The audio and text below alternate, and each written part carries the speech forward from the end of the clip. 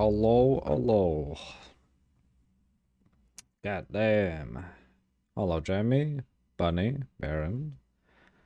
Bonk everyone except Bunny, Baron, and Jamie. What about yesterday, huh? You guys bonked Jamie last time. What the fuck?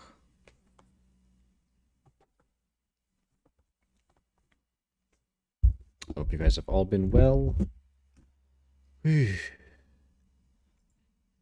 Hello.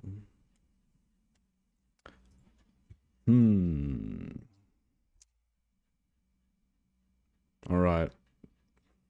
We're less unhinged today. Ah. It's a new day. I see.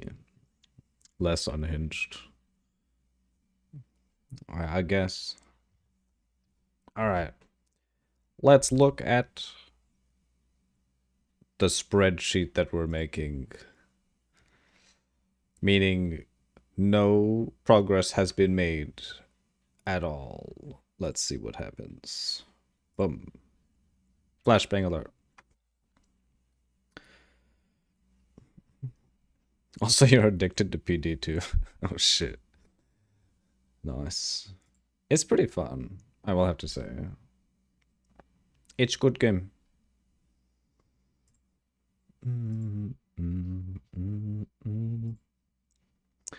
Okay, how do we wish to make this? And how can we make all of this? Is there a way to like limit the spreadsheet vertical height? Because this is like unlimited vertical. Oh.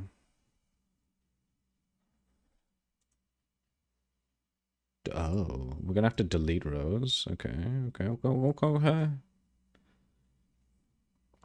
About how many rows do we wish for? Like, let's go with like 100 for now. Delete. Boom. Insert one row below. Okay. We have 100 rows. All right. After a very long session yesterday, I went back to playing solo till like 5 a.m. And the moment I woke up, I went to the game. It's just like the private league recently. No, I don't need help. Are you sure about that? What build are you running?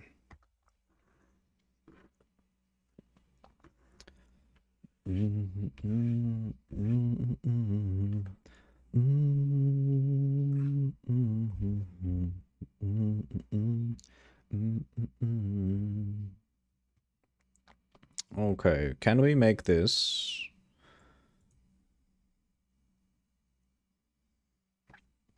Let's learn how to use spreadsheet. Fill color. We will make it less abrasive on the eyes. Holy shit, it's like already better.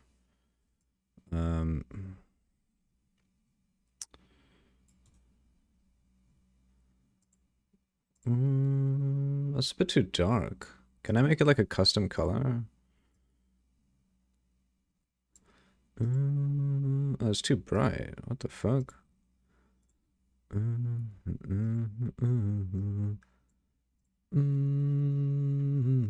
Why does it seem like blue? So weird. You went for Druid.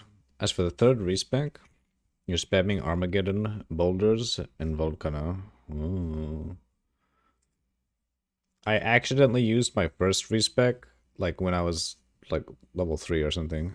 I was like, oh, I can respec. Boom, I pressed the button and it was used. Second respec, we went into Frozen Orb. And then, third reset, we went into...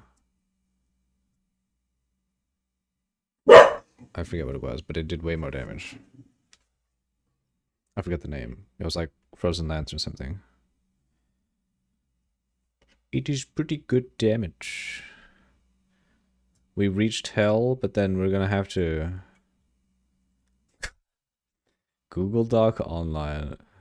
Hey, hey, this is supposed to be helpful, huh? Oh shit, we're gonna watch this later. Hello, Dennis.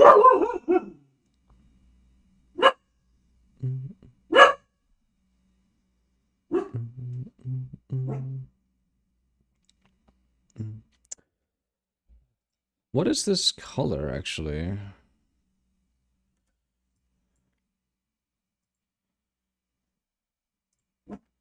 We're gonna have to have this color. It's way more easy on the eyes. Oh fuck, I opened the wrong Photoshop. You found an enlightenment. To be instacker, OTP degenerate. Oh shit, you got schooled? Okay, you know what? Let's now we'll keep that actually.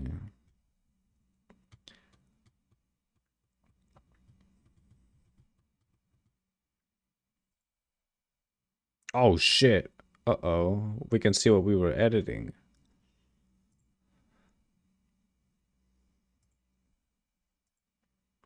What the fuck? Templates? I don't want templates.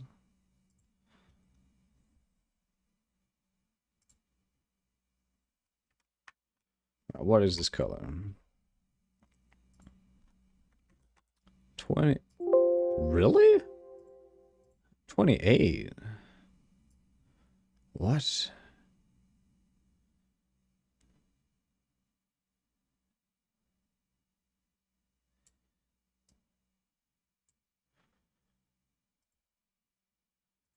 Custom. It is 28. I was correct. Why does it look blue? Oh. Okay. You at school this afternoon? Epic fractal thought meme. SMH. It's a pretty good fractal thought meme, not gonna lie. Ah, good shit.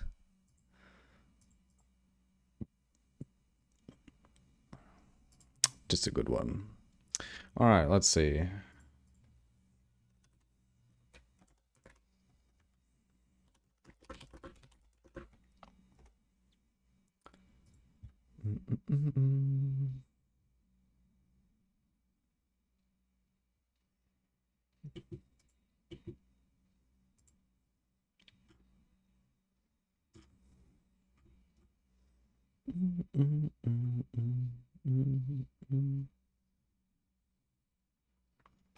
Oh, it's the 5th of June. Damn, you know, technically this shit that I'm doing right now should be done after the 5th of June. But we'll make our template for our shit for now.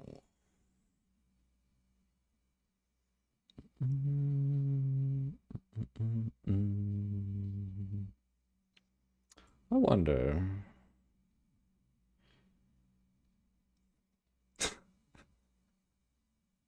Holy shit, who made this?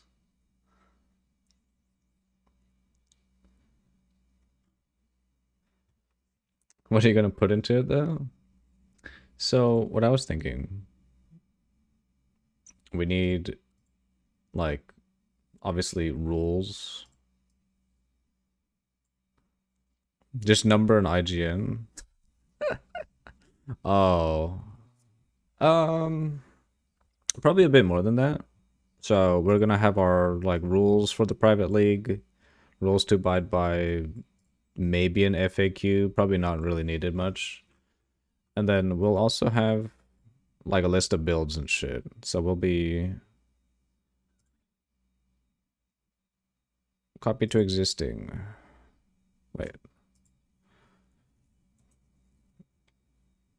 Duplicate. So this one will be like builds or something.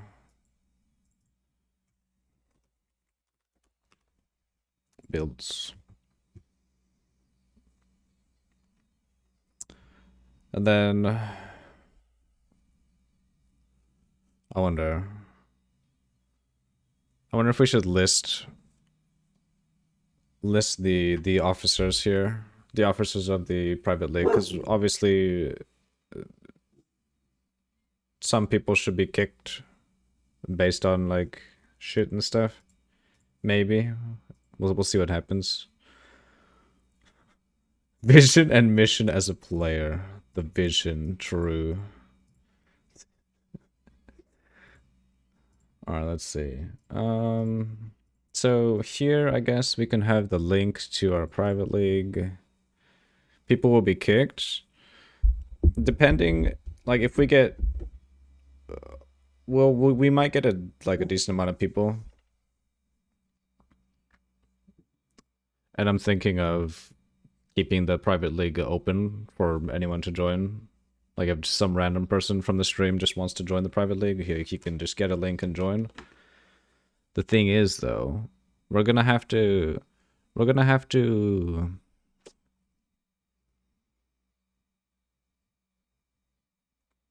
how should I say this? Because I was thinking, like, new people will join, and you know, we're helpful people, and we might give gear to people like randomly. But the thing is, people can also take advantage of that. Like when the league is purely active, they'll just join the league, get some shit, leave. And you know, there's no real way to like protect ourselves against that. Yeah, don't do that. So what do you think we should do? Hello, Londe. What do you think should be done? Do you think it should be invite only?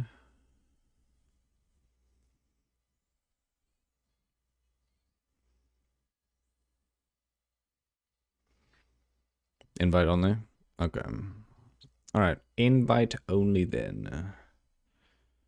Worked fine last time? Yeah, I guess that's true. The thing is, though, we're gonna have a lot more people. So, I'm probably gonna have to make the other streamers, obviously those guys are going to be officers of the private league, so they can, you know, accept people. So based on coordination with other streamer, trusted boys only. Yeah. Also, I did message.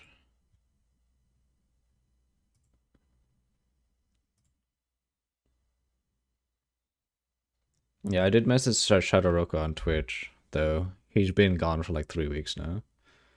I have no idea where he is. Okay. So, invite only.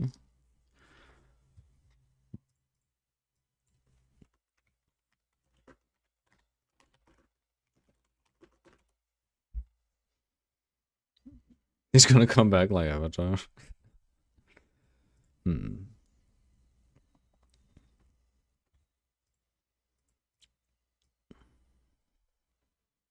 I wonder.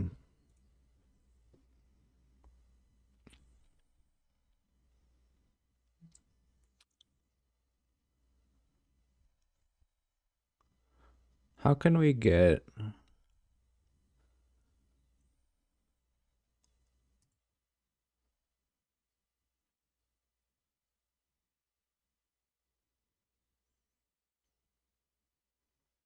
tables?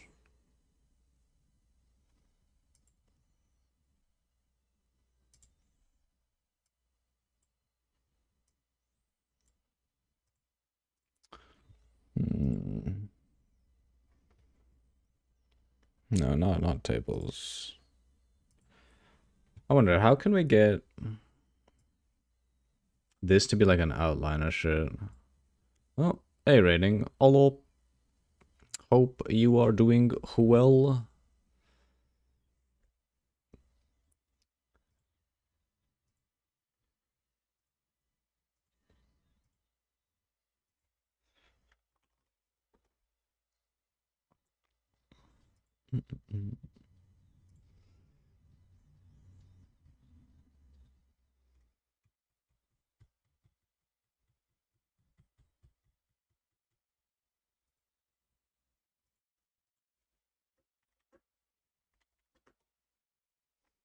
Please tell me you understood the meme.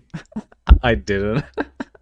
I was actually gonna ask you just now, like, what does the meme mean? And then I saw that you made you made a response there. Now I get it. Oh my god. Oof.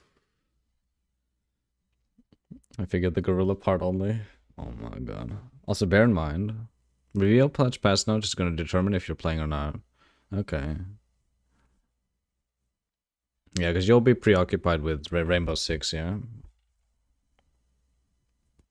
Hmm. Should we even be making this spreadsheet right now? Fuck Siege?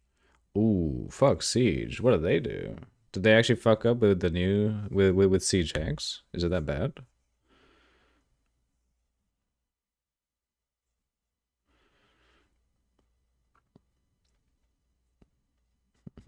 Oh no, it's fucking amazing. Oh. Huh. You're just jaded towards GGG, I guess, maybe? I wonder what 99 I'll work on towards in RuneScape during 3.26. Hey chicken. Hello. Hope you're doing well.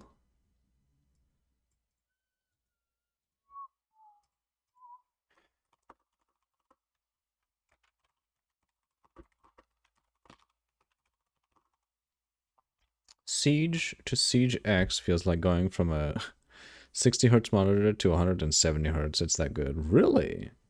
Wow. God damn.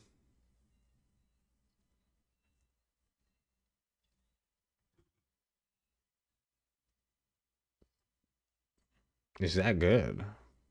Holy shit. I wonder data.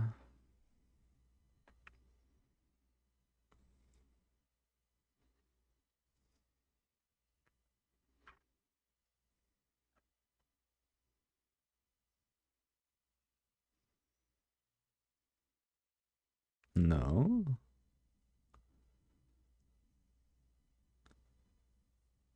How the fuck do we even...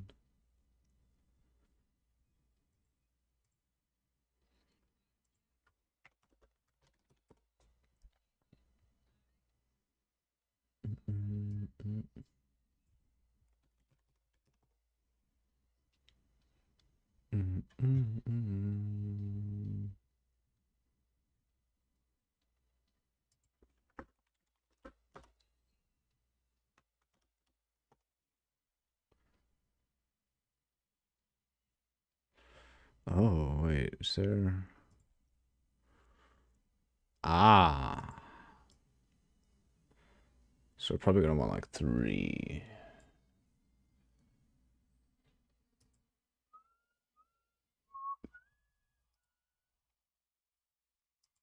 Okay, okay, okay.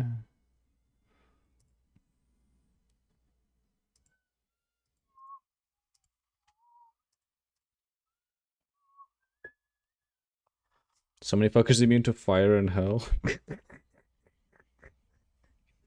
Alright, well, I stopped in to say hi to everyone, but bed waits, because I'm like a vampire. I'll start to change my schedule to prep for league start. Oh, shit.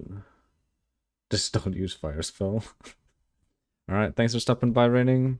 Hope you have a good sleep, mate. GG's. Get ready for that league. Oh, shit.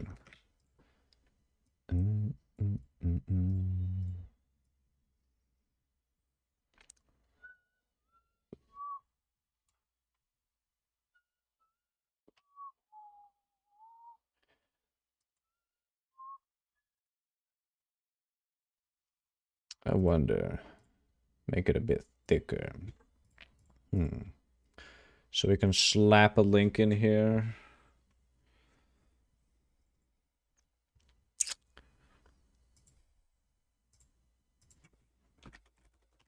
Whoa, why is it black?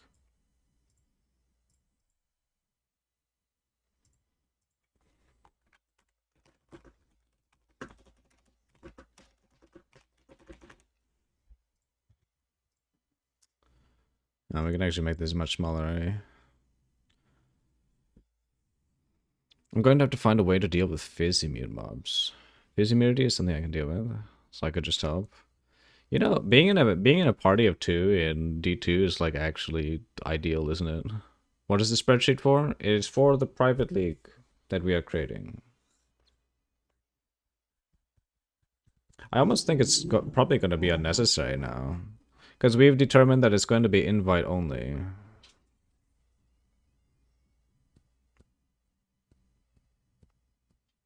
That's why we've been running together.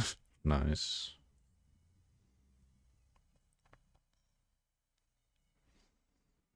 So, this private league is going to be invite only. And obviously the streamers we invite and other people will be officers, so they can wait. Can officers like invite people to the league and like accept invites? This should be possible, yeah. You gonna ask kind of approach like how many people he's gonna bring? I could do that too, yeah. Reaper's Toll on Act 2. Merc solves the majority of Fizz immune. Hmm.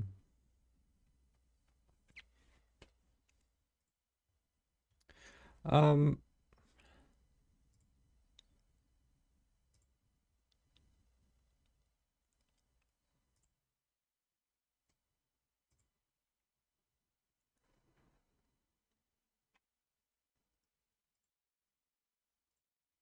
Hmm.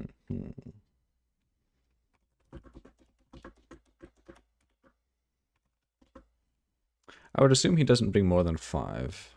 Okay.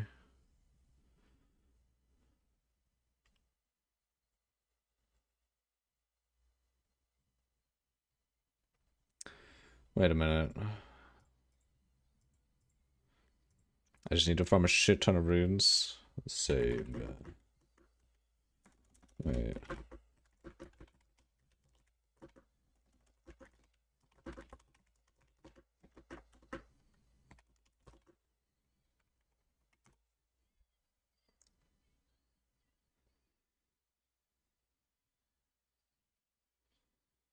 Okay, so officers can invite players. Alright. Alright, so we will definitely have a few officers. Obviously, like the streamers we invite will be officers. I'm wondering. We need to set a few of you guys as officers too.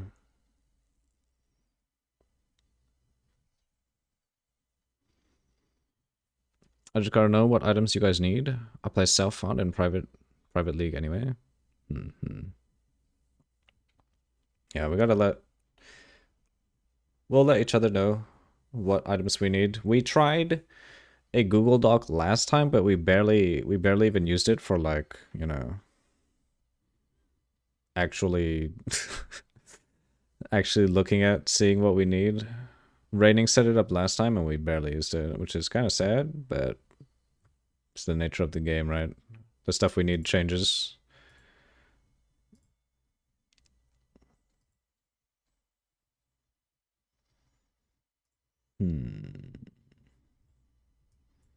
Eh.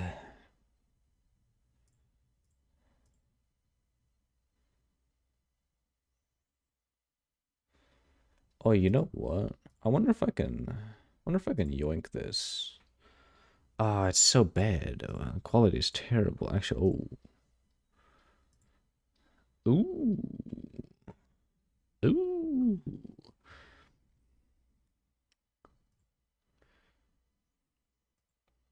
Just asking Discord if you need anything. Yeah. I set up things in Discord for private league too. At the start, people did write what they wanted. Later on, I got clueless what everyone needed, since no one updated the list, so I know the feeling. Alright, maybe we don't do this. We'll think about if we really need a spreadsheet again, like after June 5th, when we get more details, and see what happens. You could just make a new DC for the private league. Oh, a new Discord for the private league. Oh, you mean like a Discord channel? Or like an entirely new Discord? Because that's possible too.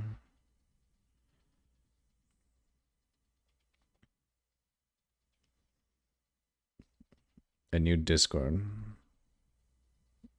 That's possible, actually. I think it's more like if I find something cool, I will actually ask if anyone needs it. Okay. But yeah, we do that too. We just link stuff on guild chat, global. Throw 2 planes at my barbarian. 911 HP. Holy fuck, that's a lot of HP. Yeah, we could make an entirely new Discord. That might actually be a pretty good idea. Also, please, for the love of God, if we have more players, make your stash tabs public. New Discord just for the new league makes sense. Yeah. Okay.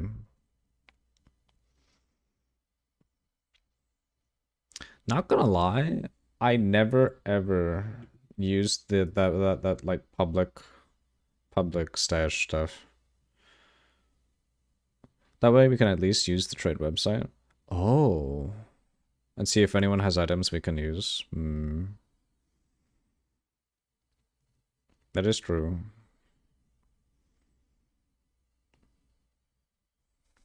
Then you can organize it in channels.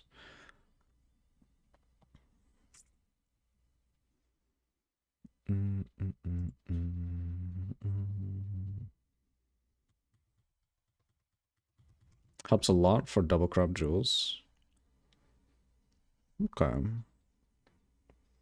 That's smart, actually. It is smart. I'm just too lazy to do it. But I probably should.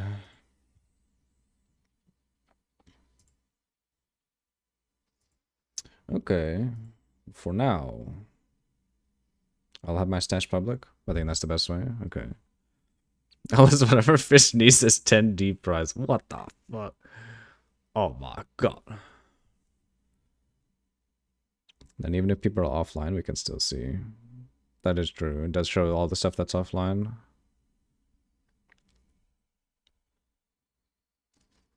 Okay. Alright, we should have enough people. Let's... Ugh. Let's watch this. Let's see what Jonathan has to say. Hey Exiles, welcome to another episode of the Still Sane podcast. Today I am joined by the game director Why is it Path like of Exile 2 and Grinding Gear Games co-founder, Jonathan Rogers. First of all, man, how you doing today? Oh, I'm great. Certainly, had a good sleep. I'm happy. I'm ready to roll. Just no trading, please. If anyone needs any of my stuff, it's free. Yeah, we would. That's awesome to hear, and I'm glad We wouldn't be you're trading not feeling anything. tired today. You got some good rest last night. All right, kids and wife not keeping you up or anything. So I gotta ask. I'm curious. Right now, we have obviously patches coming out consistently for 0.20 for PoE 2. We have the return of Zana in Path of Exile 1. We have the League releasing on June 13th. What are the vibes right now, like at Grinding Gear Games, compared to, let's say, the launch of 0.20 Dawn of the Hunt? How you feeling? I mean, I would say definitely things are definitely a lot happier than they were back then. But to be honest, it's I mean, like that's obvious. That's kind of who a feel the pain, kind of a moot question. Like, when obviously there's a lot of people who are unhappy, and not necessarily like most of the team, right? Because I mean, most of the team consists of That's the whole point of group bound. Not selling but giving. I Yeah. mean, what they see is like everyone in love with the stuff that they're making. So like in terms of I guess the people who people are mad at when people are mad are like the kind of core group of like 5 people who are kind of doing balance decisions, and so those are the people who kind of feel the pain. The rest of the team's kind of fine and chill, and it's all good. They're happy. But there's certainly a lot of excitement for for how things are going. And I guess one of the nice things now is we kind of feel like we're finally getting our feet in terms of being able to develop both games simultaneously. Like we had a lot of trouble for a long time there, actually kind of balancing that.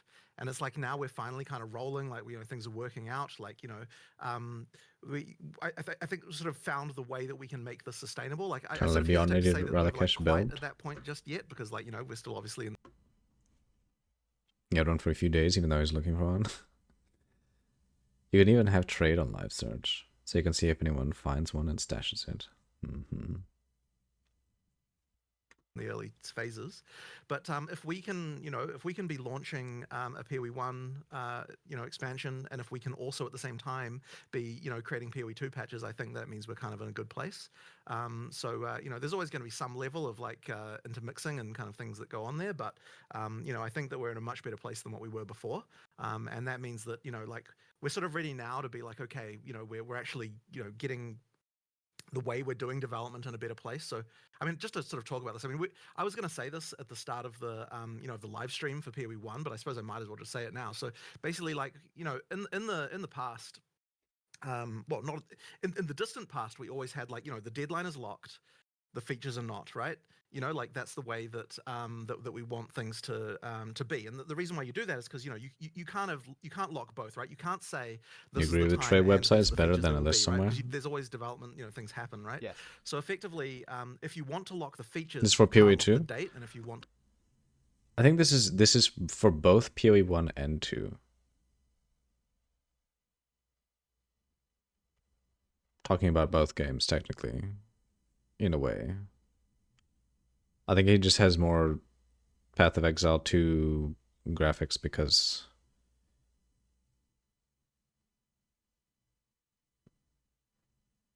I mean, they definitely talk about PoE 2 more. Yeah, that's for sure. Definitely PoE 2. There is info here about PoE 1, but I guess the rest is for PoE 2. I was gonna turn your stream off for a sec. You're gonna have to just turn it off for, let's see, like an hour and 20 minutes. Whoa. to lock the date, you can't lock the features. And so basically, we in the further go past were always locking dates, but then like as we sort of had PoE 2 in development, we started to get to a point where we were locking features instead. And I think honestly, See you in that kind of 1 hour wasn't 30. the best. It kind of means that you're in a situation where when God dates damn. unpredictable, like players don't know what's going on, and also you can't communicate with the players about when things are going to happen. Because because we don't know, right? It's like, well, the feature has to happen. The huntress has to make it in. We don't know when it's going to be ready. We can't announce the date until the point where we know that that's happening, right? All I can do is give a vague estimate. So now, and I think this is going to be much healthier for PoE 1 as well. We're locking dates. We know when things are going to be. If we have to, if something doesn't get done, we just won't put it in. We'll put it in the next one. So I think that's a much better way of doing development. So what that means is, we've got the PoE 1 release coming up, that's in June, and then we'll have the PoE 2 release 2 months after that, so 4 months from one to the other. But then we know we're locking in already, like there'll be another PoE 1 release 4 months after the PoE 1 release that we have, right? That'll be locked in, and then we'll have another PoE 2 release 4 months after that in December, right? So we're basically saying we're doing 4 months. It's going to be consistent. It's going to always be the case. We don't want to have this kind of uncertainty around this anymore. And the other thing that locking dates does is it kind of does act as a forcing function of like, you actually do need to, to make sure you're actually shipping something. Yeah. So, that's kind of a very important element of that. So, effectively like the change No in more development one-year league model there, anymore? like back to locking dates, I think it's just going to be Apparently. way better.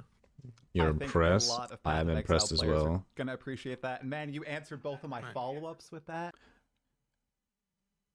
This is both good and also kind of bad at the same time. Because if they're locking in dates, that means we get more...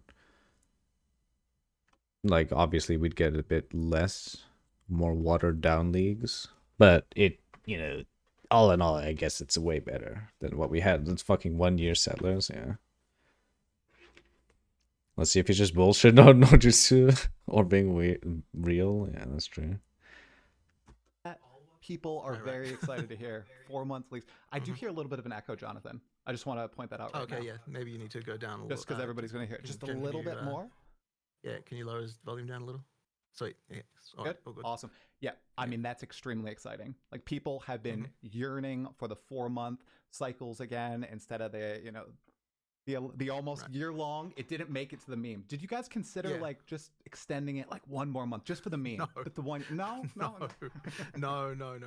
Look, our priority has just been like, no, we need to get a PoE 1 expansion out ASAP, right? Like we really want to make sure we're getting that as soon as possible. And you broke glass in case of emergency. You were like, all right, Zana, it's time for you to come back. All right, here we go. Right? You knew everybody would love it. So All right. Well, Yeah. that was the only Path of Exile one related real question I had. Thanks so much for Where's answering this it right off guy? the top.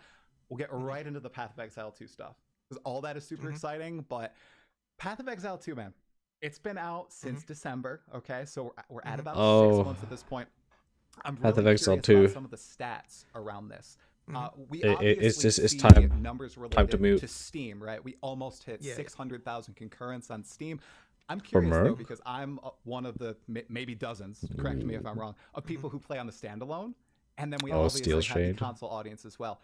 What has been Mhm. like the numbers and reception on those platforms compared to Steam? Is it similar or much smaller It's percentage? so it is smaller, but it's not that much smaller. So effectively, I think we had around it was I think the concurrency for 010 was something like 890 or something like that. Like by the time that for all the people on that one, so that's kind of where you sort of ended up. Console's definitely smaller. And I was actually talking about this recently because I was kind of wondering like why why so console I think is now about okay, well, there's another story behind this, but I think it's somewhere between 15 and 20. The answer to why we don't know the exact number is kind of another story, but that's a side note. But yeah, it's sort of between 15 to 20, and That's I some think it could be larger. I defense. sort of have a feeling that like console players are not as into early access as Hmm. PC players are, so I think that could be an element. So we'll see about that. But yeah, effectively, we sort of had about like 890 ish, something like Wow. that around 010. And then for 020, I was kind of like, okay, It's even you know, more you're cracked always in going to get a PD2 first apparently. launch dip, like compared to the first launch, right? So like it was going to go down. So my estimate was Oh, we were going to wow, have that is around 500,000 insane. on launch concurrents, What the and fuck? we ended up getting about 485. So it was like Wow. pretty close to what I was expecting. Yeah. That was kind of like that was pretty much around what I was That's expecting. really So like I good. was pretty happy with that.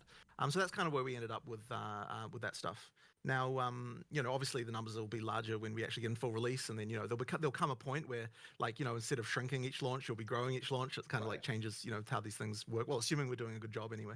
Um, that's sort of what I imagine to happen. But it'll be really Accurate. interesting to see what happens with 030. I've got my predictions, but we'll Okay. see we'll see how things work. Okay. Well, that's very cool. I'm curious. I am not able to like pay attention to a lot of the reception in the other realms, of course, because we Hmm. have U.S. and Europe and Hmm. Korea on one realm, and then we have the Chinese realms. How has the reception been like in China? Because PoE2 Early Access came out over there too. Yeah. Right. No, it actually didn't. Oh, So, it didn't. they're not, yeah, they're not out there yet. So there's a lot of people in China who are just playing on the international servers, because they're just, they Oh. use a VPN or something like that. But actually, it's not actually officially out there yet. So, we're actually, Oh, it won't be too far they're away. using a I can't give VPN. you a date. Not that it necessarily matters to you per se, but for all the people in China, it obviously matters a lot. Struggling hard to But find an it ogre is going to be coming. It's model. not too much further away. Damn. I'm actually going to be Oh, taking a hey, trip to China Beyond. in a few weeks. Going to chat Hello, to some of the hello. players there, and Hope you're doing well. have a chat, and so hopefully they'll be pretty interested to see Yeah. when that release is going to be coming out. Right. Is it going to be paid like our version, or is it going to release directly? It'll be exactly the same, Exactly the exactly same? the same thing. The price will be bit different, Yeah. because different markets have different prices. But I thought like, so I mean, it's funny because like Tencent were ultra keen for it to be free there because they're like, oh, like in China people don't pay to play games. And I'm kind of like, look, it would be so unfair. To the rest of the world, if in China it was free and in the rest of the world it wasn't for this period. So Yeah, I think basically I was yeah. like, okay, it just has to be, it has to be pay to play. Yeah. As I said, the pricing will vary a little bit. Okay, that's it. Yeah, I had absolutely no idea. Okay, well, cool to learn. That'll be Right. interesting to see what the reception is like over there. Normal Okay, cows and upgrade the awesome to know. base to Okay, ogre. here's another Huh. kind of statistical question for you. I'm really keen on all this. So recently, you guys have Mhm. been That's actually sharing a bunch smart. of stats to do with the game, such as Right. volatile plants, which are totally 95% of my deaths. Okay, they're apparently 50% of all Yeah. end game Yeah. deaths in the end game, and then like 1/3 Yeah. of Yeah. maps are hitting grotto. I'm curious, what are there any other like surprising stats like that? And are you using these stats in some surprising ways? I'd be awesome. Right. I'd love to learn some about that. So we traditionally have actually not been a very data-driven company. Like we're more about just play the game and see what it's like. But recently, we did actually get a data person. They're really, really great. Like they play PoE, so like they know what they're looking for, because this is always This data that they have, shouldn't it be possible to make like what killed you then? Like when you die, this killed you. If they have this data available. Like shouldn't it be possible? It's possible. But requires server. Yeah. Mr. 37 just killed Maven in hardcore. His first Maven kill. Fight looks sketchy. Really? He just killed it? Hey, girl. It was always possible, but many devs don't give a fuck. Damn. Hello, hello.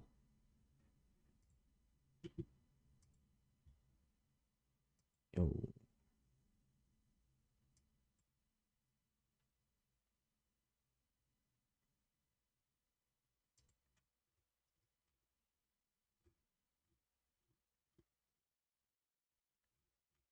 Wait, did he just kill it now? Just recently. Oh, shit.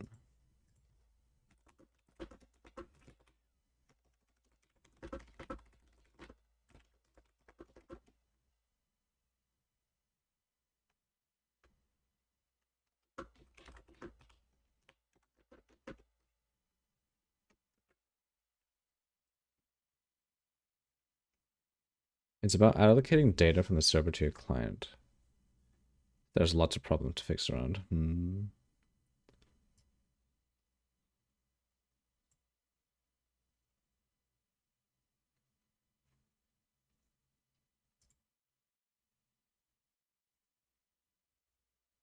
Sketchy. I mean, his build looks like it has good damage, though.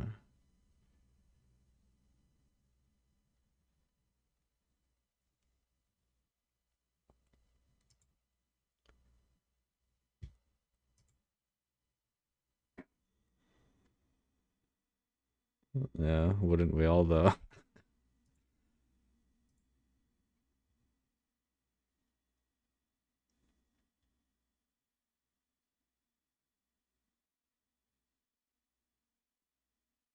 Uh-oh.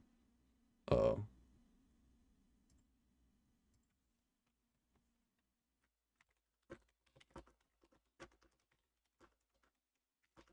Uh-oh. Most gamers don't know about server stuff and add this on top of other things that servers send you while doing 200% quant maps and shit. It's weird. I thought that would be possible to track on local machine. Ooh.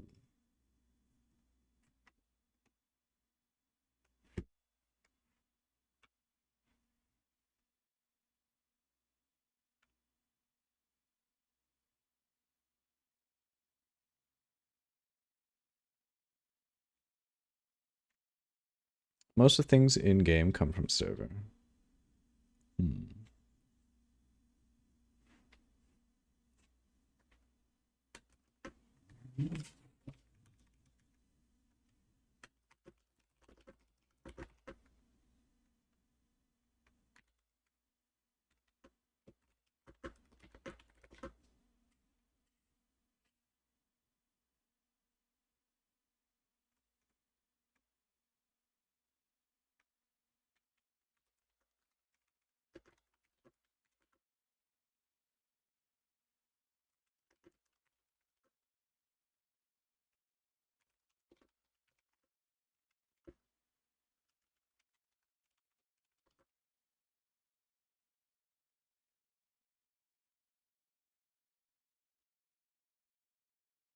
Uh-oh.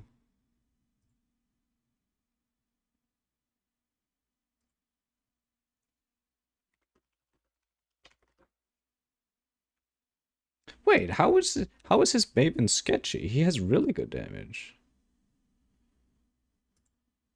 Mr. 37 is a nice guy. Too bad he doesn't want to play softcore league. He's a really nice guy, actually.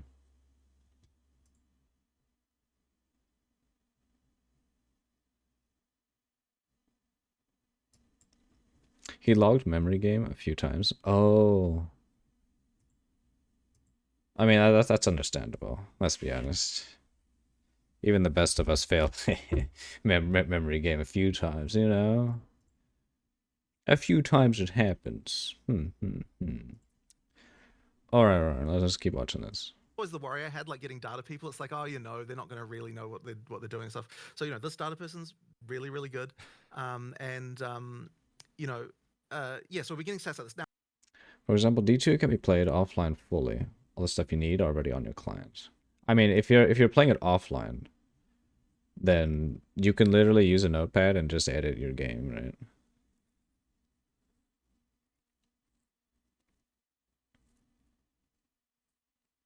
That could be a nice chunk of memory to maintain, to keep last few damage sources on server side for each player. We should not be failing the first memory game. Yeah. Sometimes that could be a bit hard. D2 you use hex edit. Imagine doing this for over 800k players or some shit. Now, I have to say, like, we could be getting a lot more about that, but stuff like that volatile prance thing was ridiculous. But I don't think I've got anything else to really talk to you about right now. Like, if there's anything really surprising, we probably will make a post about it, because yeah, that one was crazy. But it's like, honestly, I'm honestly shocked that we didn't look at that sooner. Like, it's kind of crazy that that we let that go on for as long as it did. Like we checked like ages ago, like back, in 010 days, there were things that we checked, but like it was really only surprisingly recently they're like, hang on a second, what is actually killing people? Let's actually find that out, because yeah, and so yeah, it seems silly that we wouldn't have looked at that, but yeah, when we saw that, it's like, geez, something needs to change about that. So yeah, the question is that, how much that, memory, it's funny, how like much simple memory things like takes that can each have such an player outsized server side while impact on, playing, how the and game how plays. much it will Right. be different. And and sometimes players don't even lot? necessarily realize it themselves. They might just kind of be You like, can "Oh, I'm allocate dying this all kind the of time," memory for and they don't even local, connect the like dots to the fact that it's China like the same has kind of this. mechanics that are killing you. So I mean, I had heard, for example, through the grapevine, like a bunch of people had said to me, "Oh, chaos resistance is the amount of chaos res you can get is too low," and I'm kind of like, okay, well, I mean, it is supposed to be harder to get. Like, there's various things like that, and it's like, okay, well, the actual problem isn't necessarily. I mean, maybe there still is a problem with that, but like the actual problem isn't necessarily that chaos res is too low. The problem is you've got this one frickin' mechanic that does chaos damage that's just like outsizedly killing people due to how powerful it is. So Right. It started with volatile crystals, and then It's it was cat volatile emote. plants. And you guys Oh did make no. changes. I think it was in the first 01 patch, 011. You gave it like an audio cue. I swear, they killed me more. I don't know what to say Right, about it, okay. but so I'm interested to Right. see what changes are upcoming in 021 related to them. So, Right. Well, I mean, I want to. Now that we've kind of gotten like an easy way to check this stuff, like Yeah. we'll probably just have a check again about what's killing people, and like Okay. check on that a bit more regularly.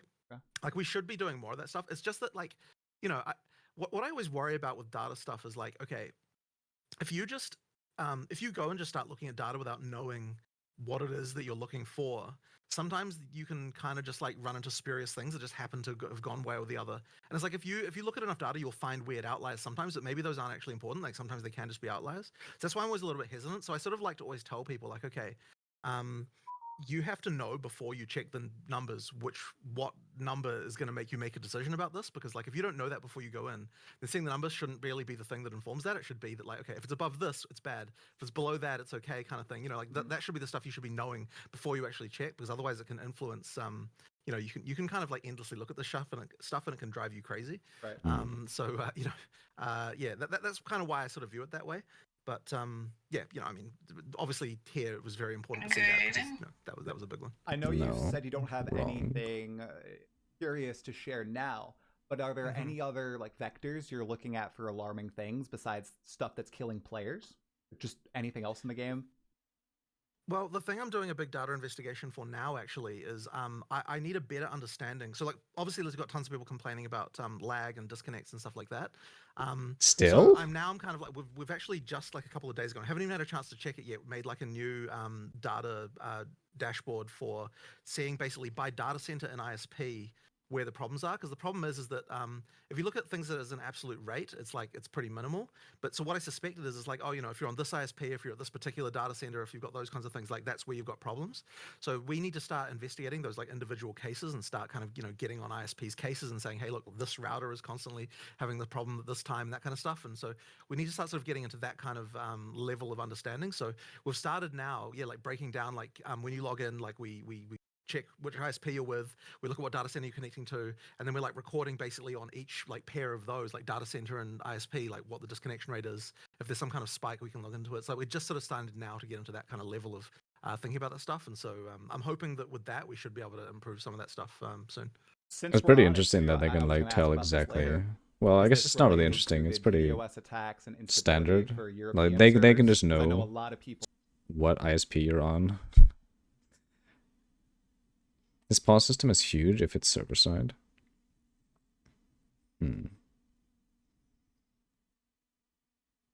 I mean, it has to be server side, right? He was asking you some Japanese questions on Streamfishy. I think he's not aware you're back here. Oh shit.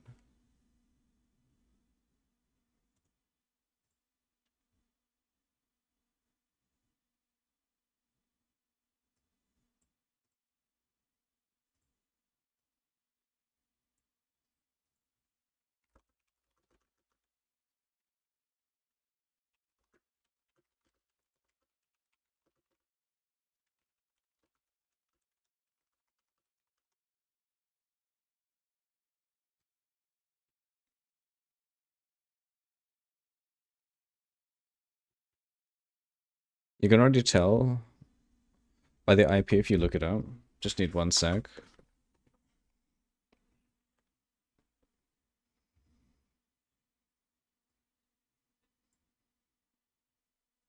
Uh-oh. Oh, what's this?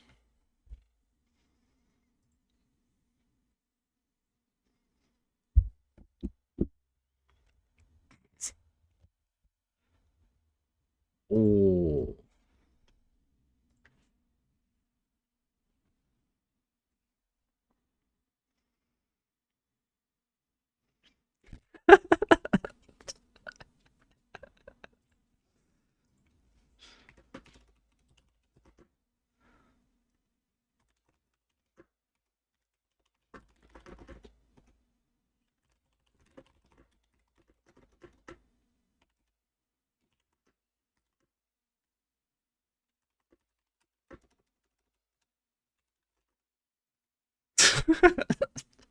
Honestly, that sounds better than like what a lot of people say. Yeah. True.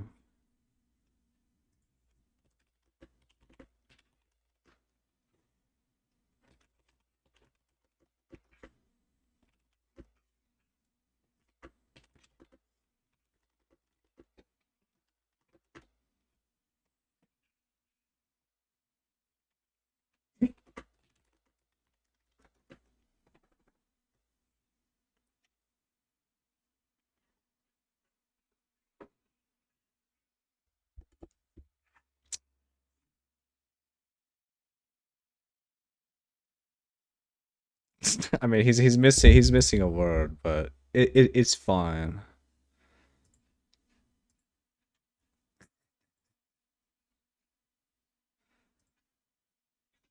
All right. Let's continue watching. So Are that still definitely talking about that. Right. So that's definitely has been a problem. We have been improving the situation with that by like, basically just working with the data centers and saying, hey, like, what can you do? They've started adding a few extra things.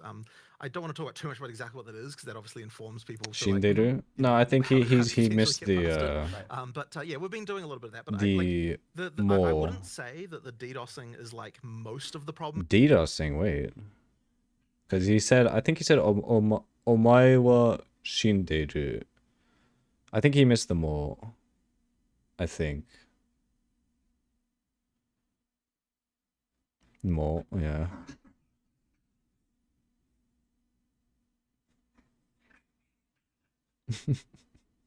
Okay. Anymore. Like they still happen, right? Like that they definitely happen. But I wouldn't say そう that's です like よ most of the ね。 problem. So だよ I'd say that there are な。 other issues.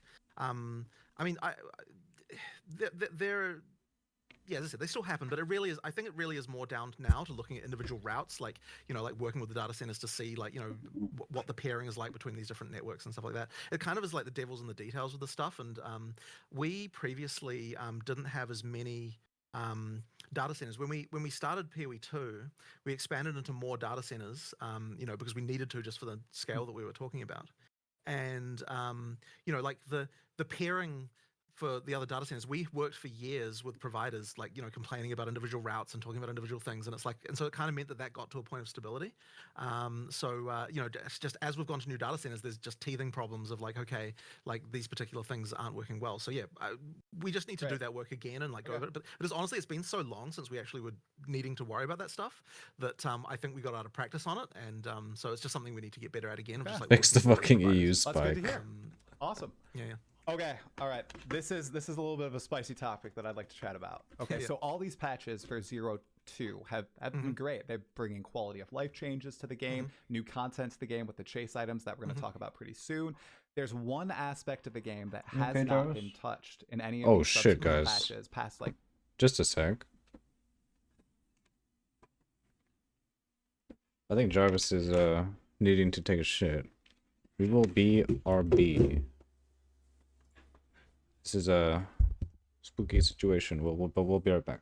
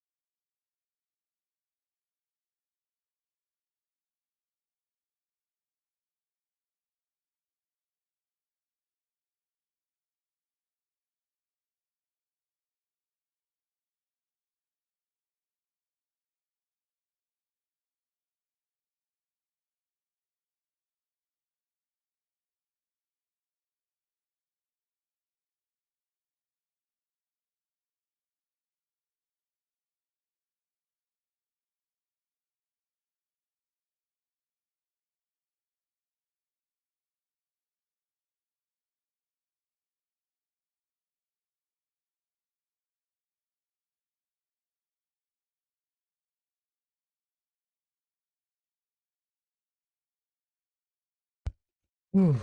Okay. We're back. God damn.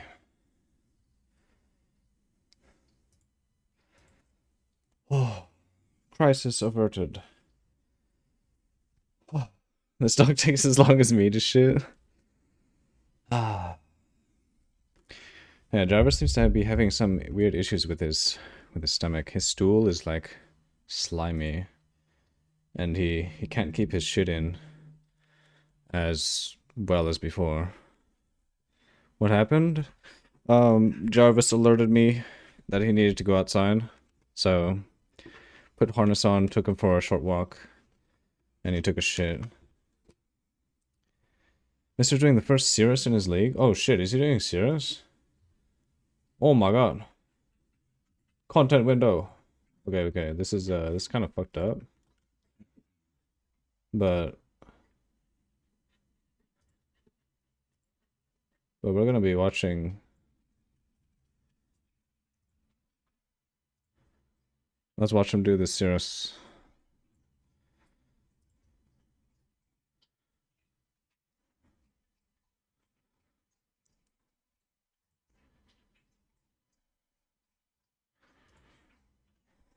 Man, he's so tanky.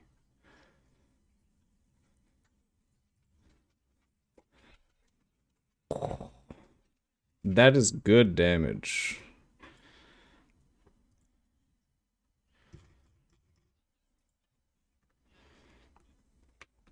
Yeah, that's easy.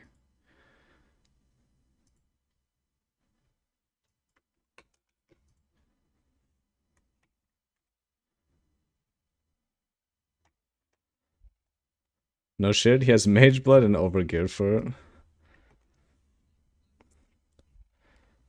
God damn.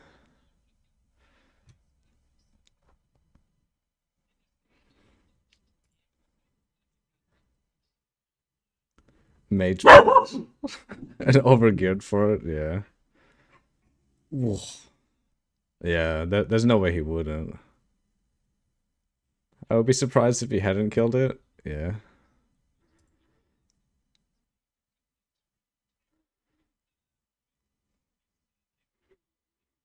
That's good shit.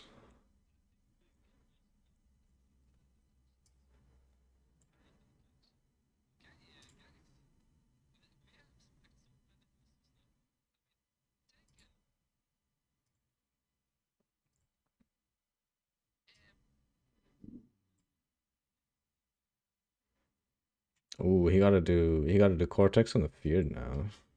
God damn. Is it just me?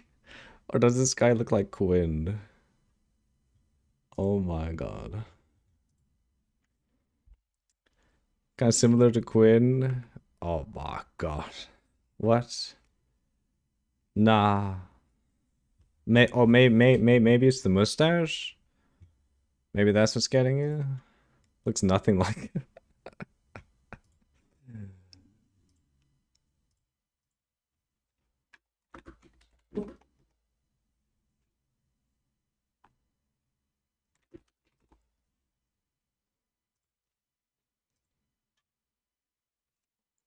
Ah. I think Dennis hasn't seen Quinn for a long time. Damn.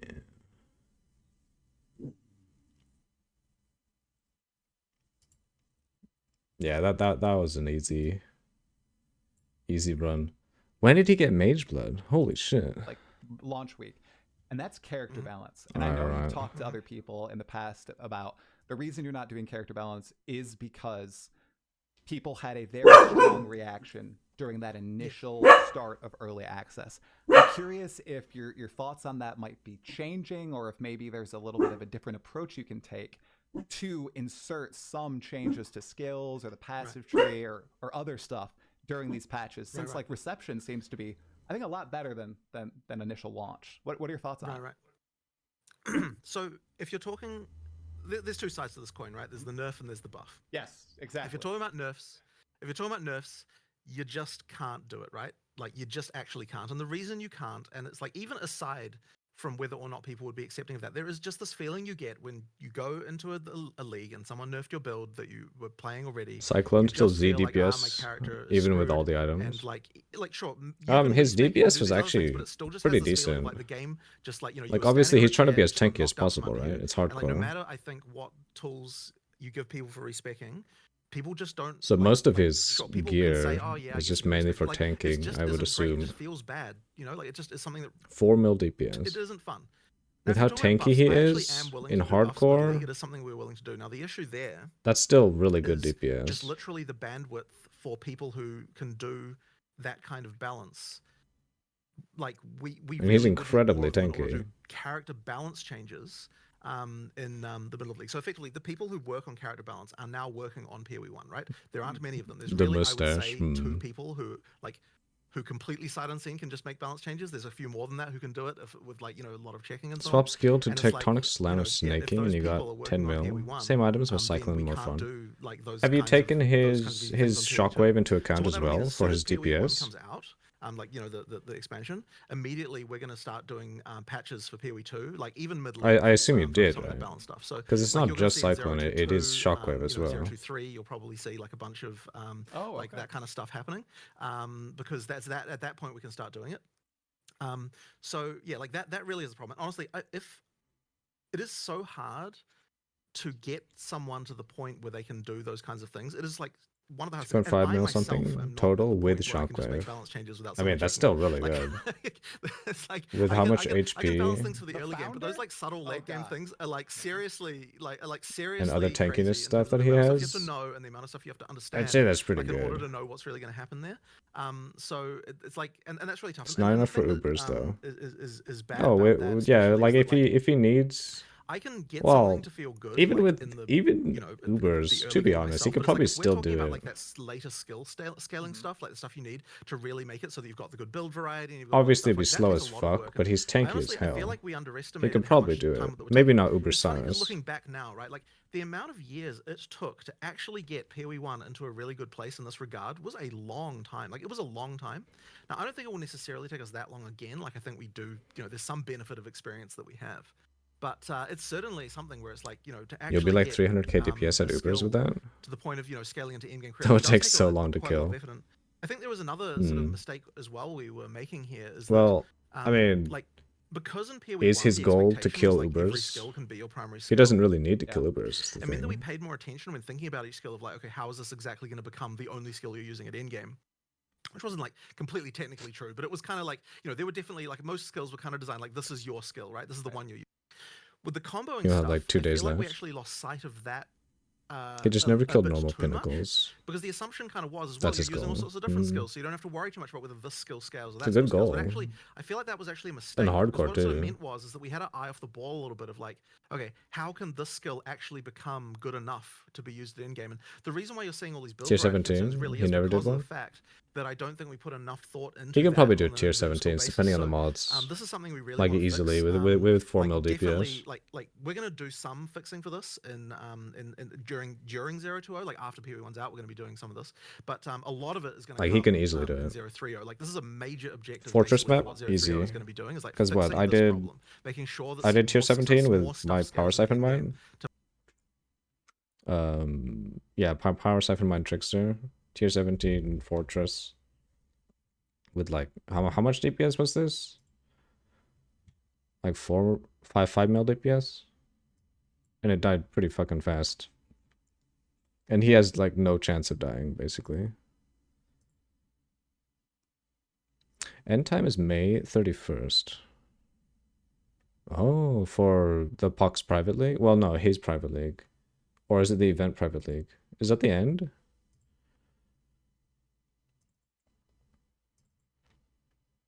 All the leagues. Oh.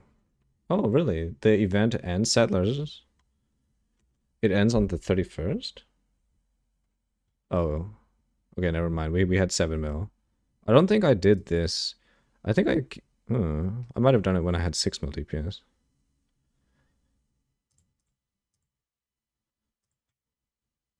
I don't know about Settlers. Oh. Still impressive you got a Mage Blood in his private league. Private hardcore league. pretty good.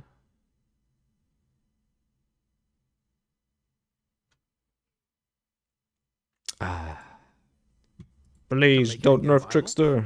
And like that's something that I think that we 306 days didn't think settlers. about really enough during 020, especially like that, and that I think was probably like a huge part of why the reception for that was. I mean, there were various Got to reasons, ask right? him But how he got that it. was a Cards, thing I maybe. think that is like a major reason why 020 didn't land as well as it should have. So like that stuff there, it's like, so basically we're just gonna be paying a lot more attention to that stuff. And like I've already got like various ideas. Like in some cases, it's going to also have to involve skills. Like it might be that for some archetypes, there just isn't currently a skill that really is like the in-game like level of scaling, the level of like AOE sort of clear stuff that you need. Like some archetypes just don't have that, and so that's something that we need to fix by either changing radically how a skill works or adding new skills to make that happen. So that's kind of a real focus of that. And what I am now also saying, especially now with the new development model, like okay, the data's fixed, the content is. Okay, is it just me or does Talkative Tri look a lot better with a bit of, you know, stash and stubble? Is that just me? Not. That might mean that the class we are planning on adding might not make it. Now I think it yes, will. He looks better. If it had to not make it in order to make it so that all of the rest of the classes we already have are good, then we will do that trade-off. And that is not the mindset we were in when we were coming up to 020. It's kind of like the class is the most important thing. You know, everything else is secondary, which I think in retrospect was the wrong way to look at things. Yeah. So now it's like the existing experience of the existing classes is the without stash, he looks like 18 years else old. is like, you know, we'll do it if we can, and obviously we have to still be adding lots of content. And there's the whole side of the company that makes, you know, new areas and check out this clip, like new monsters and all that stuff, right? That's all sort of just. Is this how he got the? Is this how he got the mage blood? Okay, guys, let's see here what happens. 12 chances for greatness. Let's go. Boom. Boom.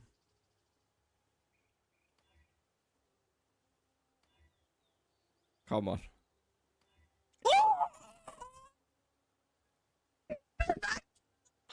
That mic peak. This fucking guy. Yo. God damn. Is this card like a mage blood card or something? I have never in my life had a mage blood. I have 2 days to play this Custom League. I have never had a mage blood. I can't believe it, guys. I can't. God damn. That's true happiness right there. That's a good one. I used over 70 ancient orbs for belts in private league. 70? Now be a Chad and void it. Ooh. I mean, he's in hardcore, right? Probably in the last day, he'll probably like kill his character somehow. Limit test it. 70? Wait, did you get 70 to get a mage blood, or you used 70 and you got nothing? From tons of ancient by running harbs. Going on, but in terms You of got like, nothing. Oh, okay, yeah. I mean, that's the more likely outcome, right? character work, right? The focus is more now on like make sure that the existing classes are good and make sure that experience is good than it is on make sure there is a new class. So you know, like that's a change, I would say, in how we look at things. No, that sounds Not nothing, not even a good belt. especially with being okay with buffing things mid-league. That's not as. Wait a minute, can you ancient orb Erislothas? Yeah, it should be possible, right? Yeah, it should be. Never mind. Soon as, you know, this cycle. Awesome. Right. I want to push or question just a little bit on the nerfing end, okay? So the buffs sound great with nerfs. Let's take I'll pull it out of a hat. Lightning Spear. Oh my god. Okay, so say Lightning Spear. I think a lot of people very quickly So the chance like 1 in either 30,000 realization for or the ancient mage opinion blood? that Lightning Spear was like the only viable 1 skill in endgame. 30,000. They moved on very quickly. They started playing other games and just left. People who stayed discovered, okay, actually, Lightning Spear isn't the only viable I thing. also There's have no all this idea. other stuff you can try out.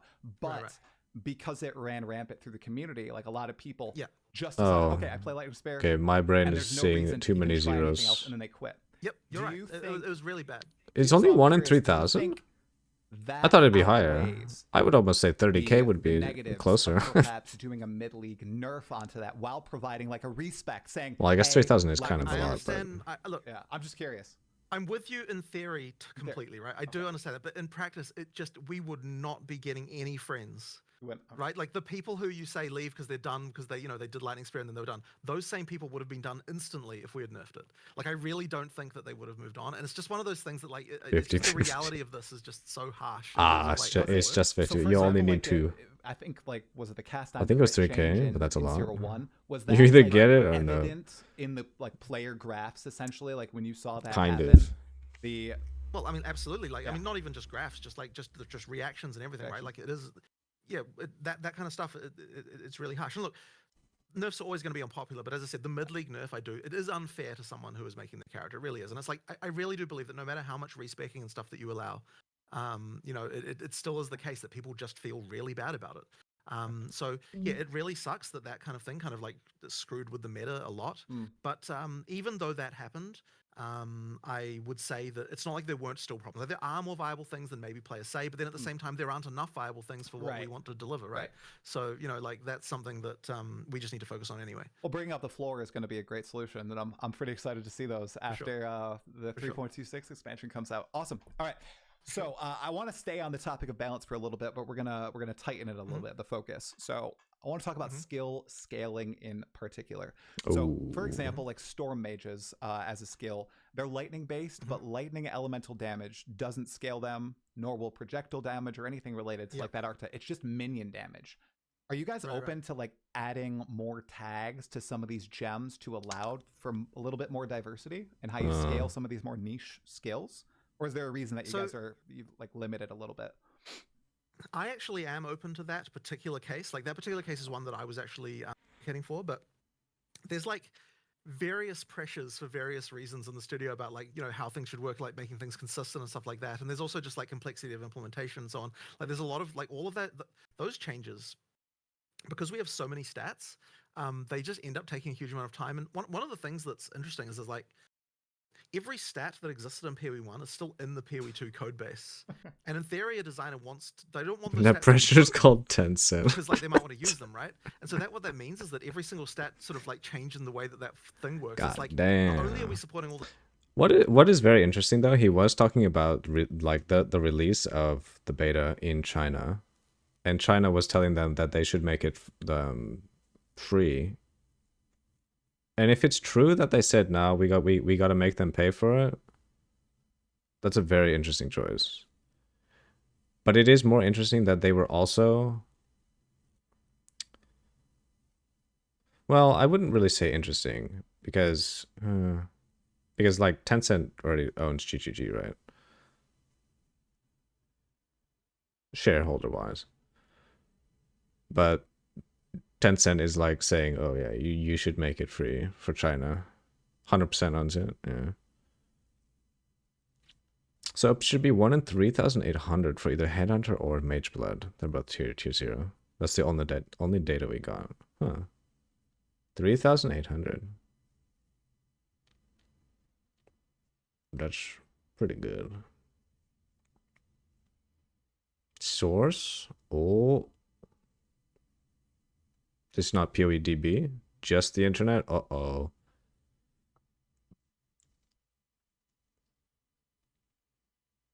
Sourced. Source. I made it the fuck up. Oh my god. That Maxor video is so good.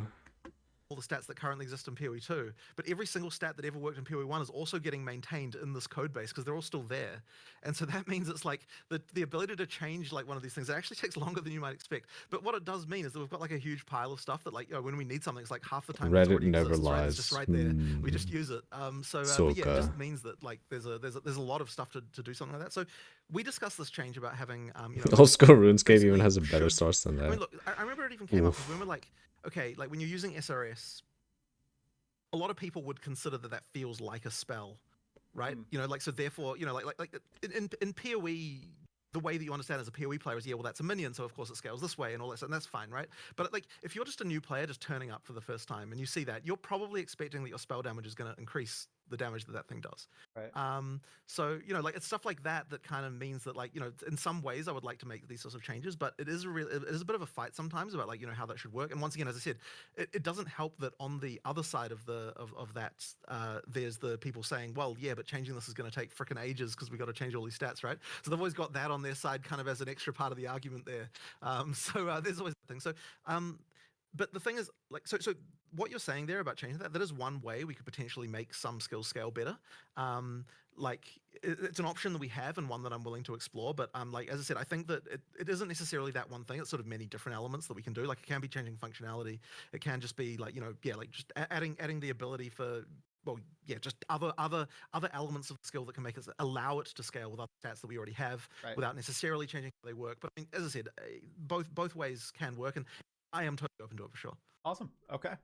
Good to hear. And here's another one that I'm really curious about, because personally, going into PoE 2, I thought I was going to use weapon swap so much, dude, and I ended up not using it. And I think one of the reasons why is because there's that like that weapon swap speed penalty that still exists in the game, and you guys are encouraging combo based builds, but at the same time, it's a little discouraged. Weapon swap So, speed. I'm really curious. One,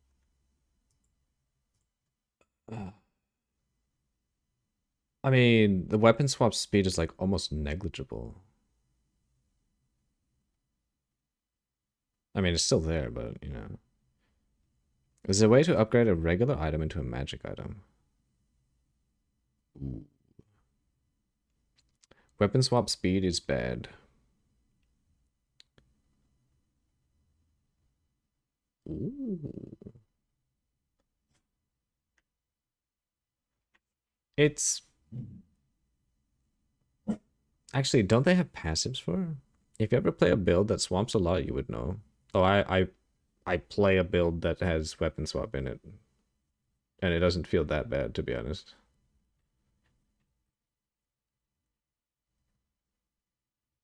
one about your thoughts on either altering this or removing it entirely, because I do know that there's like 3 passives on the south side of the tree that lowers the amount of time, but that's it. There's no other way to kind of smooth that out. What I wanted to do, maybe you just have low standards, was to make it scale with attack speed. But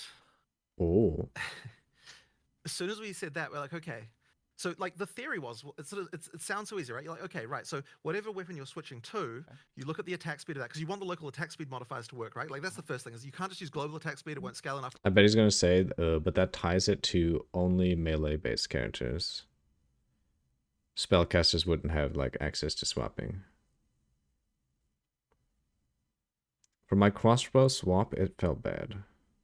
I also had a crossbow swap. It honestly didn't feel that bad, to me at least. Obviously, you have that jank where sometimes it like, takes us like half a second for the skill to go off. But like, if you're expecting instant for PoE 2, no, not bro. Maybe they might actually just roll and be like, fuck it. Weapon swapping is now instant for everyone. I mean, that would be kind of nice.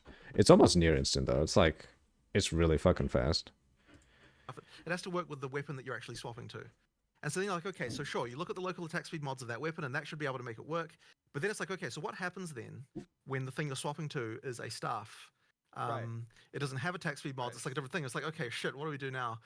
There's like questions there. So effectively, like, there was all these kind of questions around this that kind of came up, and then we ended up not doing it. But it's still something to do, because I agree that there's a problem.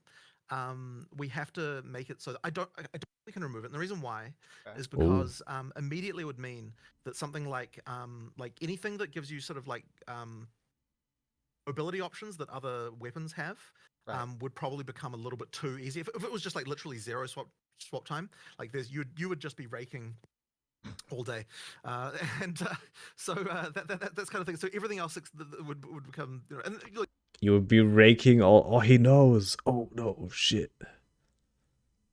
Socketed weapon plus 3 normal gems equals magic weapon of the same type with 1 to 2 sockets. Take a sip of water every time. Effectively being said. Look, you could argue there's a problem with rake and whatever. That's a Everybody separate already question. raking. No. Yeah, sure. But effectively, the look, I agree with you. That by the time you get to end game speeds, you do need like something about that to change. And the way I think is to care about like attack speed and like something. We just need to work out exactly how that can work. And I do think that it is something that I want to try and address in 0.3 if we can. I just need to sort of see like exactly how it can work. But yeah, I agree. There's a problem, and we need to fix it. Yeah. I will mention that like Mark's playing a build where he's using weapon swap, like like that's so he's kind of like it does work. Like he says like it could be better, but it's not like unviable from his perspective. But look, That's literally me. Like, it doesn't feel bad at all. Like, what are people actually trying to do with it? Are they more annoying? Is that many skills are not even assignable to a weapon set. Manually swapping on my invoker felt bad. What were you swapping to for? Many skills are not assignable to a weapon set. Like, what skill are you trying to assign?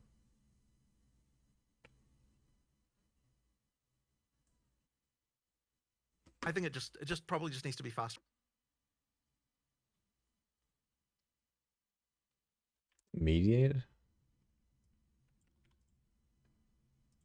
Mediate.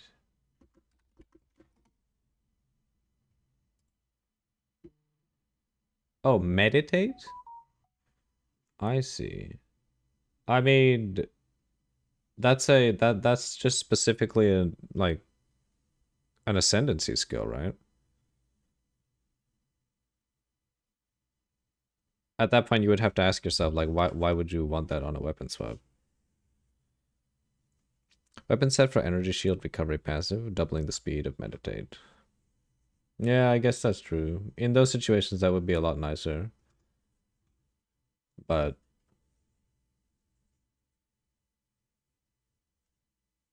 would that be too OP?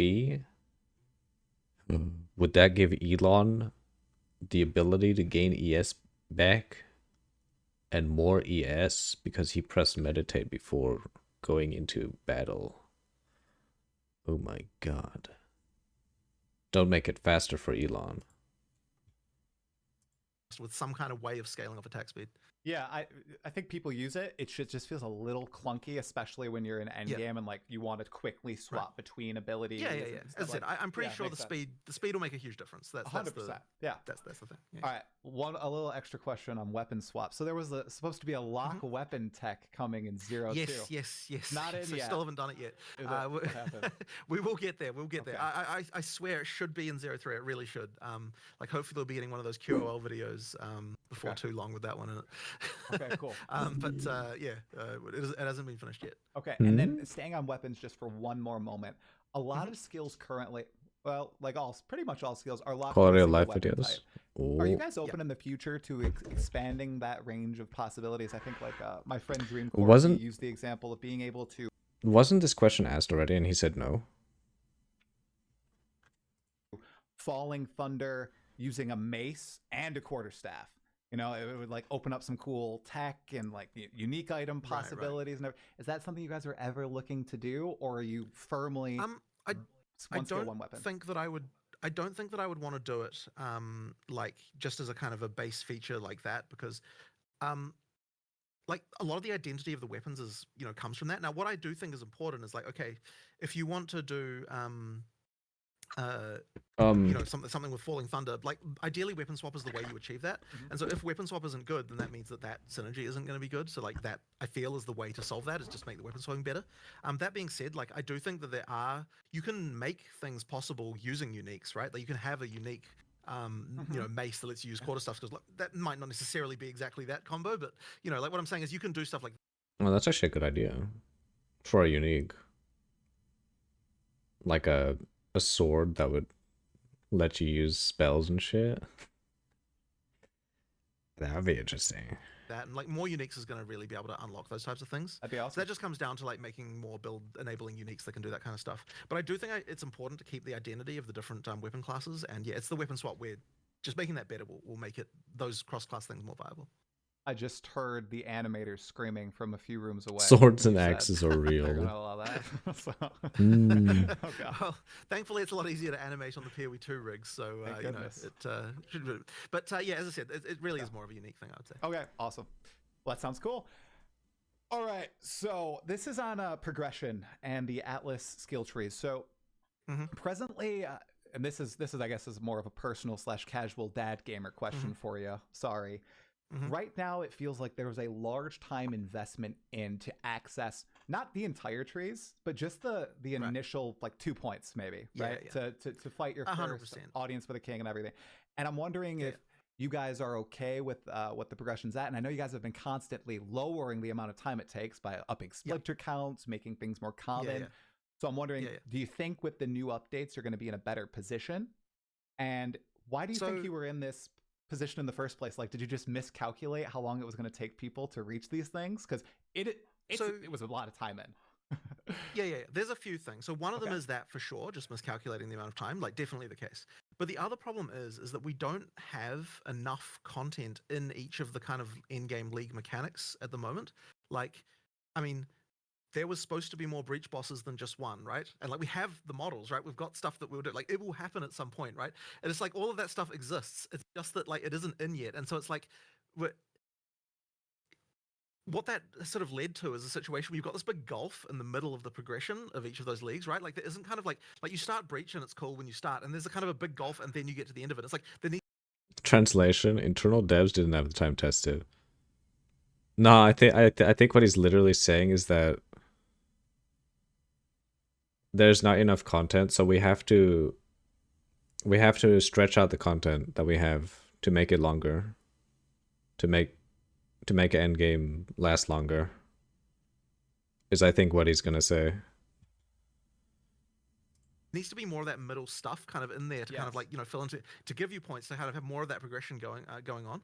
And so it's like if what I would say is like to run with that example, it's like I wouldn't consider breach to be finished, right? Like there is more stuff that needs to be there, but to make that a full thing, and that's what we need to be doing, expanding and automate that. So like I mean there is tons we would do, right? Like with that stuff, like the onboarding of it's not good enough. Like there's just it's all the progression stuff around it. It's just not enough content, right? We just I mean, you're probably right too. Basically holding back from official release. There is also that too, yeah. But yeah, Beyond is probably right. They probably don't have enough like time to test. Well, no, they probably do have time to test stuff. I'm right, I know it. Oh. Apparently I'm feeding a fox as well. A fox. They barely have time to test.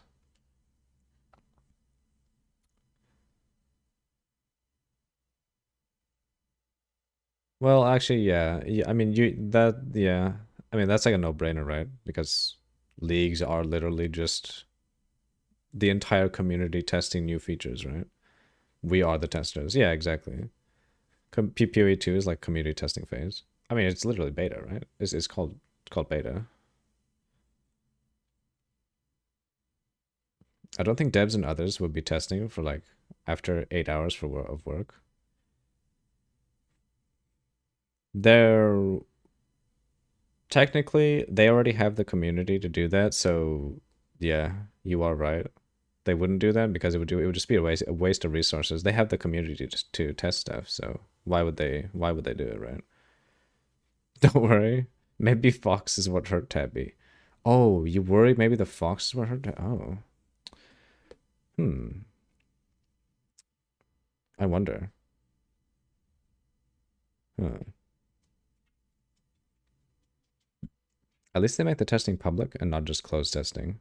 Yeah.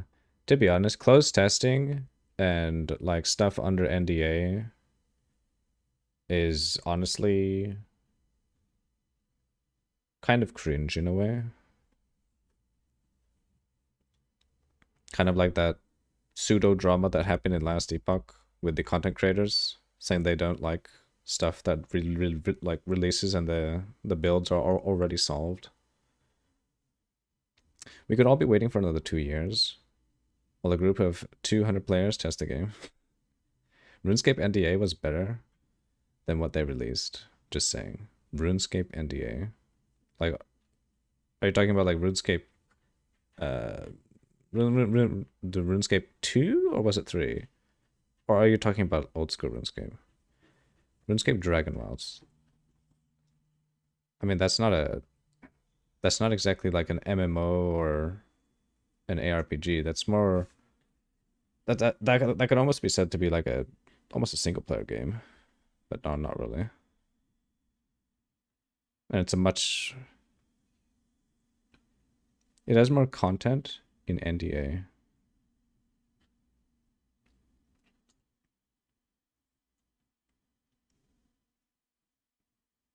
How do you know this though? Shouldn't it be under NDA?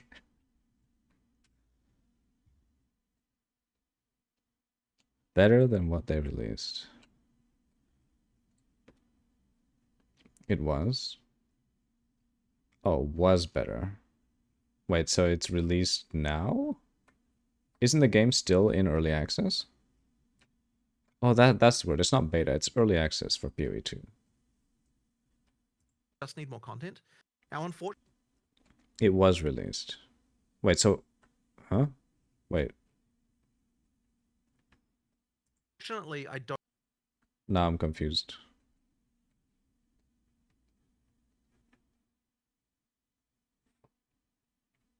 And I'm talking about internal, like beta NDA testings for ARPGs, not any other game. Because ARPGs are a different thing, especially for things like Last Epoch and PoE. Because, you know, there's builds, content revolving around the builds, and things like that. It's not really comparable to RuneScape Dragon Wilds, like at all, even. Don't know. Like, I mean, we'll get more of it in 030, but I don't know that I would say it's fixed yet in 030. Like, that is something that we will be continuing to add. Like, it's one of the things that I think is up there in terms of the tiers of problems that we have, you know, for the end game. But like, I would say what I'm saying is, like, I think we know what the problem is and we know how to fix it. It's just really the time to make all that content and like get all those bosses and get all that stuff done. So we're you know. You can't prevent a game being solved if it is being tested. I mean, yeah, that's kind of the problem, right? Like, technically what Last Epoch did, in a way, was cringe. Because it released solved builds already. And, like, builds were out the second the game was released, right? For already, like, really just OP as fuck builds. Versus, let's say, PoE, which doesn't do any of that. And people have to test it. But then, obviously, there's ups and downs to that, too. Because Chicken made a point that Uber Aberoth was apparently even more overtuned than it was before. I mean, it's like still overtuned as fuck, but you know. Off topic. Anyone who hasn't played Limbo? It's free on Epic right now. Ooh. Oh shit, this game is free on Epic? This is actually a good game.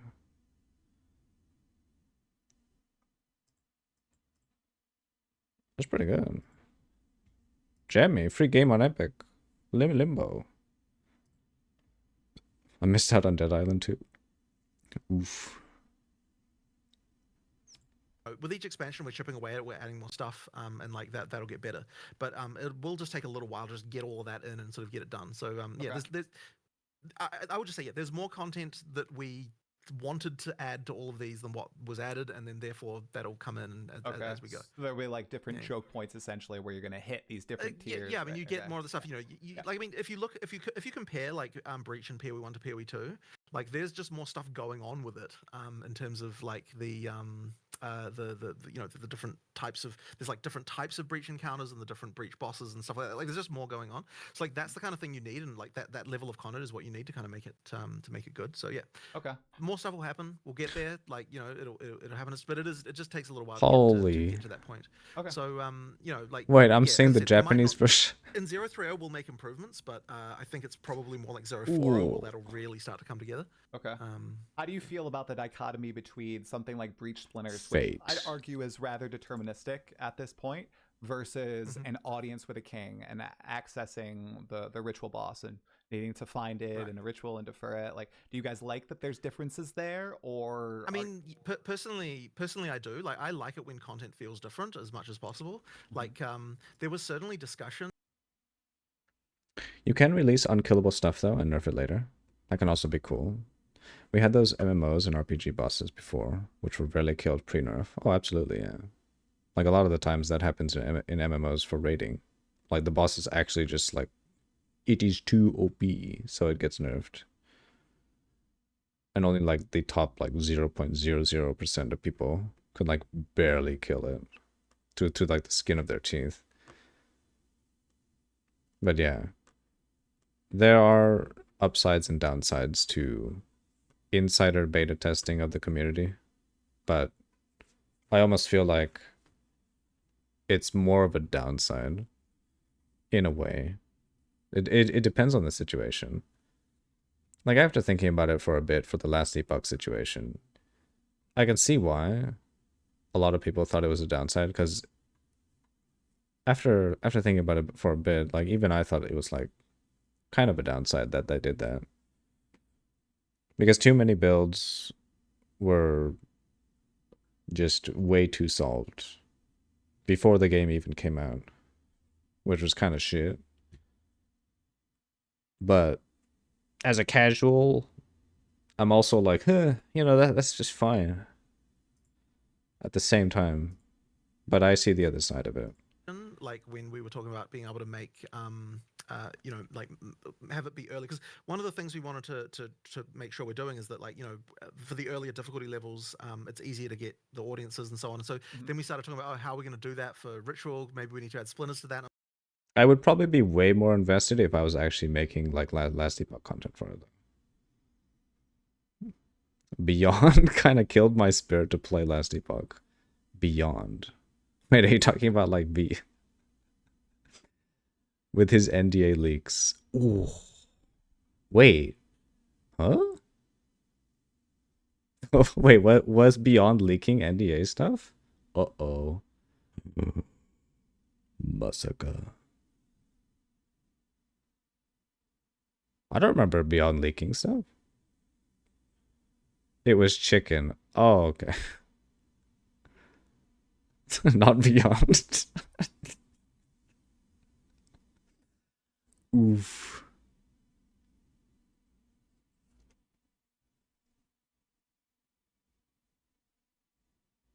Damn, Beyond getting flamed.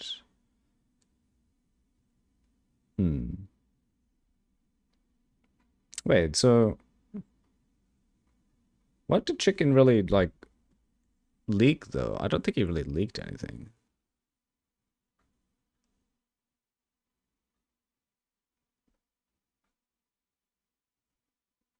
Unless you mean like pseudo leaks, I guess. He leaked enough. And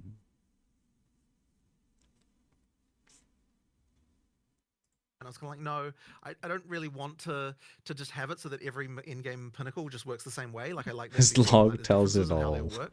So yeah, ideally we can sort of keep the flavor and different sort of ways of interacting with these things if we can. Okay. I want to throw this in there. Who made the call to vacuum breach splinters? Was there anybody who just said, it's time, let's do it? It was probably Mark, I would say. It wasn't me. You know what? That change for Breach was so good. So you don't have to go around picking up and backtracking for splinters after you're done with the breach. Oh my god. But yes, probably Mark. Yeah. Okay, awesome. That was a pretty cool change, I gotta say. Okay. I wouldn't play this build on start, etc. Specifically, Jonathan. And it's something we chatted that about is kind of in true. December. I will have to say really that. Hyped about yeah. I'm curious to hear your thoughts. So when we last talked, you spoke about how normal and magic monsters will be different compared to rare monsters, not only in terms of the random modifiers that spawn on them, but the fact that, let's say, a vulture demon that is rare will have an extra actual ability compared to a magic or common vulture demon. I've never noticed those in game. Are those still in game? And I'm just not noticing them. I know what you mean. So Or it didn't actually happen as much as I had expected that to actually happen.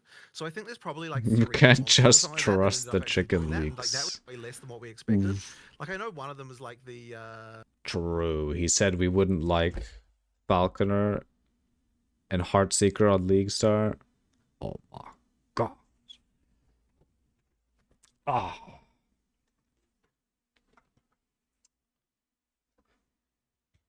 I mean, to be honest, Sentinel was pretty fun, but uh, um like the Death Knights have an extra ability and like a few things like that. But you know, Heartseeker sucks still. Wait, is it really bad? They haven't buffed it? Oh, that's kind of sad. Do they think it's in a good state? Ruh-roh. yeah, so like there's stuff like that, but it's like it didn't actually happen as much as I want. It's one of those things where like if I had time, I would go and do a bunch of that stuff, and like we thought we were adding more of them than we actually ended up doing. So that's kind of what sort of ended up happening more is like more of the specific balance sort of happened, but less of the you know, like extra abilities happened, and that we I think what the issue is that so effectively there's a lot less monsters that can be rare than can be than the monster set. Like right. a lot of monsters are just disabled from being rare because they don't make a good. That was one overhyped skill by anyone not playing the closed beta.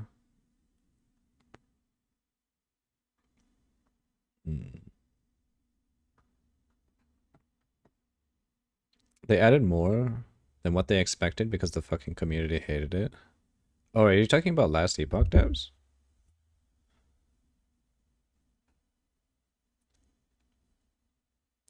No PoE 2? Oh. Wait. Did I miss something?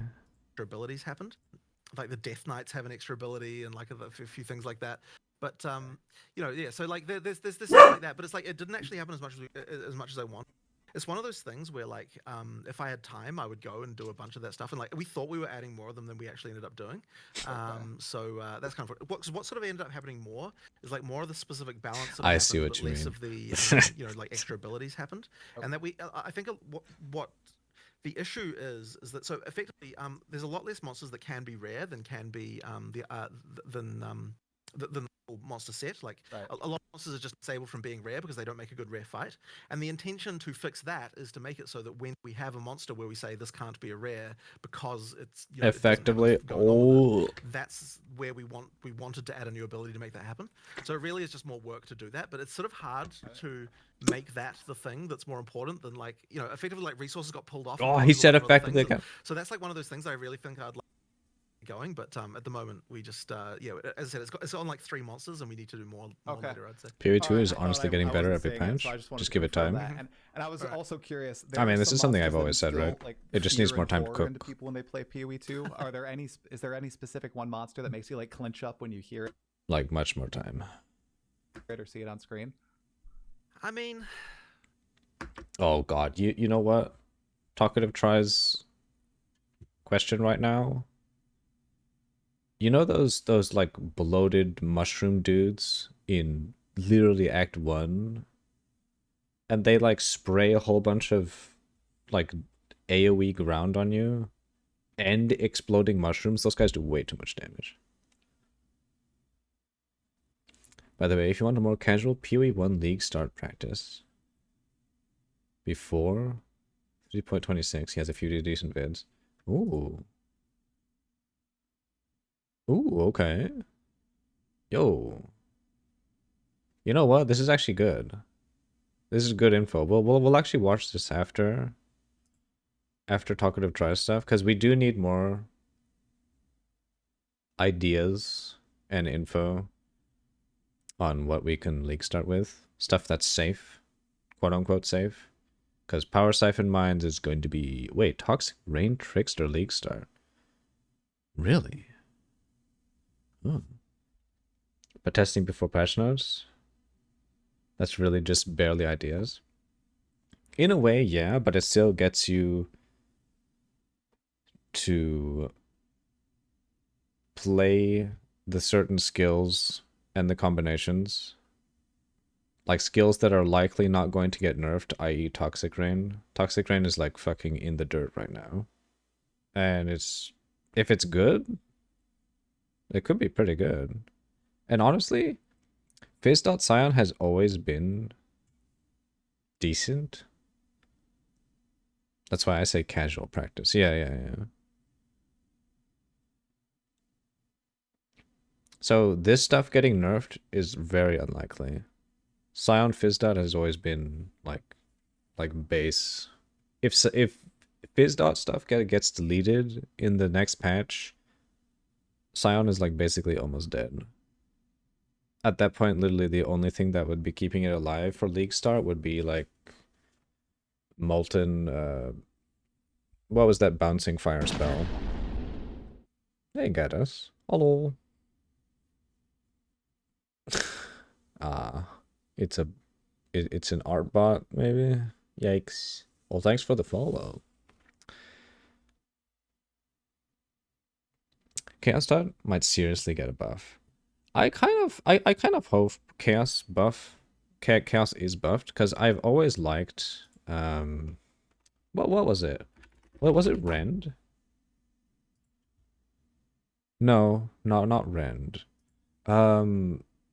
The Chaos Dot skill that has the cat MTX.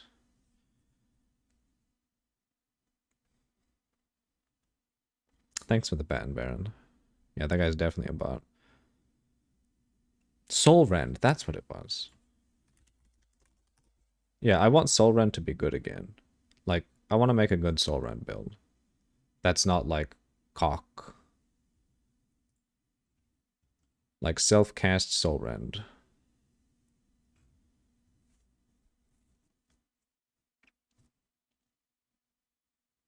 I did like Essence Drain too. Essence Drain Contagion? Yeah. It was always really, like, it was always very comfy to play. Ziz's Essence Drain Trickster. That shit was good. It mapped really well. The boss damage was kind of dog shit, but, you know, it still mapped really well.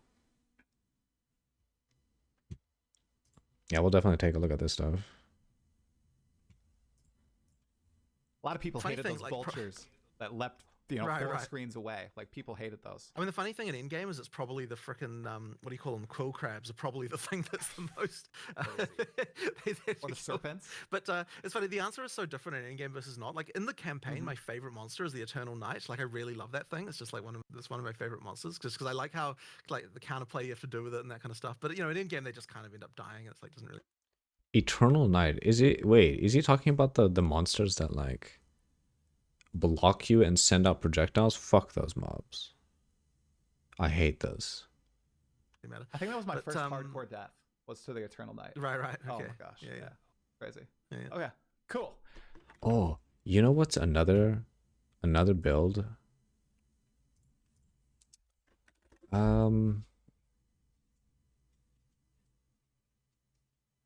It was like pure curse.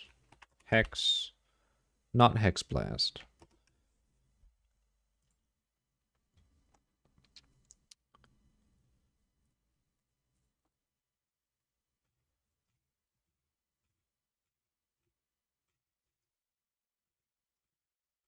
It used this thing, Doedri's Scorn. This thing was cool. It was kind of like Impending Doom.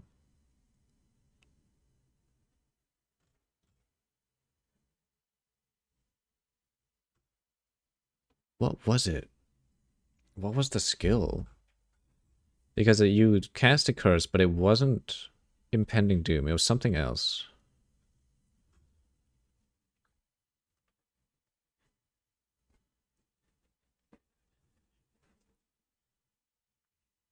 And also the Vortex nerf was totally not needed, but buff Cold.2, please.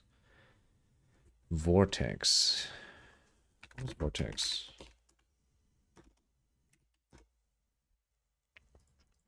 Oh. Wait, they nerfed this thing?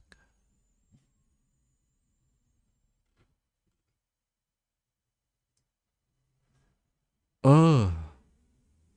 Wow. Holy shit. Was this thing overachieving? God, that's a terrible nerf. It used to be instant also damage. Yeah, that effectiveness nerf is fucking gigantic. They just yeeted a whole 100% off that thing at top end. Well, that's horrible.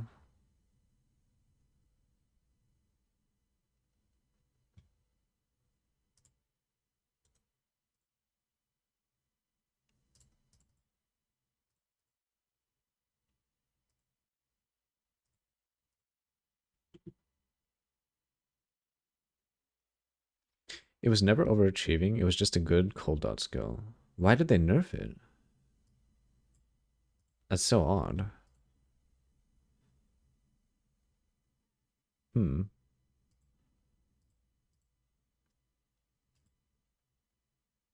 In nowadays power creep, it could even be weak because it's instant. Oh, is that why?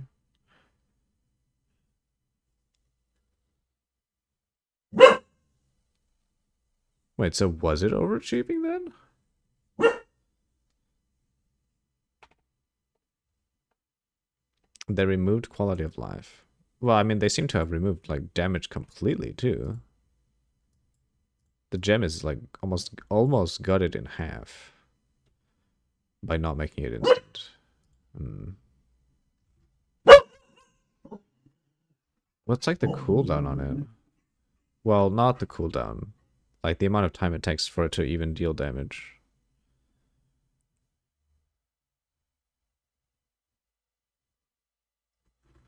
Hmm.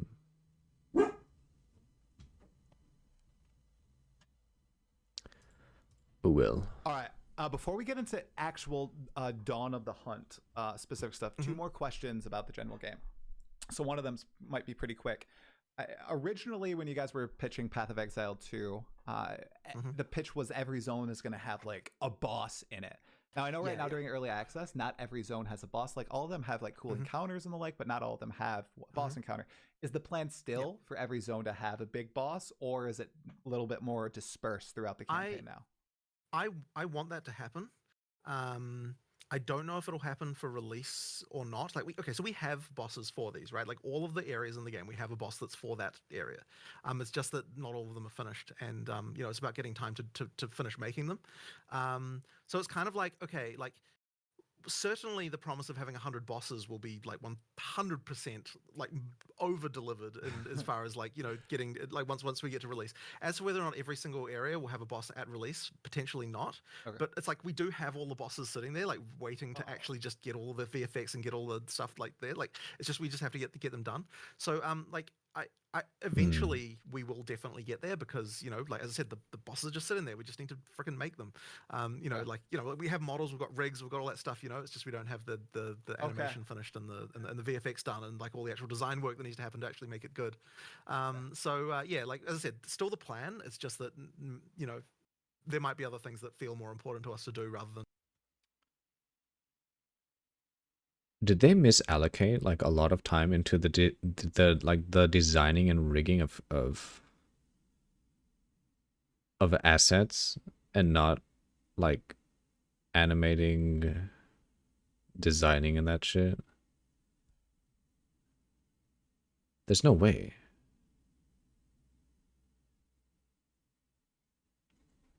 They don't carry antibiotics for animals anymore. Oh shit. That is not good. Damn. Huh. Well, it's like the next best option then. Add a boss to one particular random zone during the campaign. That makes total sense. Excited to hear though. Yeah. That You have to have prescription from vet now for them. Cool. Right. All right, before we get into the specific That kind of makes sense. 020 and 021 balance and additions, I'm really curious. Obviously, you guys are getting a ton of critical feedback to the game, and Mark really likes bingo cards.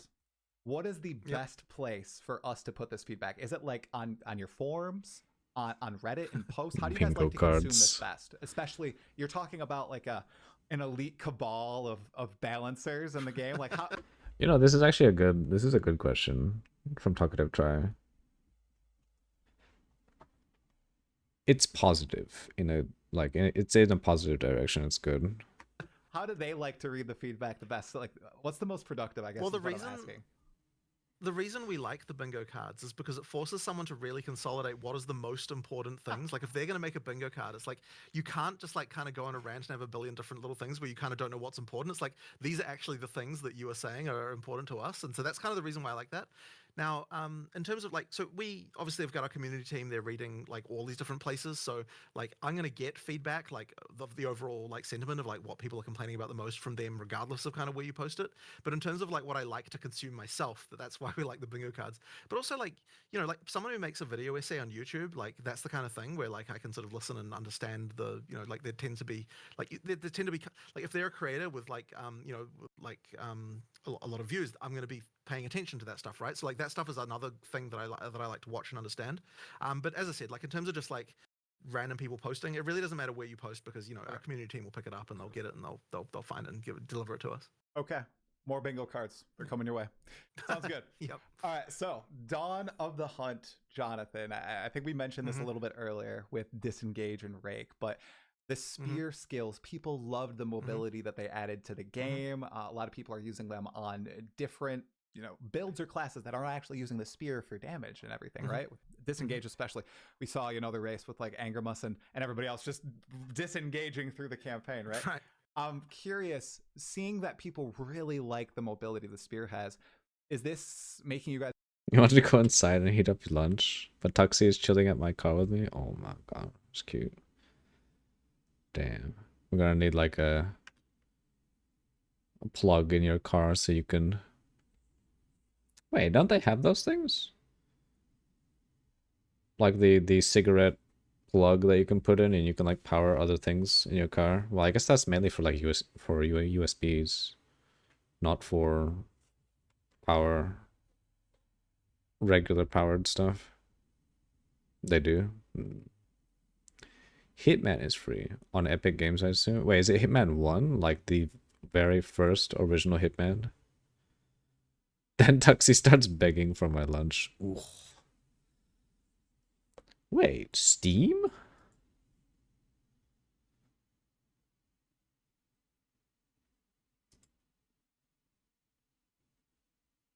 Oh. Starter pack.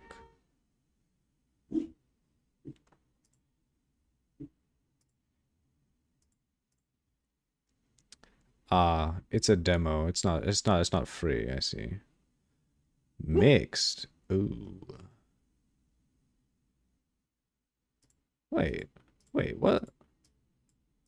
World. Oh.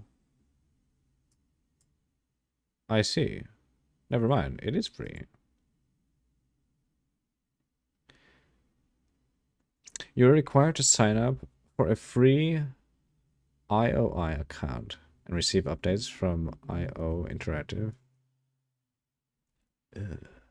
to access some content. Okay, that's kind of cringe.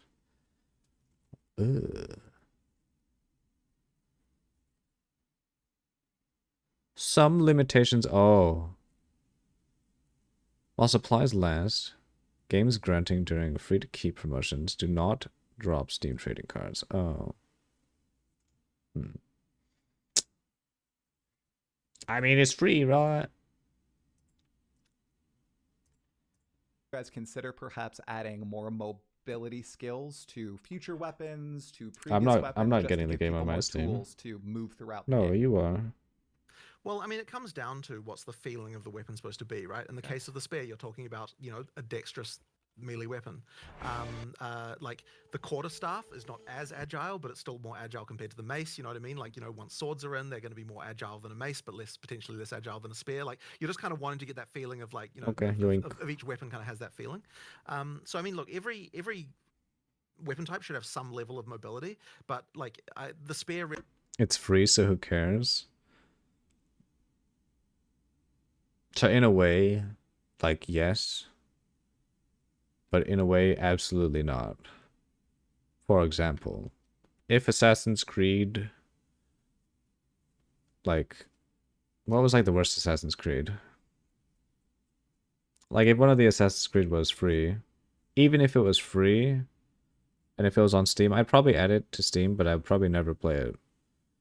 Because it uses the non-Steam client. It uses the Ubisoft client. The Ubisoft client is fucking dog shit.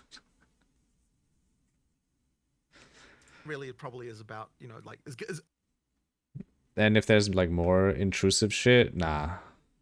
Even if it's free, nah. Nah, bro. I always want that to be the thing that has the maximum, you know, the maximum mobility. That's why it sort of feels like that. That's what makes it feel different. Yeah, you guys achieved. Black Flag vomit. Wait. Wait, Black Flag was like the best one though. I was talking about Steam cards and shit. Oh, okay. Fair enough. Wait, you didn't like Black Flag, Jamie?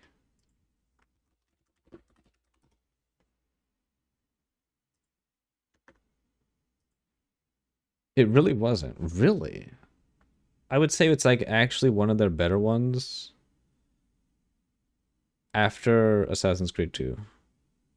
It was the one that made me stop playing. Really? It was the final straw. It was a good one, in my opinion. The ship system was super fucking good. It's the final straw. Oh. What did you not like about it? Because in my opinion, that was one of their more better ones. And then after that, it went just fucking downhill. Hated it? First one I didn't finish all the way. Huh. Interesting. God damn. It's pretty darn mobile. I love Thunderous Leap.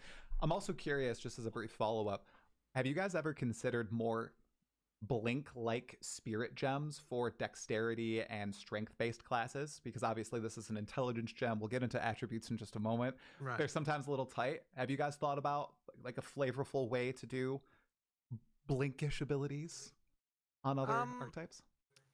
If that happens, it's probably going to happen on the on the Dexant class that we haven't yet released. Like that's the one that would be in theme with that kind of ability. So yeah, that's kind of where you'll where you'll see that. So yeah. Okay. Yeah, that one is a little way out still, but Ship system was one. I'm an assassin, not a fucking pirate. No, I can see that.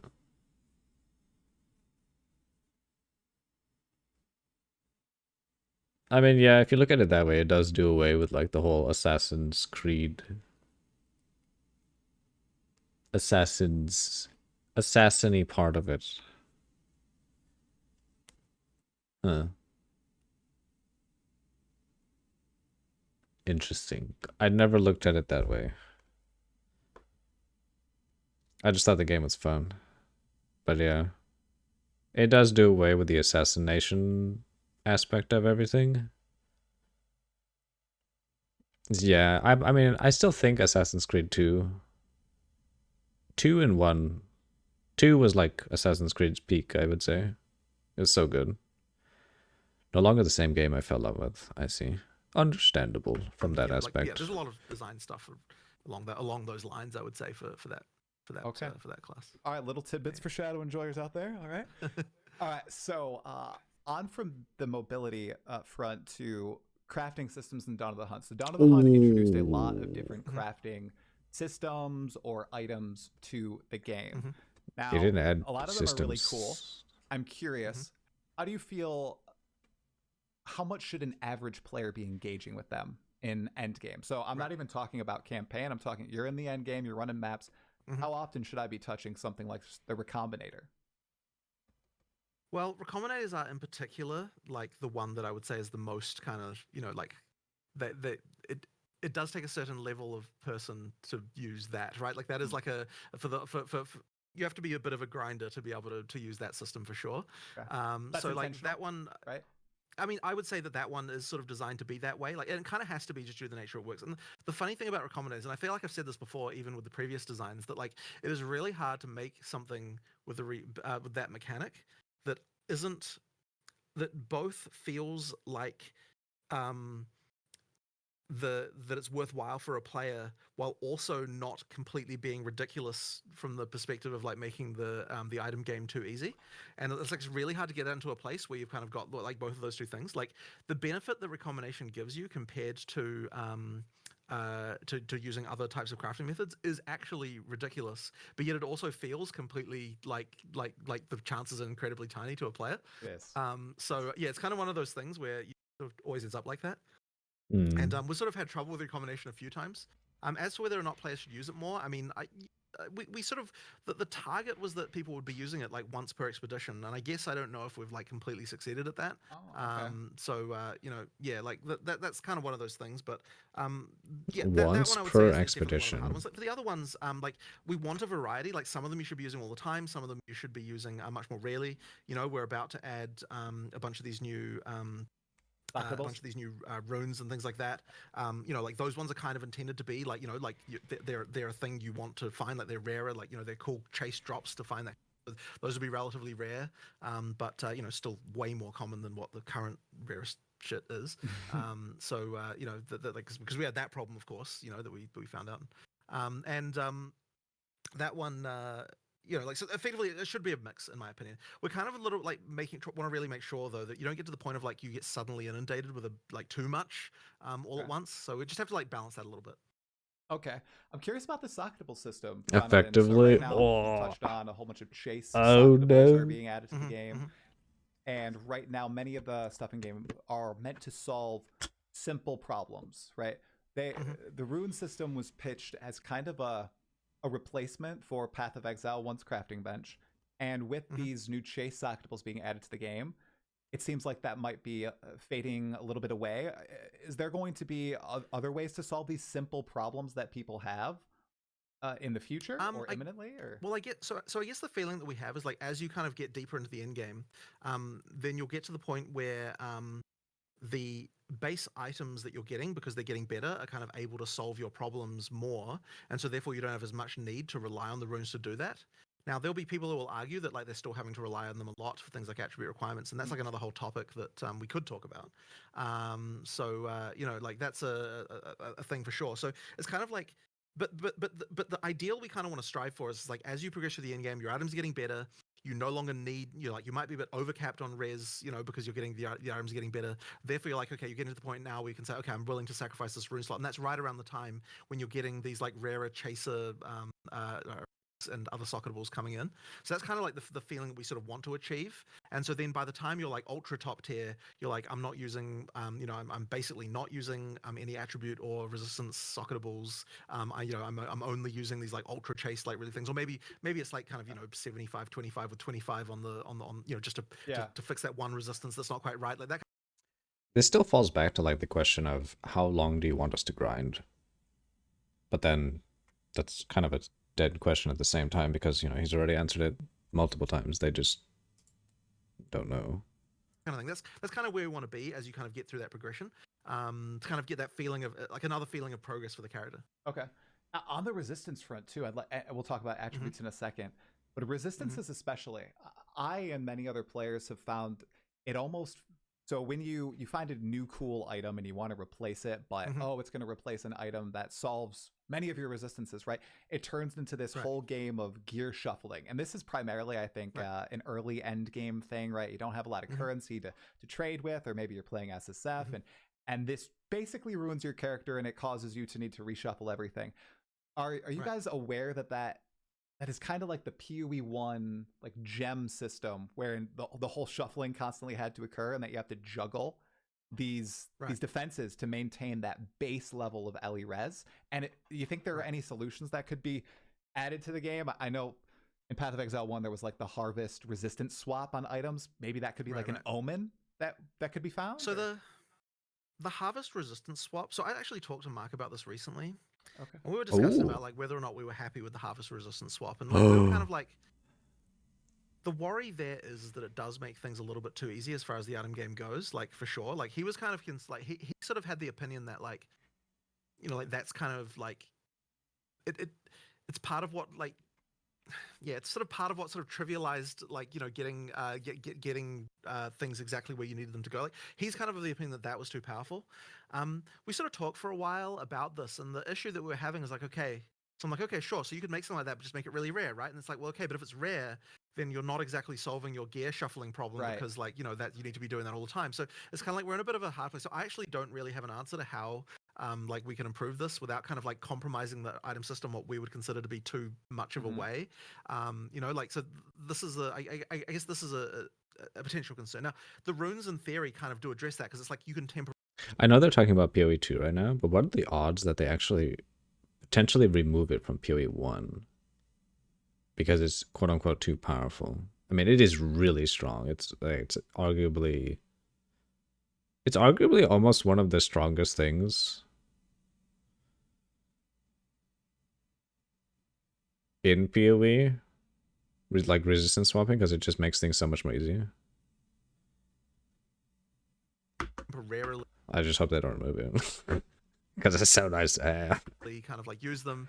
But then the concern is, okay, and like we've already sort of thought about this, but we kind of like are sort of probably just okay with it for the time being. Like, obviously, the concern is, and this is the thing Mark brought up, is like, okay, you can't take a socketable out. These chase runes, if you can't do that, it does mean that you're going to be like, okay, I'm not going to use it until I know my gear is perfect, right? Like, you like there's this concern if they're chase. So we did sort of discuss whether or not we want to think about that. Now, we are just going to, for the time being, just leave it how it is. But like, there's definitely this concern of like, okay, if you got to really chase socketable, you know, like you're going to save it for only an item that you know is perfect. And so yeah, we'll sort of see how that plays out. But you know, we'll have a look at that a little bit later. Okay. Okay. I'm also curious on like the attribute front. It seems like right now, the introduction of spears, it became prevalent to me, and in 0-1 it wasn't as crazy. It seems like attribute requirements are super high for some items and even some gems. Are you guys aware that they might be? I don't even think it's that much. I think it's like maybe 10-15% too high. Are you guys looking into adjusting that at all? Or So you okay where they this are? is another one of those things that I kind of was thinking about. So I was kind of like, okay, It does really feel like that, doesn't it? 260 attribute requirement for a gem? Yeah. Some of the gem requirements do seem a bit too high. Like what he said, 15% too high is kind of what it feels like. Because sometimes, for some builds, you can't even level your gems to like... You can't even level them to level 18. You have to keep it at like barely 18 or like 17 or 16. Just to like keep the gem on.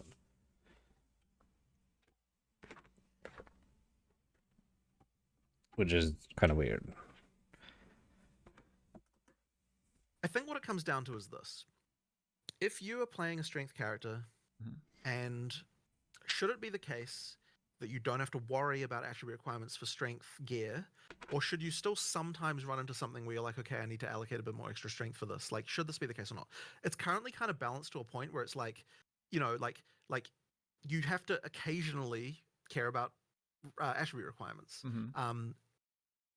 And what that means, of course, is that if you then want to splash and do something else from a different character, that's like relatively harder, right? And so I was sort of thinking about this, and I was like, I might be open to lowering it a little bit down for occasionally gems, to kind of allow for more of that like thing. I wouldn't be much, I think, like, you know, because I don't want to make it completely. Like, I feel like in PoE 1 it was kind of most case the attribute requirements were pretty irrelevant for a lot of things. Like, it mattered a little bit, but like not very much, you know. Like, I don't think it mattered a lot, and so we did want to kind of make sure that attributes mattered more.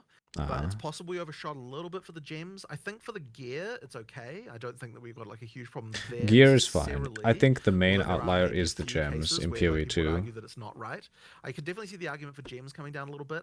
It's one of those things that I want to definitely have another look at, because it's something that we can definitely sort of think about changing for sure.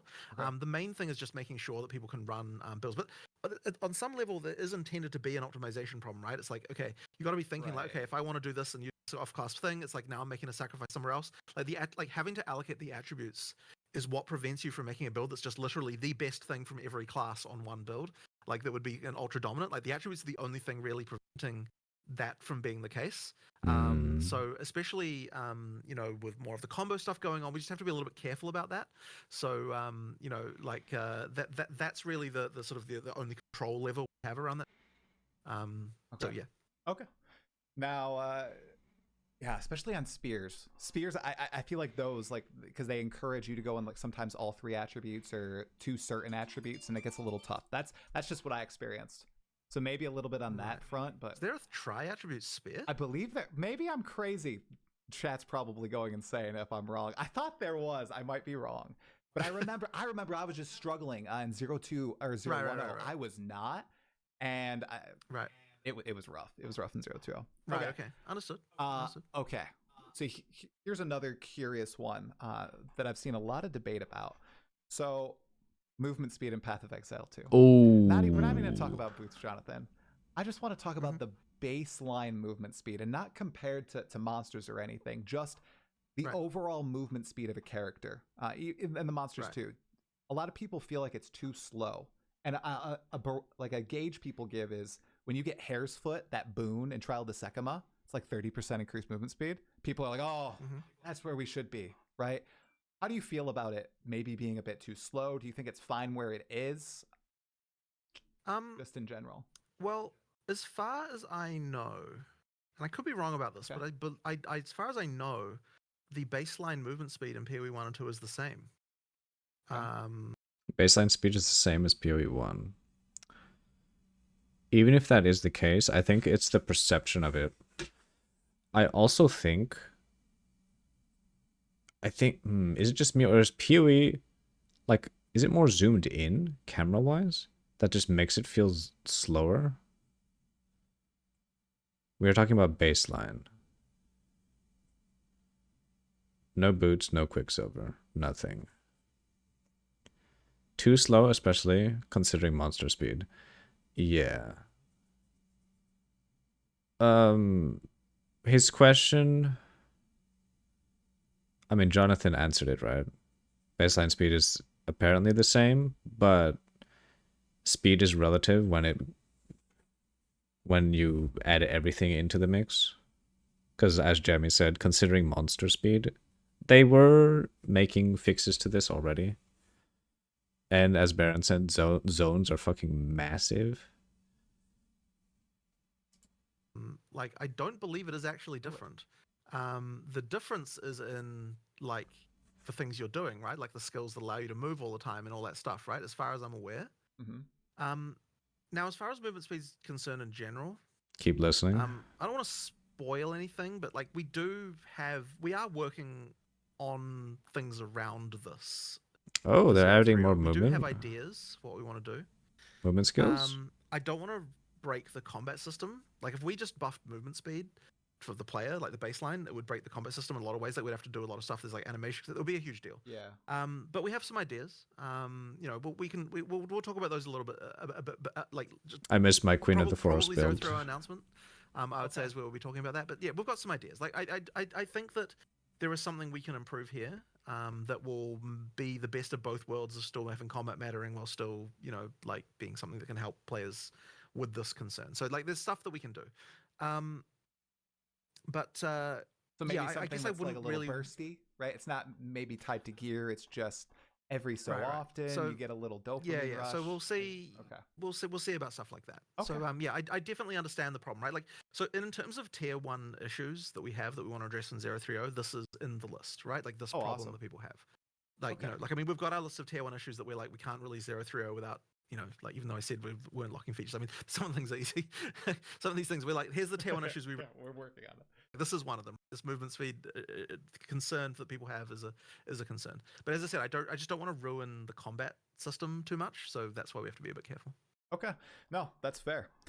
Completely swapping gears, Jonathan, you guys added a pretty cool item in 020 in the Grand Project Precursor tablet. And it allows you, if you use it in a tower, it allows you to go into any map node or in the radius of that tower. A very interesting person brought up the fact, oh, maybe this is a little bit of an experiment to bring this as a core ability to towers. It makes Atlas traversal so much smoother. You know, we can get to cool destinations faster, skip around to the maps we'd like to play. Is there any chance in your mind that this would go core? I don't think that I want something like... I don't think I'd want that to be core to towers, but like, I guess if you're saying things like that, it sort of implies that you're not finding the things you want to find easily enough, which is the thing that I'd be looking to address with a concern like that. So that's kind of how I'd see that. Like I said, if you feel like that's necessary, it's probably because there's something wrong with the way that the you know, like the amount of stuff you're finding. So there's definitely something that we need to address there. Like there are some concerns around the stuff for sure. I mean, one thing that we just actually I don't know whether it was deployed or not. Maybe it might be in 021 actually. Because like right now there's this like thing where there's a horrible imbalance of You can almost see it in Try's face. He's like, "Damn, this is not what I was talking about at all." It's a very interesting take though from Jonathan. It's he's going more into like the underlying issue instead of directly saying I'll add this. Can you turn up a bit? Keep getting jump scared when you talk. Oh, okay. my bad. what maps like some maps are way more common than others. You know, and this is something that we have a fix for. As I said, I wasn't sure whether or not it went out in a point release or whether Is that better? or not it's a 021. I think it's in 021 actually. I think it's coming in 021. Yeah. Yeah. I think it's in 021. So, you know, we're effectively making it so that like the maps are much more even. So like you won't see nearly as many like you know, I think it's hidden grottos, isn't it? The one that you know, Hidden grottos. You get Yep. yeah, you get constantly. So yeah, like stuff like that, like will improve a lot. So I think that'll help as well. Like I think it really just comes down to balance of like when you find things, where you find them, that kind of stuff. Like to me, that's really what it is. And I guess it also comes down to sort of like one of the reasons, the other reasons you might want to be like skipping more of the Atlas content is that you're not feeling like you're seeing what it is you want. The interesting about this thing is that he's like he is getting to more of the like the root cause, but then Talkative Tri is more just asking about the feature itself. Like, cause it is a cool feature. You can just jump.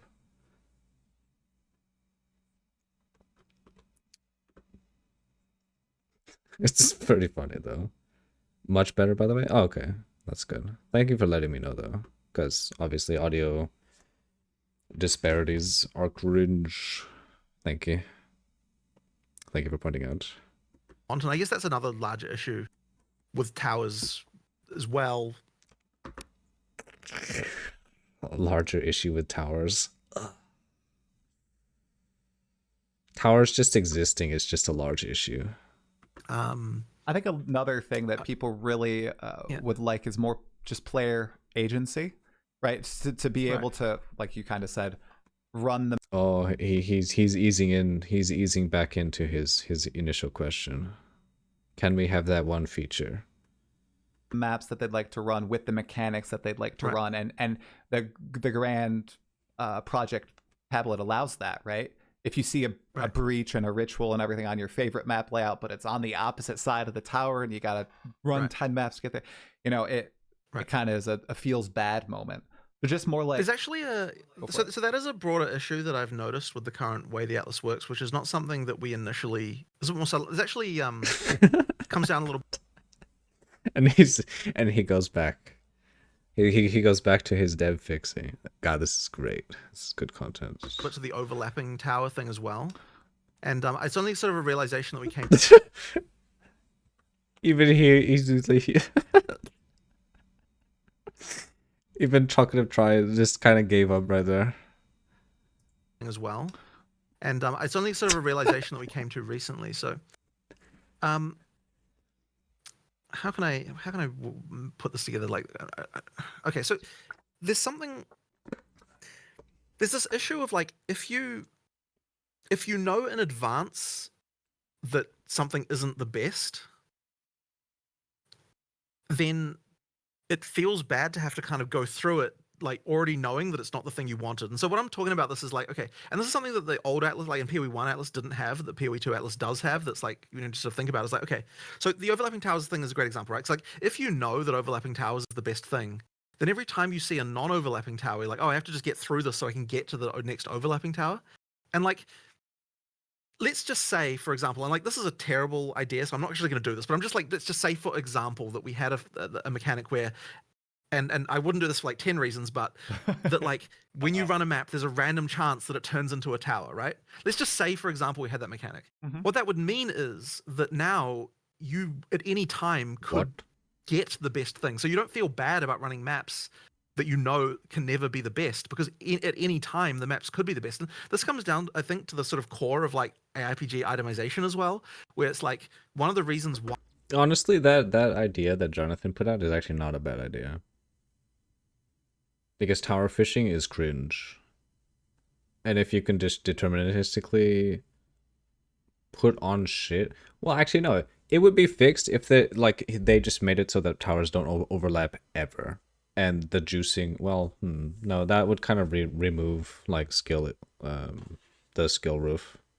Well, lower the skill roof dramatically. I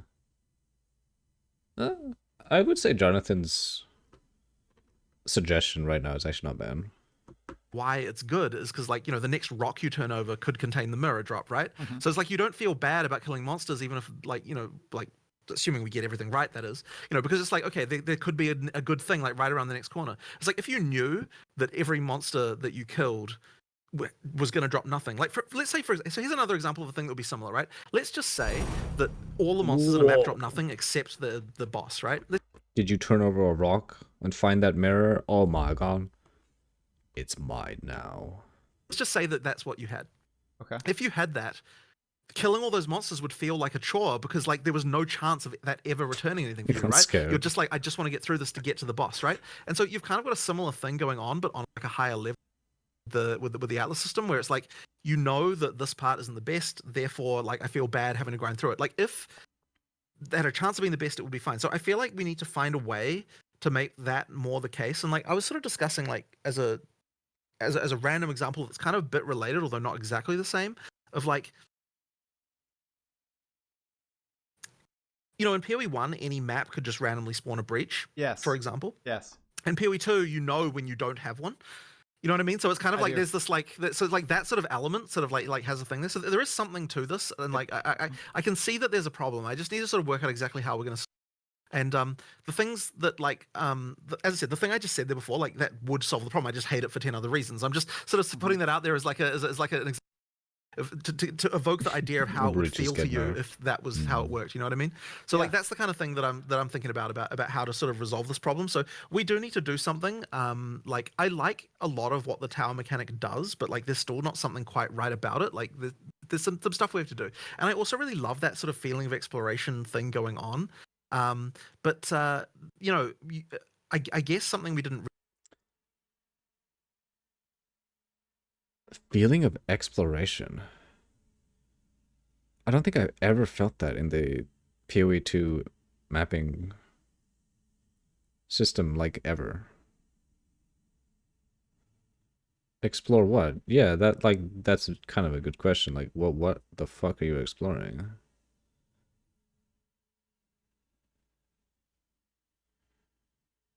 Like, I'm trying to find out where is he getting this feeling of exploration from?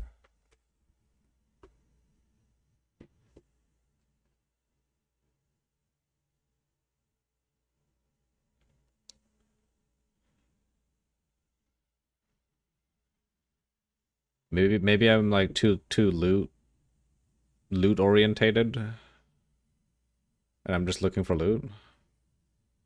Before the patch, finding the last fucking rare in the map. Realizes like when you can see things in advance, you have to be really careful that you don't let the amount of importance that can have be too high, because that undermines the feeling of everything else. So like that's kind of like a thing I guess we need to think about. So yeah, there's certainly some stuff to think about here. We need to work out what exactly we want to do about it. All right, yeah, I think you're touching on the exact feeling I had like when going back to Path of Exile 1, and I always had that feeling of surprise or mystery going into all the maps, and that's just not in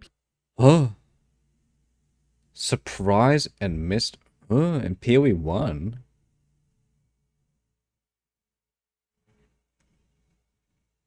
Am I just getting old and jaded? I've never gotten like surprise and mystery.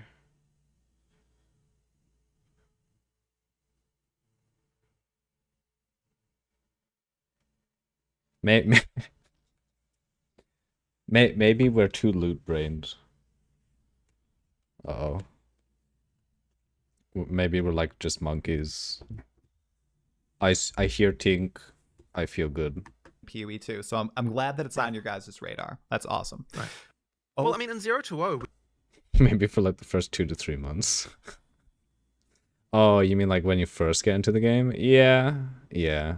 Of playtime, yeah, I can see that. Like for a first time player, maybe. Olga. Orida.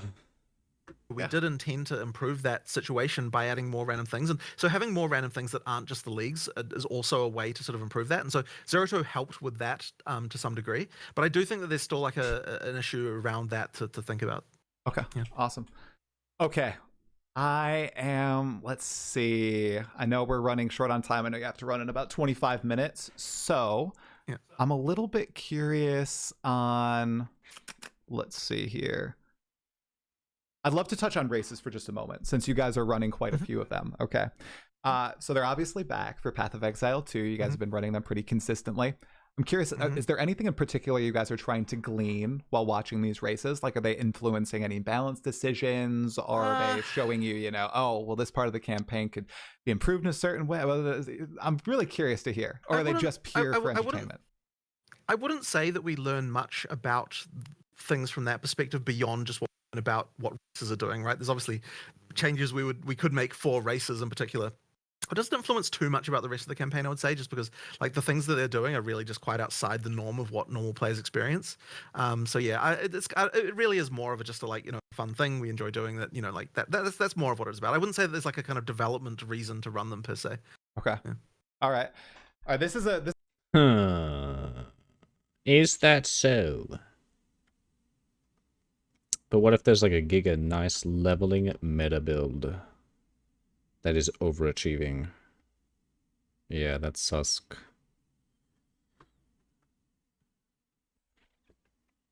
I don't know about that. This is a very early game question, Jonathan. So, and the guy I'll use as an example is my dad.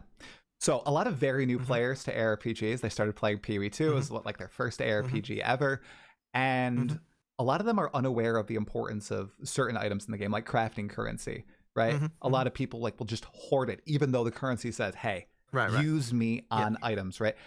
Would you be open to the idea of maybe doing a very short quest or tutorial in Act 1 to put people on this path? Because once I show, I'm actually surprised they haven't done this yet.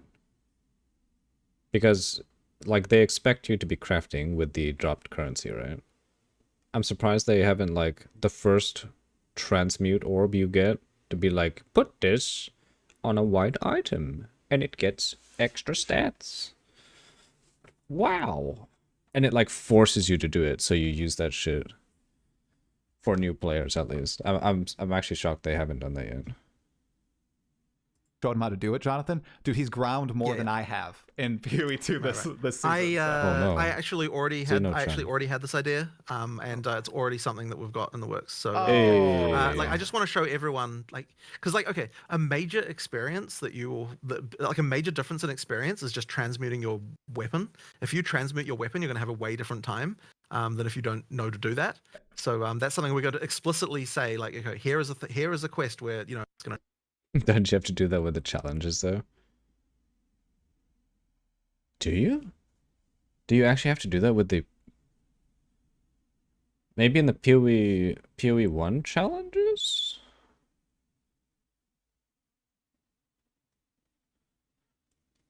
Well, let's be honest, actually. Not many people looks at the challenges list.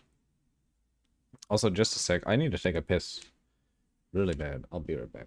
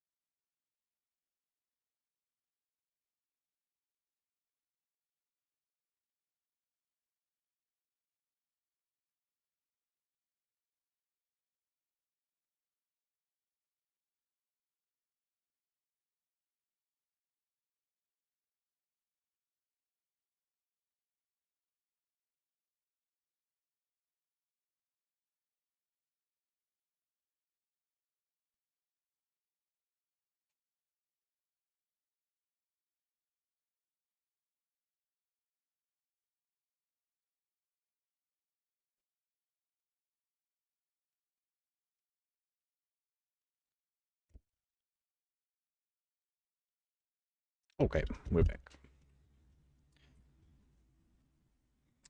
Yes, but as a new player, you don't really press H to see them. Oh shit, you're right. You're thinking of PoE 1. Ah, okay. I see. I know someone who plays PoE 2 for the first time. He was very clueless about any challenges, or etc. New players should be like me, pressing all the buttons to see what the fuck they do.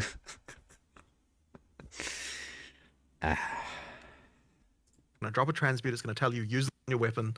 You know, like Okay, cool. actually, like to really make sure that new players know how to do that. Okay, that makes me so happy to hear for a lot of the new people coming to the game. That'll be great for like 1.0's launch and all that too. Cool. Okay, back to item question. To be honest, Jonathan, he did say that it makes such a big difference when you transmute a white item. Like, it makes such a big difference. I pick up on my white weapon, get a transmute, slam it on. Accuracy, stun. It's such a big gain. Question. So, Path of Exile 2, unique items. A lot of the items right now, they fall off as you go into endgame and you scale your character, but it's not because they aren't cool. A lot of them are super cool, but they have no way to scale, past a certain threshold in the game. Are you guys okay with the number of uniques that are in the game, are cool, but just become a little blip in a character's journey? Or are you looking into really reinvigorating? I'm pretty sure this has been asked before. And they were absolutely fine with uniques being like leveling uniques only. Like there are specifically uniques that are just leveling uniques. Some of these items. I would say, I mean, look, there are some that we definitely need to make more powerful, but I would say that like a lot of the reason is just because we started working on the lower level ones and we're only getting, like only since 010's launch, I would say, have we really been focusing on the more high level stuff. And there's more of that stuff coming. I mean, we have more uniques coming, in 021.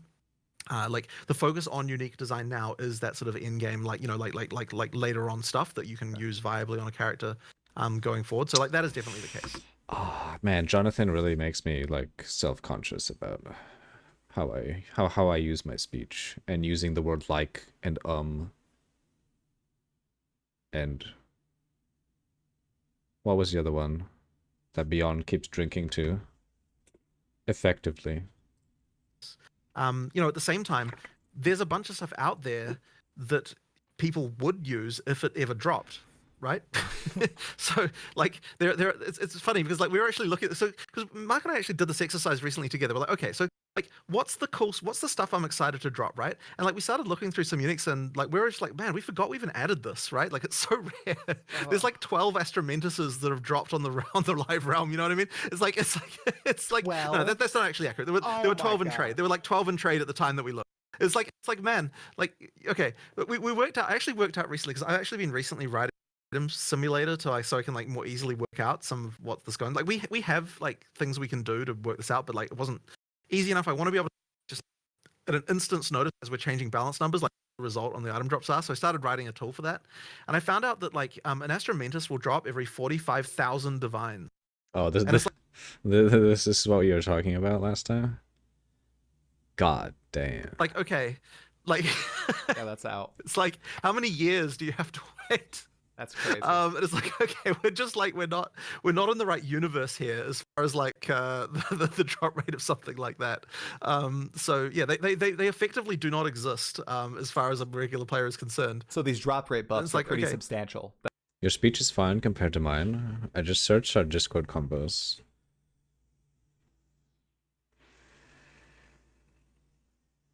"46 matches for so like most are mine."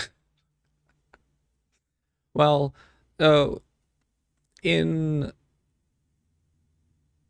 chat combos, it's a lot more easy to remove like and those words that fill in like dead sound space. In actual talking, it's it's like way harder to eliminate. Apparently not for me when texting. Well, it depends on the context as well.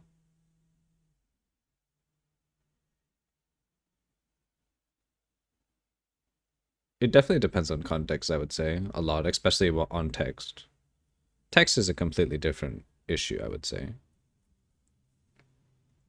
Then I didn't Yeah, ascertain this from Oh the yeah, patch they are. notes. They are. They are.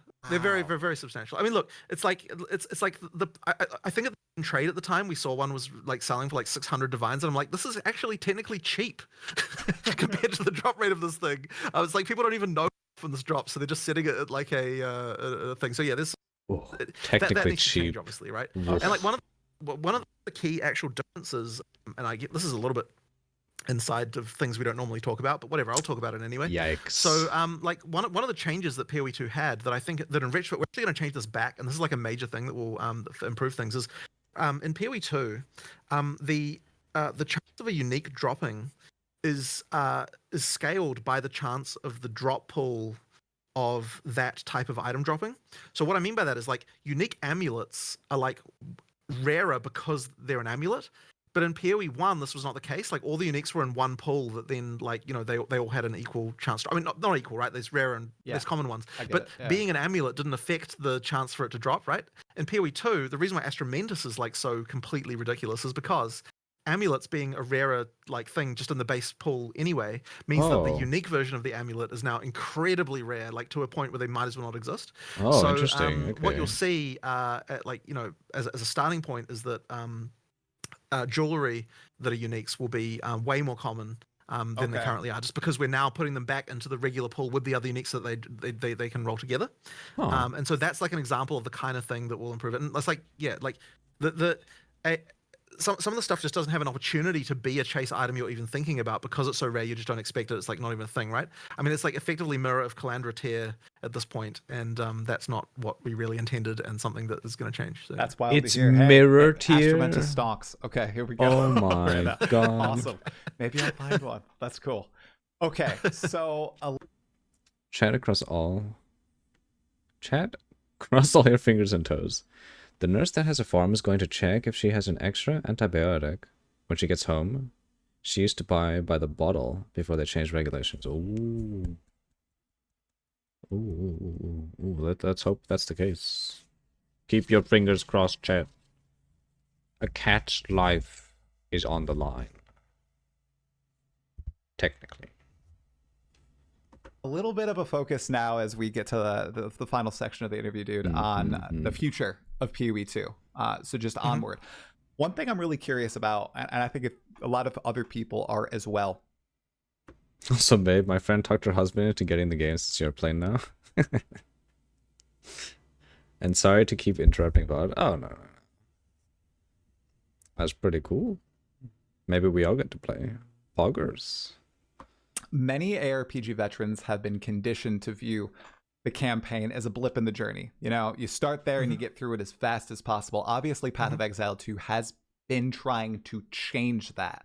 There has been tremendous discourse on this fact, you know, in 0.1 and in 0.2. I'm curious, taking all this and looking at it and looking toward the future, maybe even Acts 4, 5, and 6. Can have 4 players. How do you see the Path of Exile 2 campaign evolving?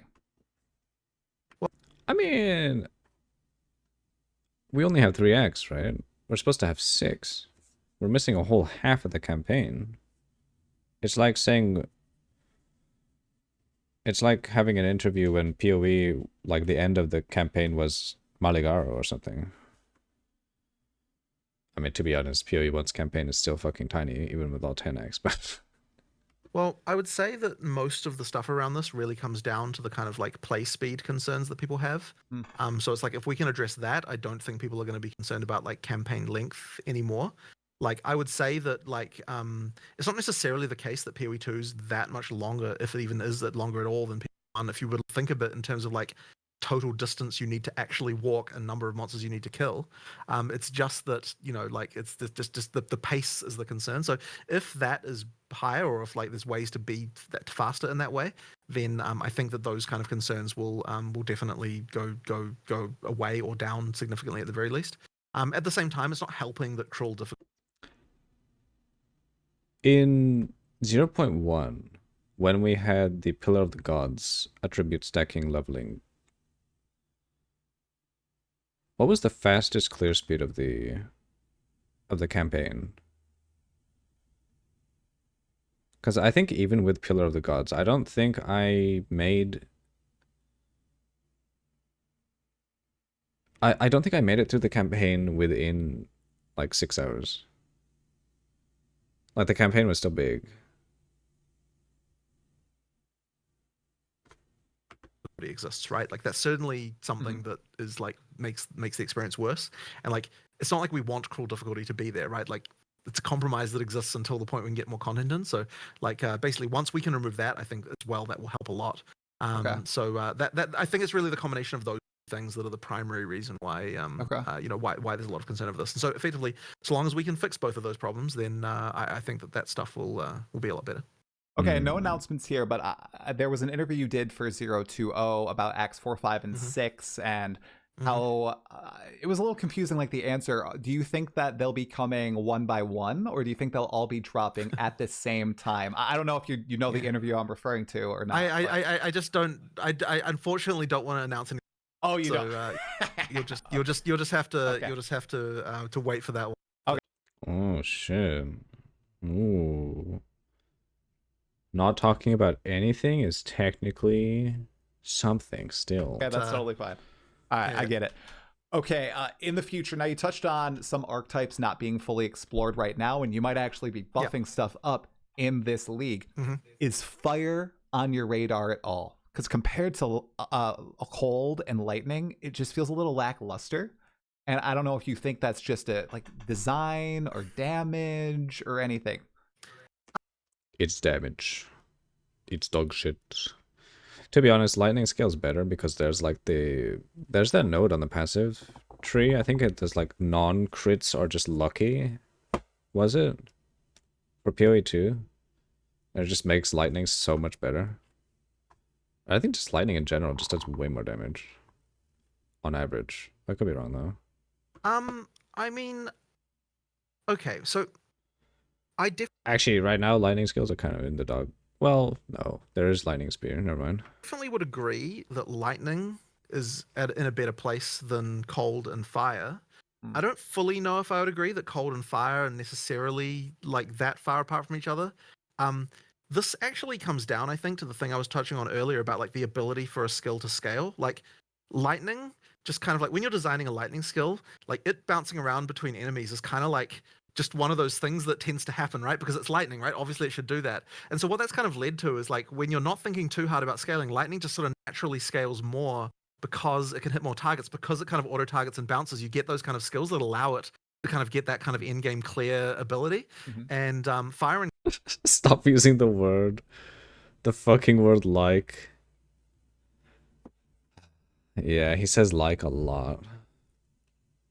It is cold. It's like I think we have to be a bit more explicit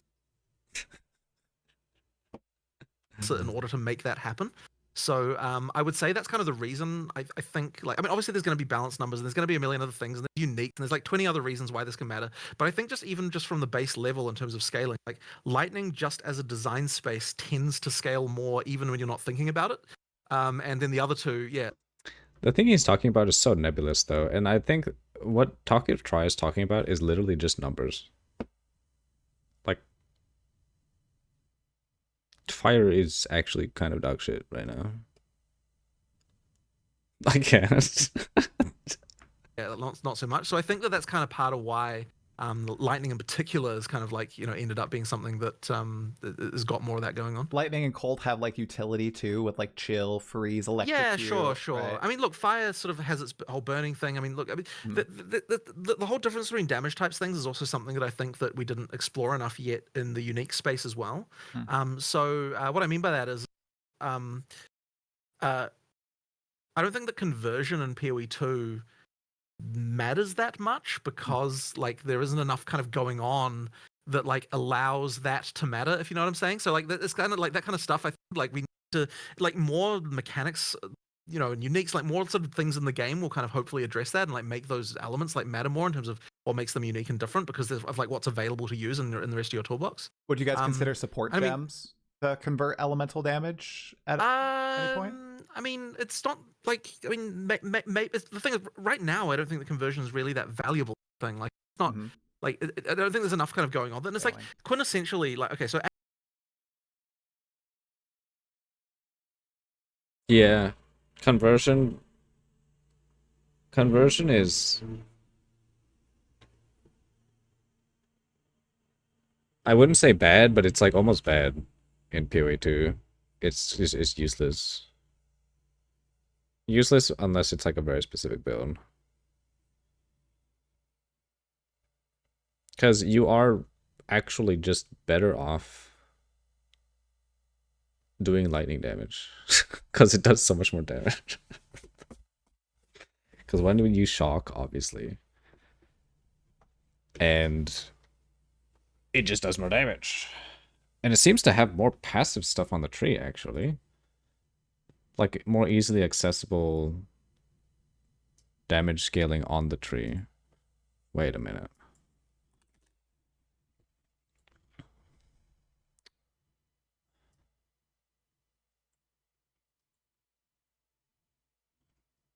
You know what? It might be because the location of lightning damage is in a better area.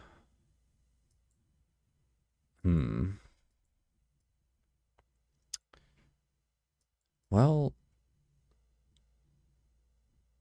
no, they're all up here, but then there is also like the lightning nodes down here too. Where was it? It was this one. No, that's not it. No, wait. Oh, was it up here?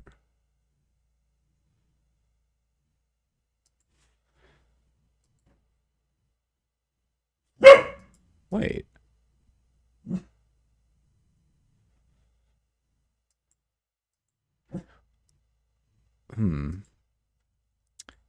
I wonder if it's because of the location on the tree that everything is. No.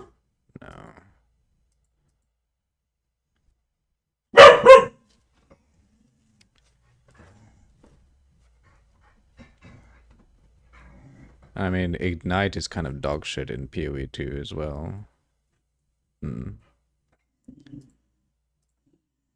Acolyte of Chalula, for example, right? The light Like counters the over chaos conversion is 9,000. just like not really valuable like it should be. And it's just because like there's not really anything about that that's kind of like important enough. So it's like when this was designed, it's like the assumption was, oh, like converting to chaos is valuable, right? Like it was valuable in PoE 1, therefore it's valuable here, but it's kind of not because like of the other tools that are available. And so then it kind of ends up making that class like not as cool as it should be for that reason. So it's like then we either have to think, okay, do we need to be adding tools that are going to make that more, or do we need to be adjusting how that class works? Like, we obviously have to work this out, like make some other changes potentially. But it's like that kind of stuff.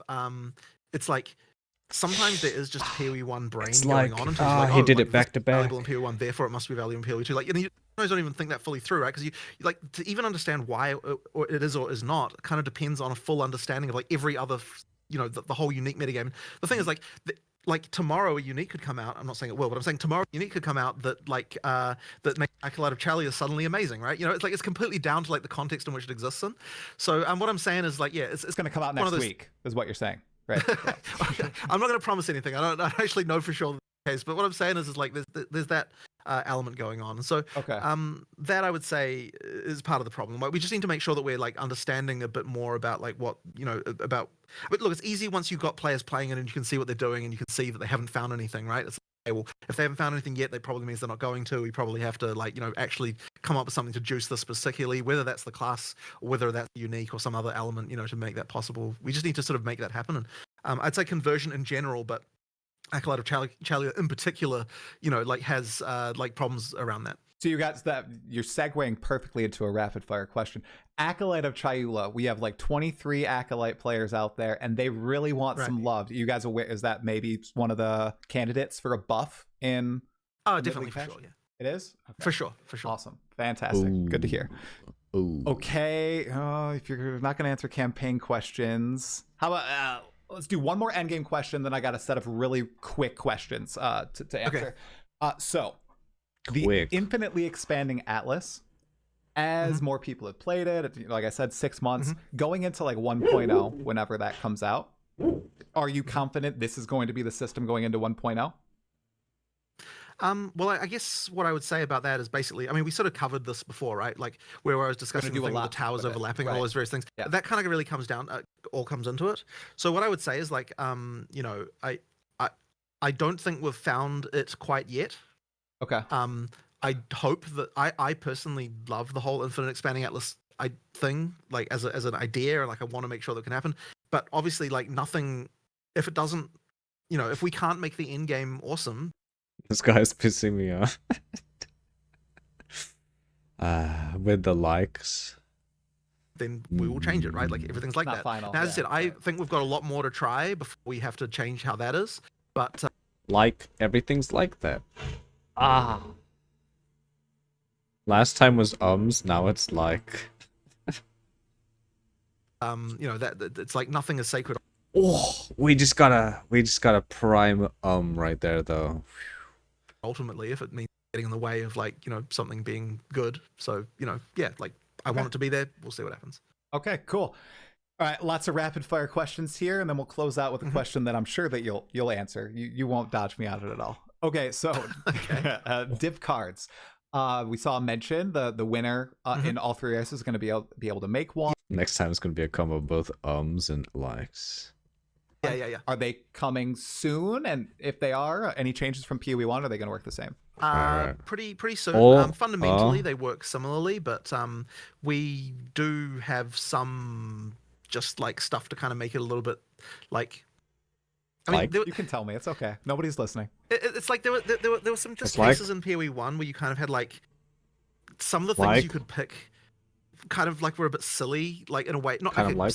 that's not quite getting to it. It's like I don't want just It's like, like- 20 copies of div cards that are effectively ultimately doing the same thing, just because they got slightly different variations, same like exact stuff. So we're gonna Like- control that a little bit more this time to kind of make it so that like, okay, if Like- you're the div card that's this, then like that's your thing, and like no one else is gonna be stomping on that. You don't It's kind of like- have like, you know, a billion ways to like- all just give you a you know, like Like a mage blood. Okay. Got it. You know, like in PoE Like- 1, you know what I mean? Like, so we want to just do some adjustments there. But that's kind of more of a thing around, like, you know, people making the div 3 cards, likes in a thing around row. finding them. So I don't have anything to talk about on that side yet, but yeah, it won't be too far away. We do have some pretty nice looking art. Yes. That's pretty cool. So, you know, Is it going to be different from Pathfinder Combo L1, like brand new art for breaker. PoE 2? For div cards? Yeah. Oh, okay. Wow, that's Yeah. exciting. Okay. Yeah. Is the plan to still allow players to log into separate accounts via couch co-op? Because I know that was originally That the is intention. the plan. That will probably be the thing that the console guys do after they've done the ability to transition from mouse and keyboard to controller on the fly, like on the fly. Seamlessly, So once yeah. they're done with that, we'll probably work on the couch co-op different account thing. Okay. Yeah. All right, I've heard chat is going wild about this, and I know you've talked about it ad nauseum, but I'm still curious. Any more options for armor or defensive layers related to it potentially coming in 0.20 or 0.3? I don't have anything to say about it at this point. Like, well, this is one of those like this is probably going to be another freaking multi-day conversation with Mike to work out the details of. So once PoE 1's out, we'll probably have a long discussion. I'm certain about. Certainly something that people are very keen for. Okay. Any timeline on adding passive tree layouts to the game? We know that those are coming in PoE 2. Any timeline Yes. on those? Oh. Oh, I you mean see. the templates? the thing where yeah. Wait, You know what? pathing? I need to follow up on that again. I actually don't know what the timeline was on that one. I need to go talk to the UI guys about when that will be. Hopefully, I mean, look, I want to get it in, so it won't be too far away. Okay, cool. Wait, pathing? What are they talking about?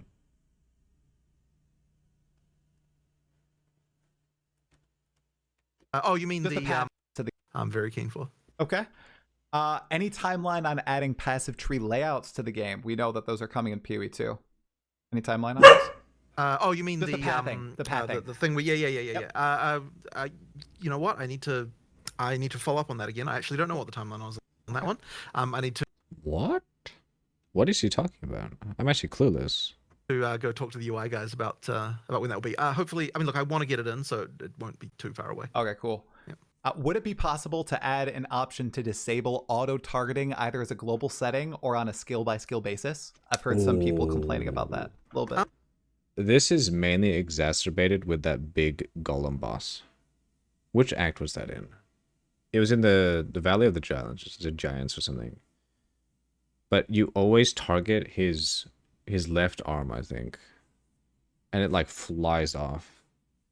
That's big. If added, they would be huge. So I have a It would also be huge, but the targeting in PoE 2 is so jank for some reason. Like, especially for projectiles.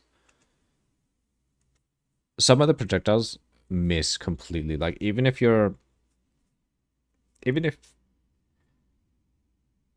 mouse is right on the monster and you press attack and you like fire an arrow, the arrow will completely miss sometimes. It's really, really weird.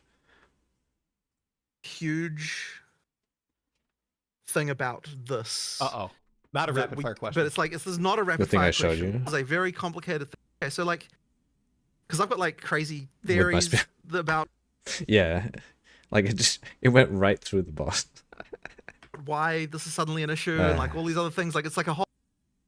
So, because like, okay, PoE 2 and PoE 1 targeting is identical. There is no difference between these, right? And Really?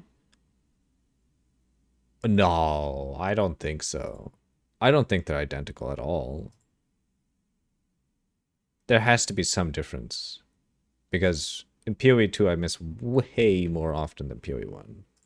targeting in PoE 1 was not a big thing that people were worried about. Like, this just wasn't a thing. And so I'm like, why is it different in PoE 2? Because people have Okay, been so saying, he okay, it's acknowledges that there's a it's lot of people talking different. about parallax error, right? So what we're talking about here is like, targeting is relative to your feet, right? Mhm. And like, to me, that makes total sense, because I'm like, okay, like when you click, that's exactly where you move to. When you right click, that's exactly where the projectile flies over, right? Like, it seems to make sense to me. And so I always assumed that this was how every ARPG worked. Like, I actually just assumed that. Like, I didn't actually know, and I never really thought about it before because it was just so obvious to me that that's how it should be. But then when people started posting about this, I'm like, okay, I'm actually going to try out just like a bunch of other games and just see, like, really look at them, how they work. And I noticed that, like, okay, the first one I tried was D4, and I'm like, okay, they actually do this differently. Oh, first one I tried was D4. Ooh. They have it so that when you right click, the projectile exactly moves to the mouse.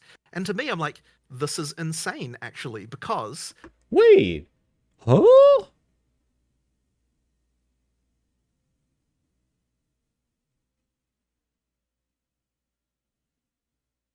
Wait, isn't that how PoE 1 works? Doesn't the projectile always move to where you're clicking?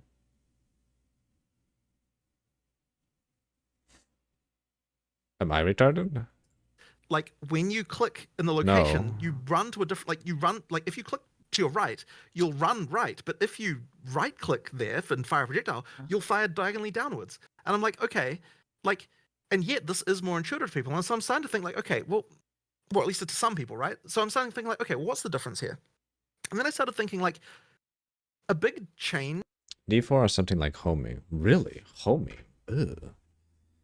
Because in PoE 1 it feels absolutely fine. But for some reason in PoE 2 it feels terrible. In PoE 1 and 2 was WASD. And when you're using click to move, every time you click, it's like reinforcing the fact that everything's relative to your feet, because it's like that's where you move to, right? So you're like click, you're moving there every single time. Every single click is like reinforcing this like way of thinking about where things are relative to your character. Right. But when you're in WASD, oftentimes you are effectively just saying, I want to fire that way. You know, like, this is the direction I want to fire in. So maybe you, like, internally in your head, you just sort of think about it differently. So if you're, like, to me, it working the other way is actually unintuitive. And I actually tried in D4, like, okay, if I, like, don't click on the monster, if I, like, am specifically trying to click on the ground to hit the monster, and I just play like that for a little while, like, what do I end up with? And I actually was missing all the time, because once again, it's not intuitive to me. But I'm like, okay, but if, like, one of the biggest other RPGs works this way, it does seem reasonable for us to have an option to change it to work that way. And so then I started looking into these other games, and so like I checked Last Epoch. That one somewhat inexplicably seems to look at your knee height, and I don't know why, rather than the chest height. It's kind of weird. Last epoch hard targeting is also strange too, I felt. What skill was I using to have that weird feeling? Because I think I do miss sometimes in last epoch as well. And this never happens with PoE. Well, thank you for banning, Bernie. So I don't know what's going on with that. What's it called? Torchlight, maybe. Sorry, what was that? Sorry. Torchlight Infinite. I don't know. Torchlight Infinite. No That's Rest for the chest Wicked? height. No rest for the wicked. I actually didn't check that one. Okay. But I checked. Oh God, what's it called? Whatever. There was another one I checked that was also feet. Like it is a variety, right? Okay. The game. But okay. But it's like Diablo 4 is obviously like a game that tons of people played. You know, you got a lot of people coming from that to us. Like this fundamental thing working differently is something that can matter. So basically, what I'm saying is we are actually looking into having an option We for checked this. for sure. Whether or not it's the default or not is going to be an argument. Okay. You know, like that's a question. And I think that and the reason why I bring this up, right, when you just talk about the whole disabling the auto targeting thing, is because there's a very specific and this might even be hard to explain without a picture, so I might have to hold this coffee cup up here. Oh, here we go. As a visual aid here. So okay, we're getting right into it now. Basically, okay. So if you are targeting from your chest to chest, then basically when you move off, like if this is the bounding box of a monster, then as soon as you move the cursor off that, then the location on the ground that is nearest to that will be closer in terms of like the angle that your projectile would fire to the like location, like you move a small amount of distance of the mouse and you get a small amount of rotation of the of like where you're going to aim.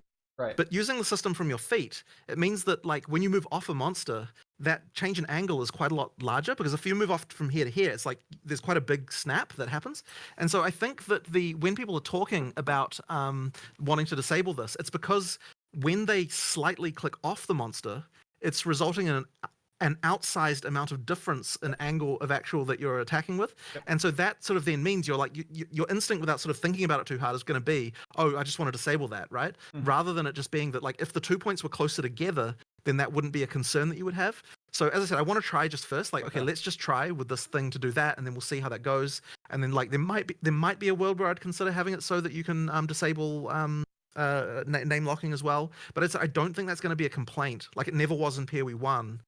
The moment that you don't have that problem, and I said the thing in PoE 1, the reason why it wasn't because people were so conditioned to how it worked from the way you're clicking to move. So I think it really is WASD that introduced us to that issue. But yeah, anyway, that's a long rant. It's like a whole thing that we're looking into. That's really interesting though, because I've never really played PoE 2 without WASD, and maybe that actually is why.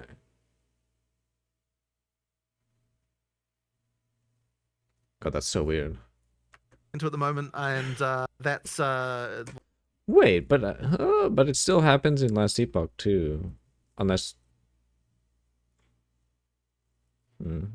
what I have to say about that. But it took quite a lot of like thinking about it and working it out to sort of see what the issue was there. Okay, well, thank you, Diablo 4. We'll look out for it. That's pretty cool. Okay. So on consoles, the Hideout music player doesn't work after being bought. Any idea if there's a fix? Like people apparently have been reporting I honestly, like, that was not on my radar. Oh, go like immediately and just ask someone to see why that is, because we want to hear there's almost certainly bangers. going to be a bug in the issue tracker. There's almost certainly a bug in the issue tracker sitting there about that, and I just need to say that that's kind of unacceptable that doesn't work. Awesome. And then one little quality of life feature before the silly question. Some people have difficulty reading text in chat in game. Is there an opportunity to perhaps add some options like an opacity slider on it instead of being all or nothing? So we for like a long time have been wanting to do like a full chat revamp. And the problem then has been that because we've got that in the like what we want to do, it means that every time someone suggests like a little thing, they're like, oh, but we should just wait to do that for the whole huge chat revamp. And I just need to actually make sure the chat revamp happens, so that because we want to add more options and things and like have a bunch more stuff going on with that. So yeah, basically before release, definitely we will have a chat revamp, and that'll like a lot of those kinds of problems we can just fix. All right, awesome. One more Path of Exile related question, and one that is unrelated unless maybe it inspires you. Anybody in the office playing Expedition 33? I have to ask. It's the only game that's taken me away from PoE 2, and I enjoyed it. Yeah, certainly, it's pretty popular. I played it. Okay. I kind of like. I fell off right It's after the the end same of Act since 1. Onslaught League. Really? Not to spoil anything, but there was something that happened there that kind of, for some reason, just kind of made me go, I don't know. Like, it just kind of, maybe a bit unhappy now. People tell me that I really should keep going because there's a lot more cool stuff, and so I hopefully I will get time to do that. But yeah, and then Doom came out, and like, then there was that whole thing, and like so I kind of got knocked off again. But there's lots of people around the office who are loving it. Cool. Yeah. All right, so I know why you fell off, and it tells me a lot about your personality, Jonathan. So everybody can no spoilers in the chat, guys. No spoilers. But okay, cool. All right. Last question before we send you off, man. Thank you for staying a few minutes over. Okay. Jonathan, I duped myself into thinking the druid was coming into Dawn of the Hunt. I was like completely blinders on. Everyone was like, you're wrong, you're wrong. No, the druid's coming. The huntress is coming. I know it was originally supposed to like release with the huntress, and you don't need to get into timelines with the druid. I'm curious, can you reveal what kind of happened there? Was there like I heard something about animation snafus. Was it a balance concern? Like, what's happening? It just wasn't ready. That's all I can say. Just wasn't ready? It just wasn't ready. Okay. So, yeah, I don't know what else to tell you. Okay. Are bear and wolf forms still planned? Those two? Well, you will have to find out when we announce everything. Okay. Well, I mean, obviously, right? They showed them both off. I have a few more things, but I don't want to go over time, man. Thank you so much for giving me an hour and a half of your day. I know that you were booked literally the entire week except for this 90-minute window. So I really appreciate it. I do. So no problem. I wish you luck with the Path of Exile 1 League. Is there anything else that you wanted to say before? Oh, not really. I mean, yeah, that's great. It's a great interview. Okay. So, thanks very much. And, all right. Yeah, I'll see you again next time. All right. Definitely, Jonathan. Have a great one. Talk to you later. You too. You too. All right. Chat. How was it? Yeah, not bad, not bad. Pretty good. Okay. Well, Path of Exile 2 needs some help still. Great interview. Fuck you and your 10k likes. Ooh. 10k? Hey. He likes his likes and ums. And it's pretty bad, but How has no one, like... No one in the company been like, okay, you need to be more conscious of your ums and likes when you're talking in public. Please. All right, which one should we look out for first? I wanna look at the fucking Scion, but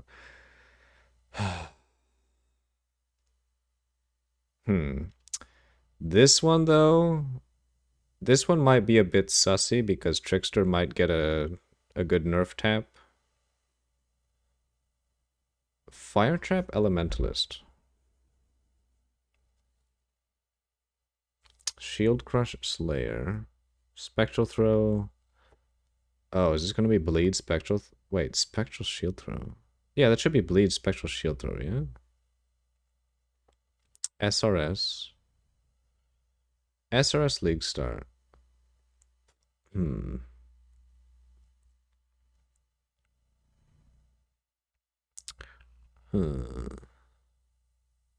kind of curious how this Toxic Rain would look. So this is gonna be a TR Trickster. But I'm gonna start off by using Cobra Lash. So we get TR at level 12.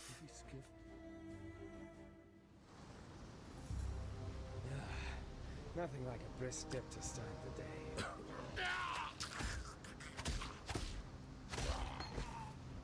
Is it possible to murder someone who's already dead? And later I'm gonna post a text guide, a short text guide in the video description, where I will go over what gems I'm going to use and how I'm going to progress this character. Text.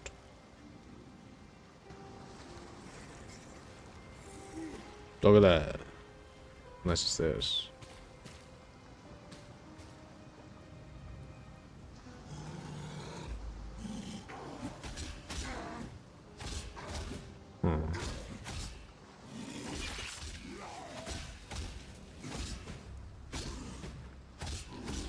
He actually oh. Oh, 2 Toxic Rain setups. Okay. Yeah, that makes more sense. I'll take off the chest because the chest gives me a movement speed penalty. Yep. Here I'm gonna exit to character selection.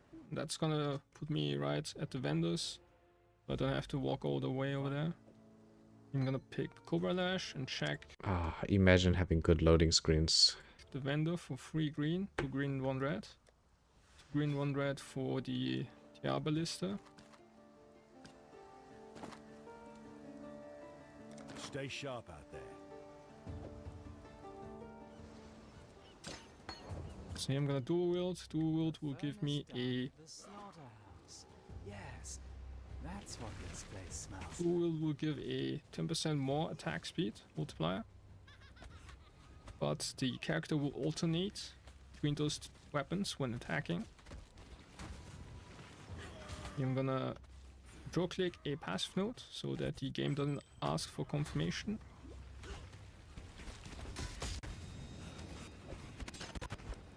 Yeah, got pretty lucky with 2 iron rings somehow. Real lucky, goddamn. Just one for Alright, so he's...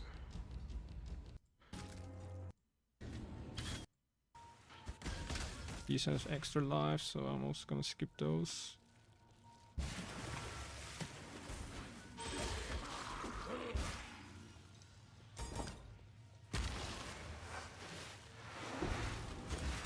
Oh, he fucked up.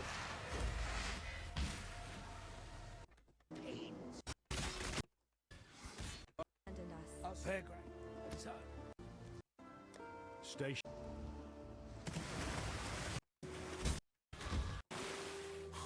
Wisdom scrolls for these gloves.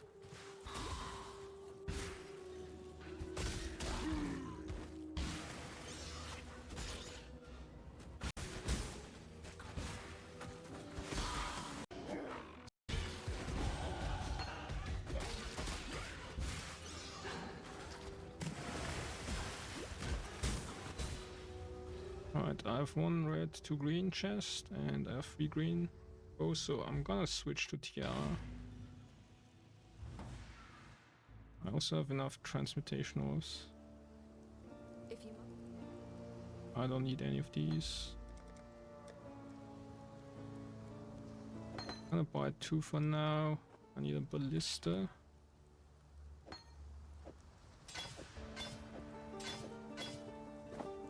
And this goes here.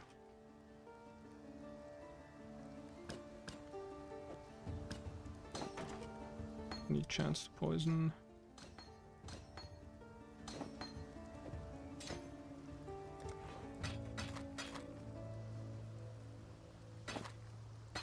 All this stuff. Gonna buy 1 blue gem and sell them together with a iron ring.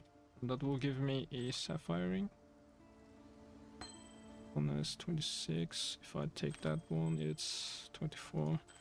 Oh, interesting. Actually, I have 1 here. I can check that one too. Okay. Only 22.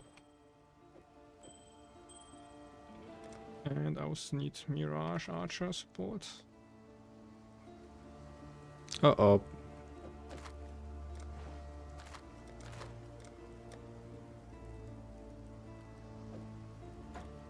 What are you watching? Right. So we're watching a Trickster Toxic Rain 0 to Eater Exarch. Obviously, we're not going to watch the whole thing because it's 9 hours. Later, I need to get Mana Forged Arrows. Another Toxic Rain.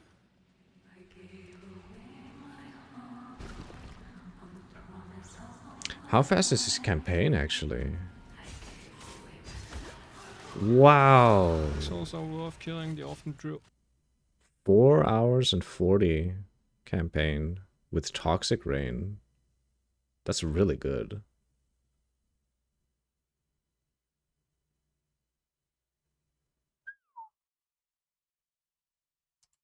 Drop a lot of jewelry. Wait, doesn't Toxic... I thought Toxic Rain got fucking gutted. Lapis amulets.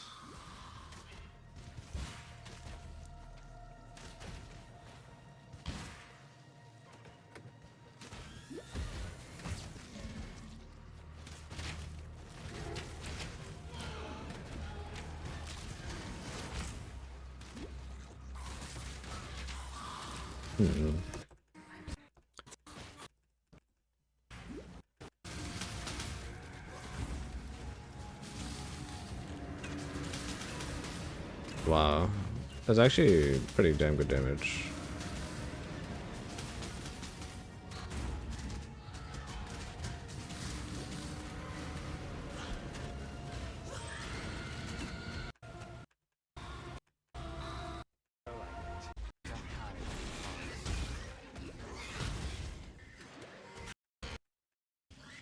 I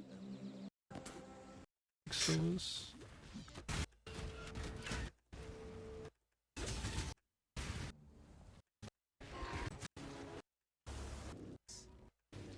And it's gonna point me to the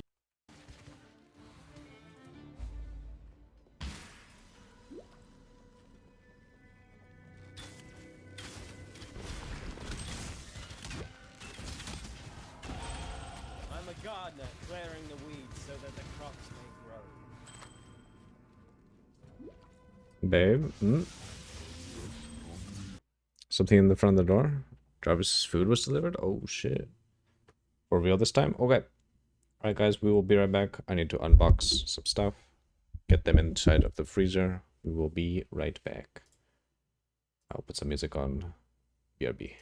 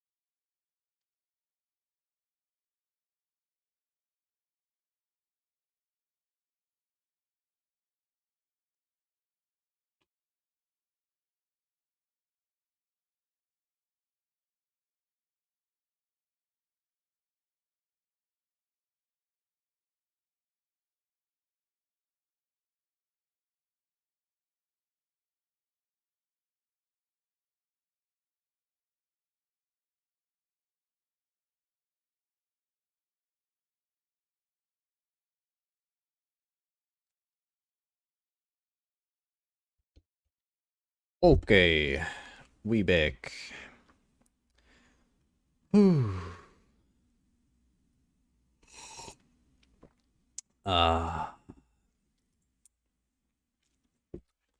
Look at those clouds rolling by.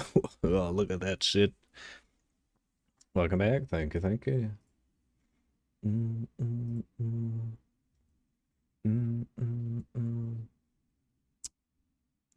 All right, let us continue with this.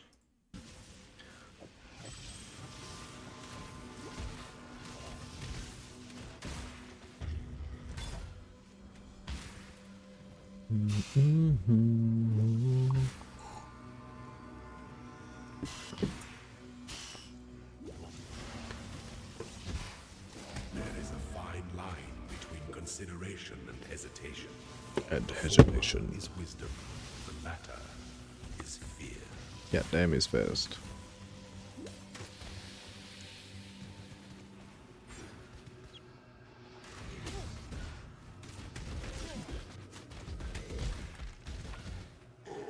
I just realized I could probably cut off so much of my leveling time in the early, because like with Power Siphon Mines, once I got Power Siphon Mines, I was zooming, but before that I was like hard stuck killing mobs. It's fucking terrible. Oh, his damage is actually really good with Toxic Rain. What the fuck? Rare boots, maybe they have movement speed. Ooh. Sense. Below 16.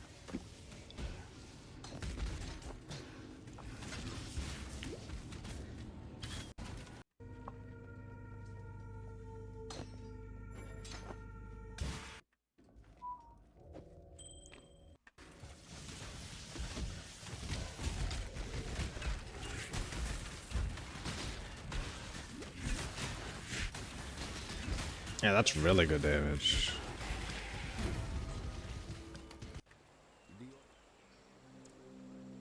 Blood Rage. Oh, interesting. He takes Blood Rage instead. Travel far. For some Frenzy charge generation.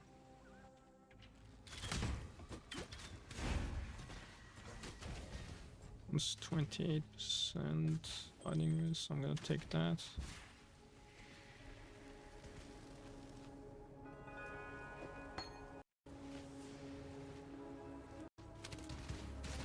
Okay, so I'm gonna get, once I have enough transportation orbs, I'm gonna get frenzy charges through mana forged arrows with frenzy.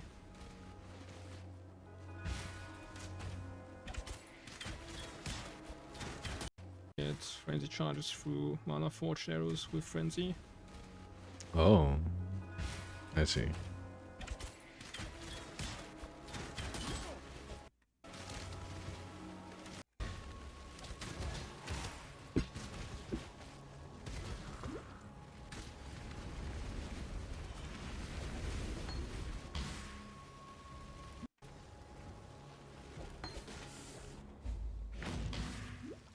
Oh.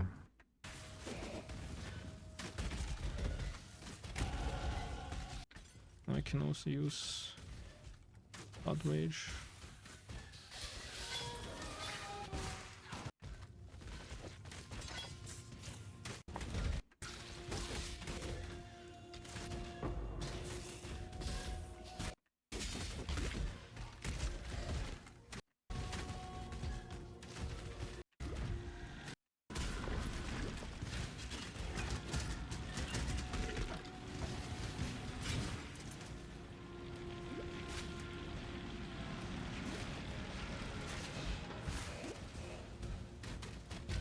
Shine boldly, so that all may find. When the darkness falls.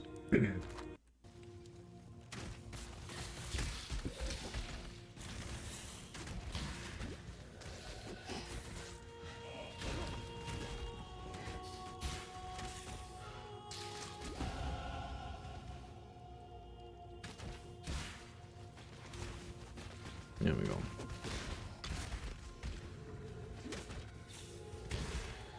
Oh shit. I didn't actually turn on the music when I left for the BRB screen, did I? Ruh-roh.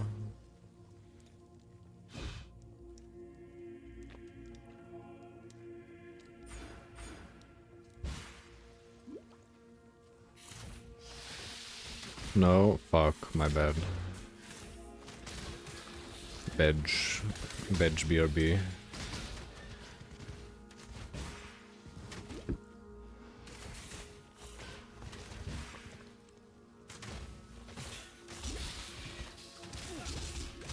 Oh.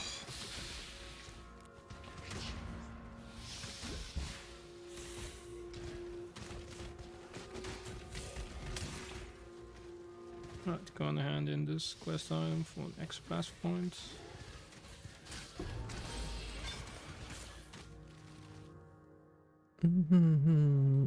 God, his loading speed is so fast. Stay true to you.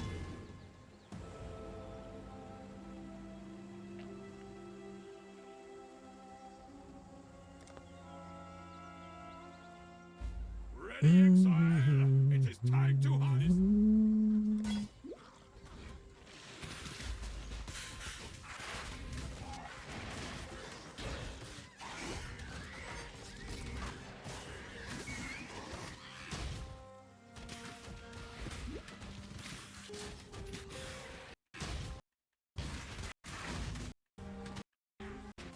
Life, any life.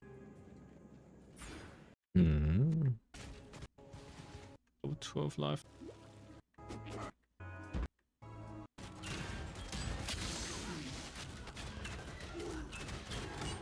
Oh, look at that.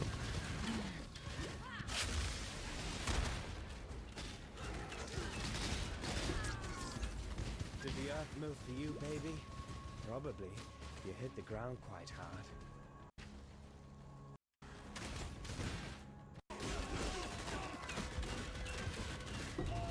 Just need a moment to catch my breath. Oh, that's really good damage for Toxic Rain, my goodness.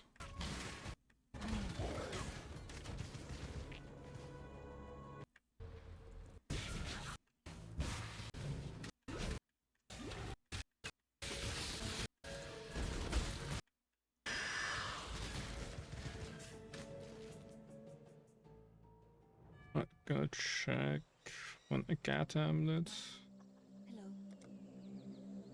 Hello. This one was an off chance, so I'm not gonna buy it. Goodbye. The end of learning. You, that's... Don't really need anything here. Nothing. Need a extra green socket. I need void manip. Gonna buy toxic rain, and I need mana forged arrows. While we live, we are blessed. This one's not linked, Stay sharp. actually. Costs an augmentation orb. Return.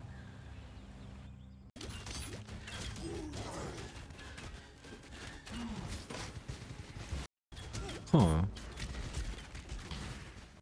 Intriguing.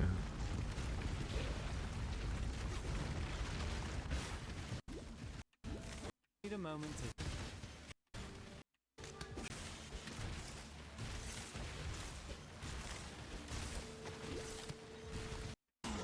All that flashy sword swinging.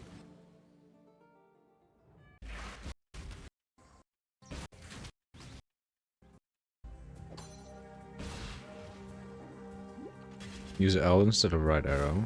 10-second forward.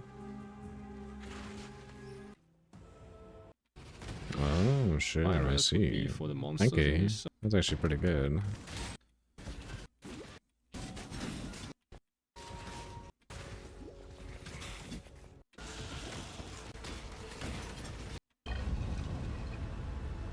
K is pause. Okay, okay. Shadow is starting to feel a little. And I assume J is 10-second back. Okay, yeah. The more you know. Thank you.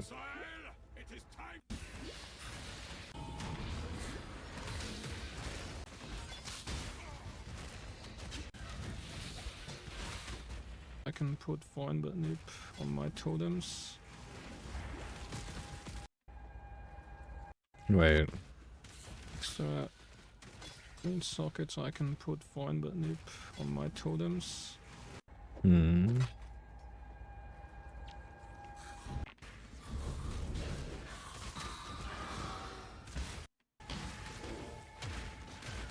Just need a moment.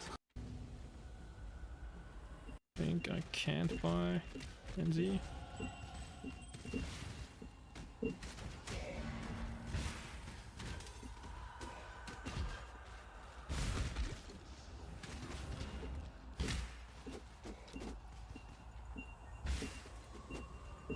We're at dead end because of the Val zone.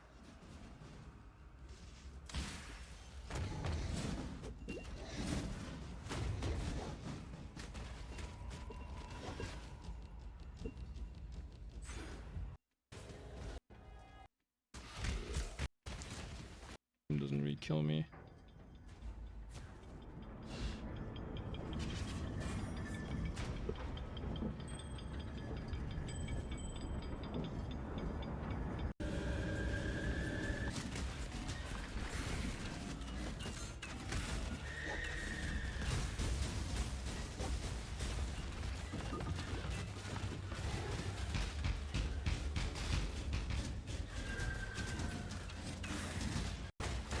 Very good damage.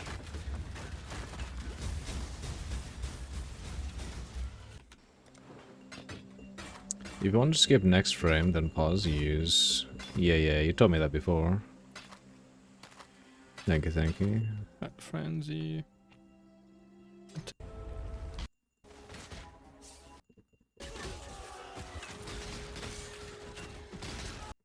Okay.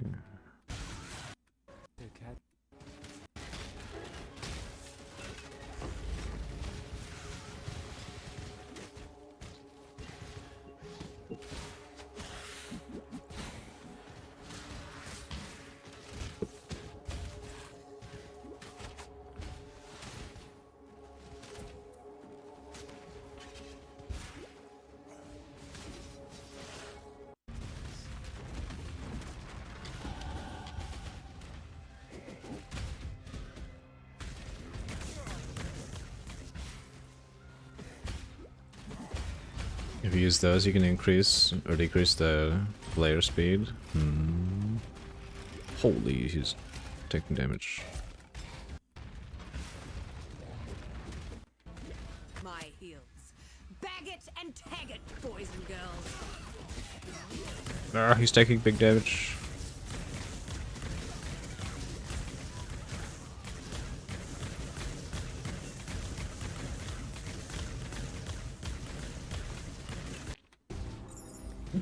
Okay. Black odds. Talakota.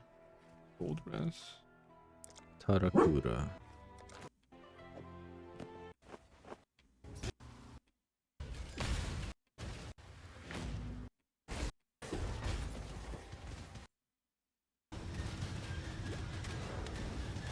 This got recommended to me 6 days ago. Been keeping an eye on the channel. It's good shit. Wow.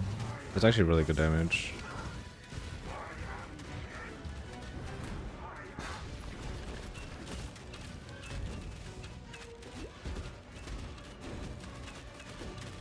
Yeah, his speed to get in maps is really, really good.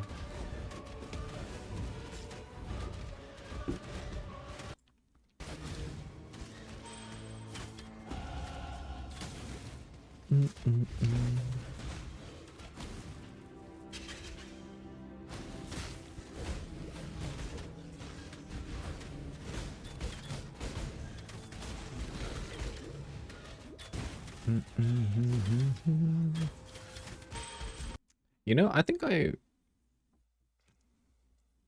Oh, wait. He isn't as talkative as rounds, etc., but still do decent vids. Yeah, it's very informative.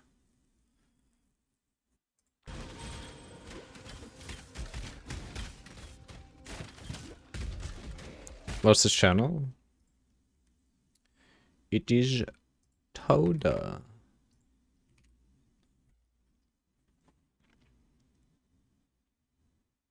So far, there's good shit. You there, local, come.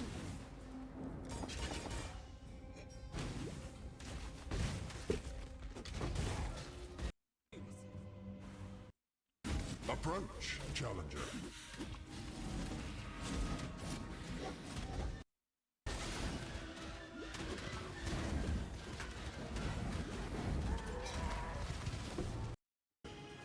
This empire remains.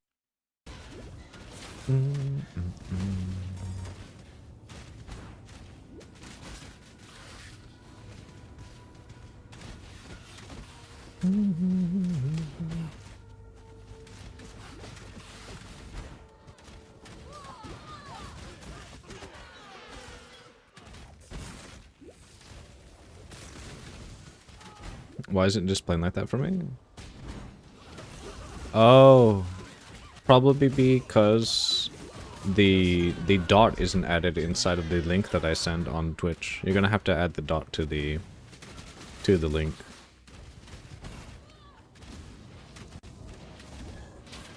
Or I could just link you to this video that we're watching right now.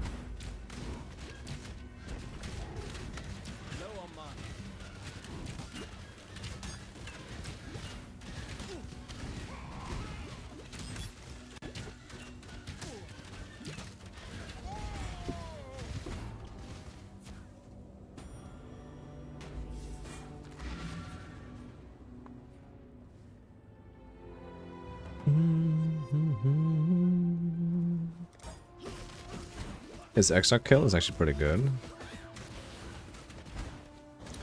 Let me see.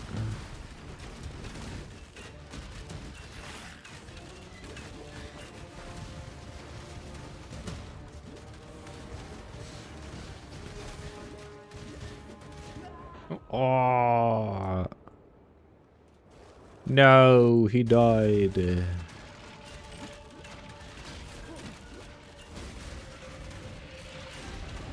You will. I shall strike you down.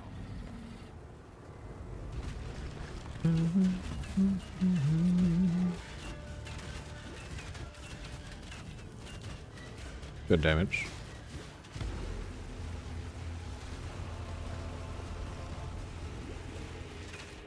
Not even sure if he gets Uber Lab. I skipped some of it.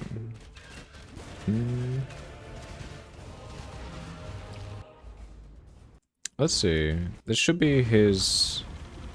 This should be his third lab, yeah? Merc Lab? Yeah, this is Merc Lab. Don't give up yet. So Merc Lab and then Final Kitava.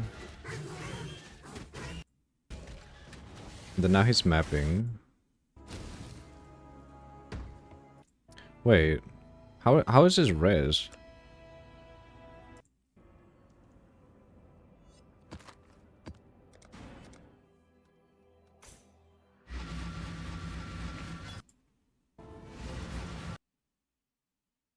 Oh, I see. Wow, that's actually not bad. And that's at 4 hours 40? That's pretty good. He even has some chaos res too. What the fuck? Bro. Actually, I need charisma first, so I can fill in grace.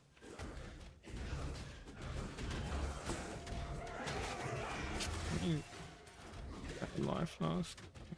Life flask and mana flask. Amethyst ring? Let's see. Ah, yeah, you're right. Amethyst.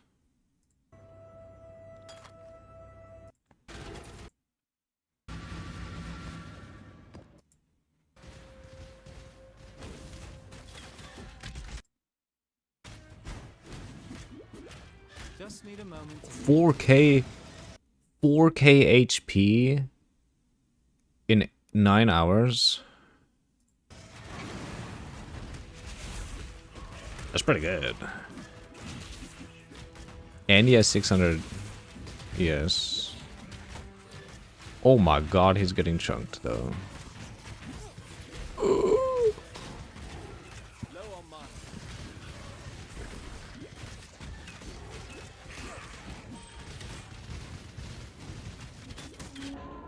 If that was me, I would have fucking said fuck that to those rares. Fuck them.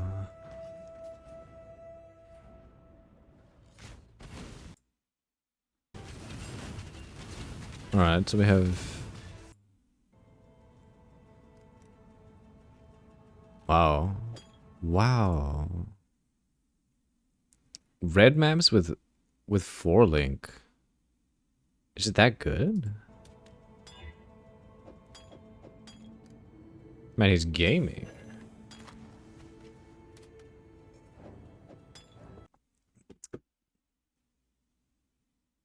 Oh, okay, no, thank god. I was like, wait, is he mapping from the fucking Karui shores? Sure. Remember, we You know. for freedom. Thank god.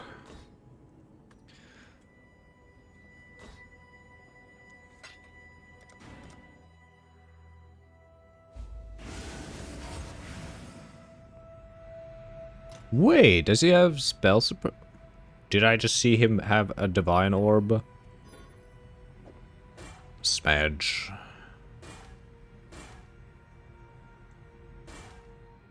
Damn. Damn, nothing good on the slams. Sad egg.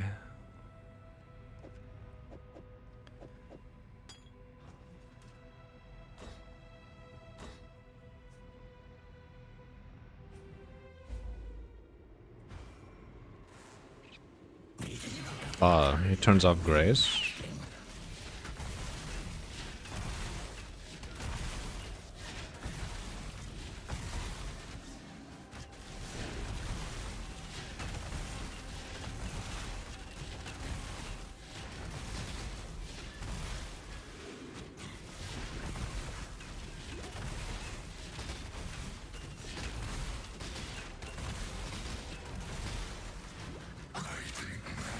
Honestly, this is good damage. For 4-link, and he's 9 hours 30 in.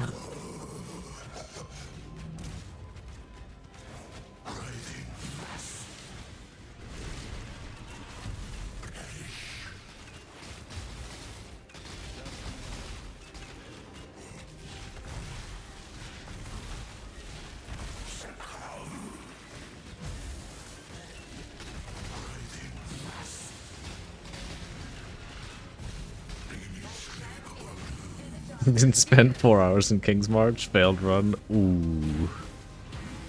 Damn. He fucked up.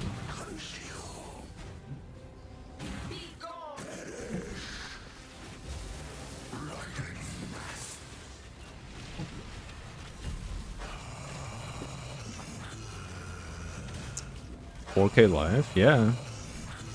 That's impressive, to be honest. In 9 hours, 30.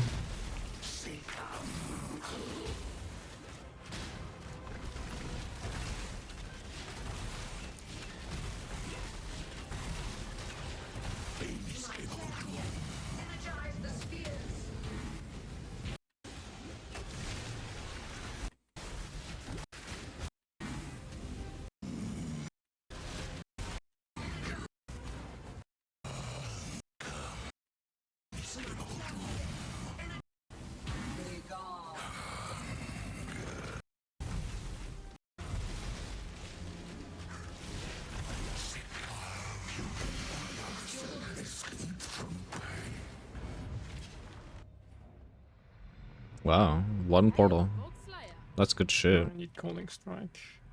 In extra kill, he literally stands just outside the big AoE. I just run to the end of the map. God damn, so he knows the size. Need 4 green on match. Rip. Oh. Try.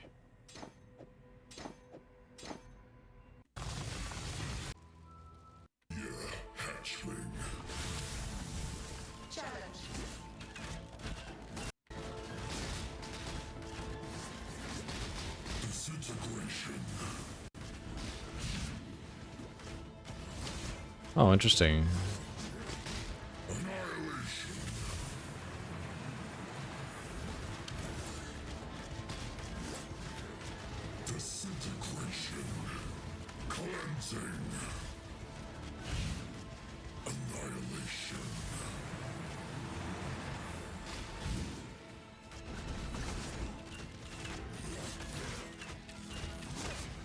Oh, that does so much damage.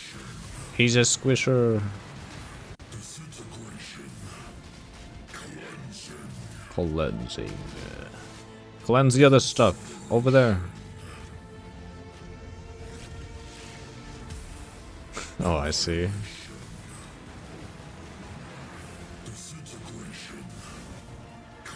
I actually don't know how big that AoE is.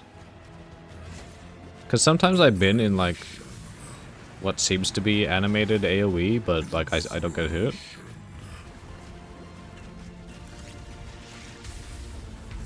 Kinda, wow.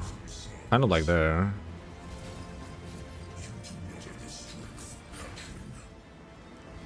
That may be, but I am not alone.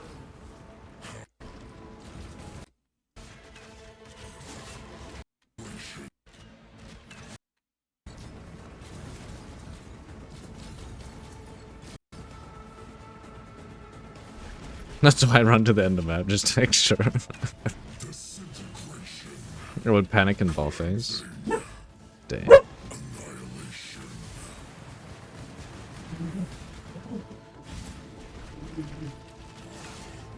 Ooh. It's Aru, Jarvis, Aru. There you go. Yeah, that's a good one.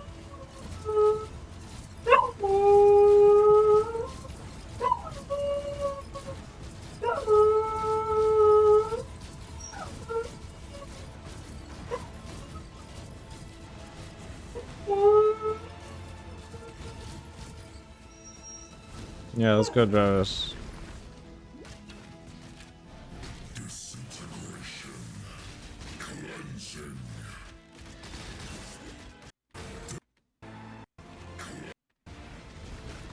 He needs to do so many ball phases because his DPS is a bit. Ooh, did he take 2 balls there?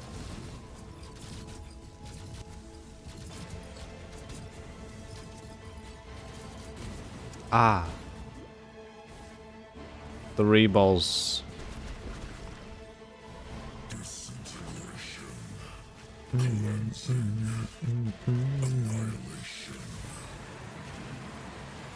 Wait. Is he using like...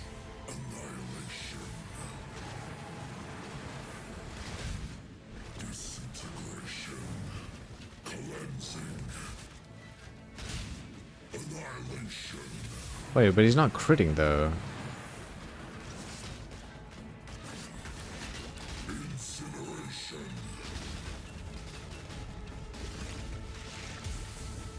Wow.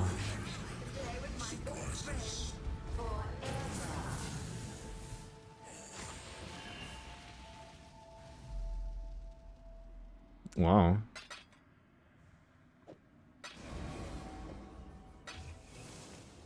Right, that was it. I'll post the POB in the description. And that was my Atlas tree. That's pretty good. Though, to be honest, I wouldn't want to do searing with that low damage.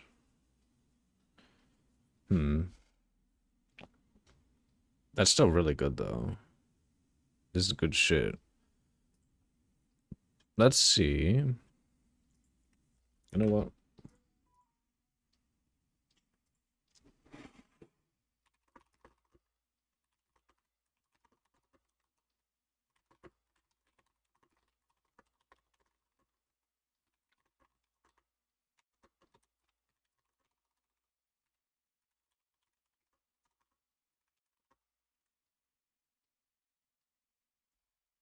Sub.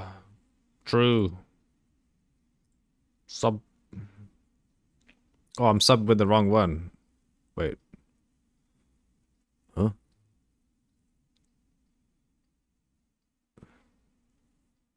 Well, we'll sub with that one.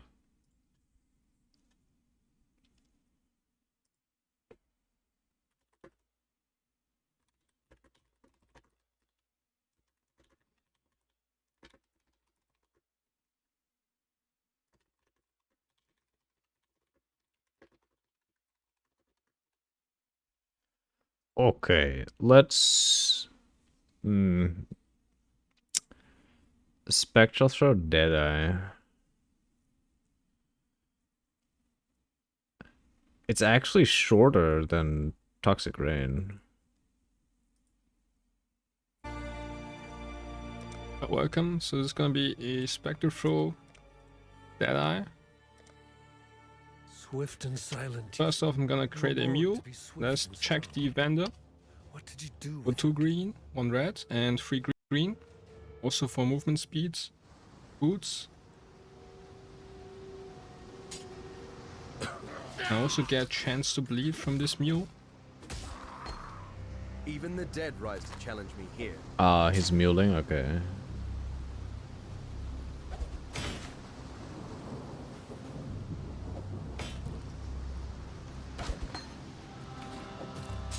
And later on I'm gonna post a short text guide in the video description. I'll go over what gems I'm going to use and how I'm going to dress this character.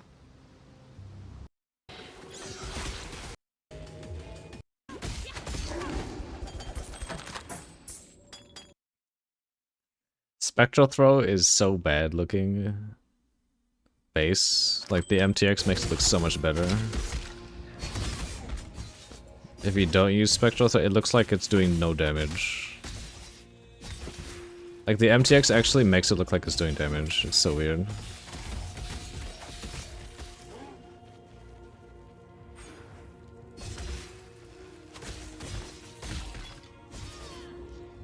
Spooters, oh.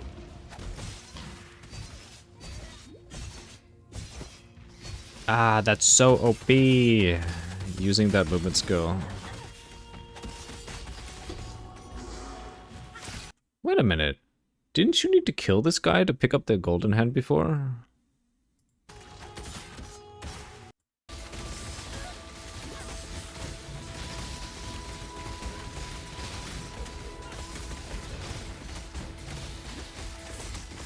No.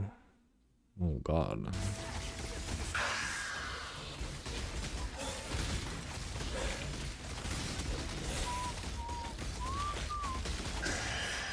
Well, that's actually good damage.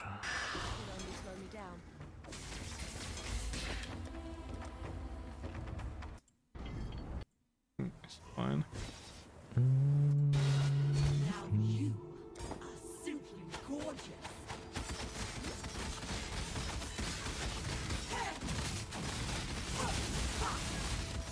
Wow.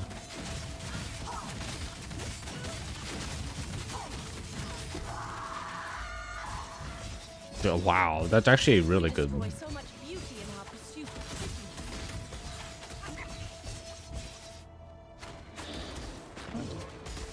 Can't curse that guy. Consume the curse and then you gain, or she will gain, Unholy Might.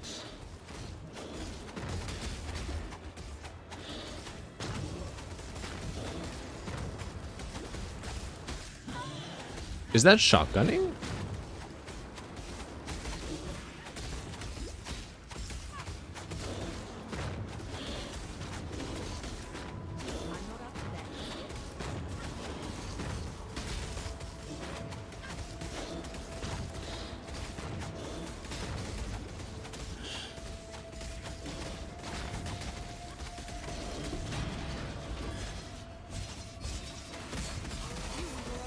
I miss those unique jewels from Golden Hand Quest. It gave a unique jewel?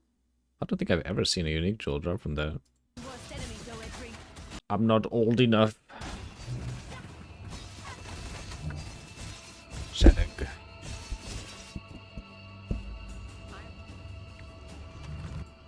I admire you in this moment, Ranger. You and I, who create the most beautiful Oh, these. Okay, yeah, I have seen these. usually the concern of nature, isn't it? Not anymore. Wow. Wait. Well, these were actually correct. Nice, desynced. This is OP. Damn, setting. I am old enough, it seems.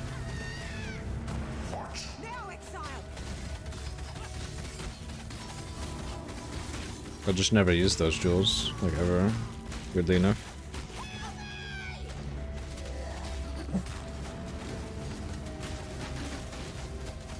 What the fuck is this next? God damn.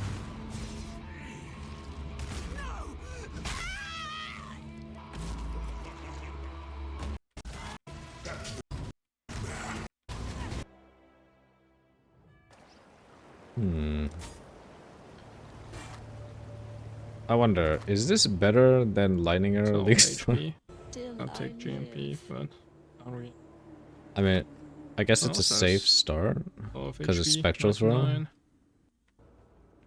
Evasion do I have 33% evade Oh, you know what? chance. Just because of this movement ability, it's probably much faster as a league starter. Going through campaign at least. Need to find better bases. If you want to suffer.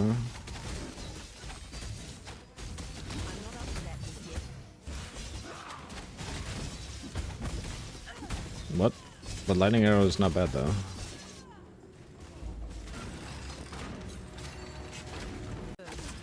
Unless something changed about it that I am unaware of.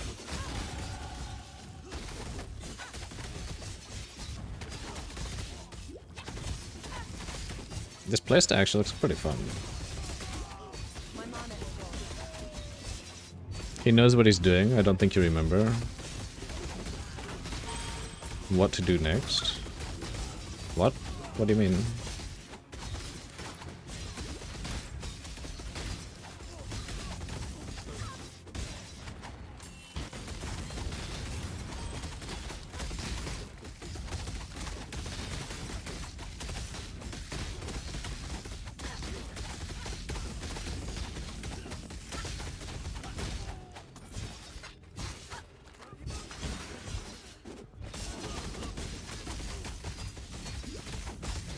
He knows what he's doing. I don't think he remember what to do next to make the build more viable through X.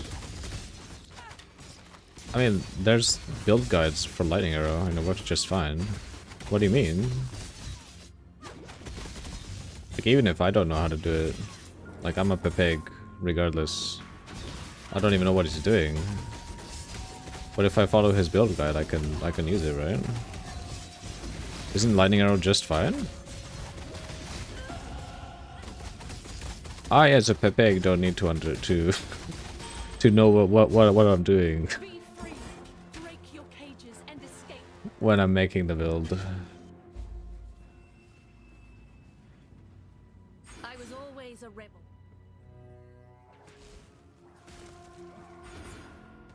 Oh, that's so sad.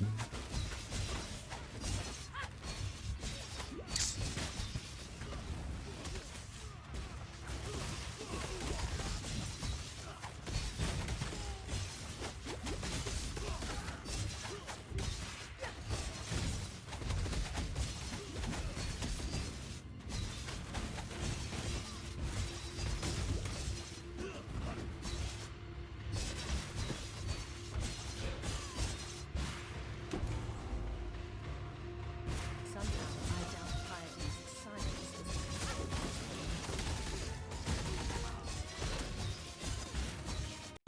Okay. Wait.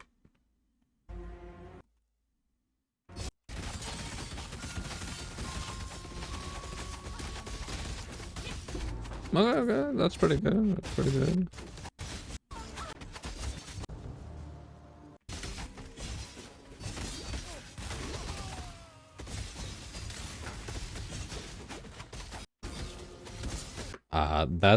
That's why it's so much more fast. The movement skill he's using is just so cracked. He shaves up a whole hour, basically. I wonder, how does the mapping look like?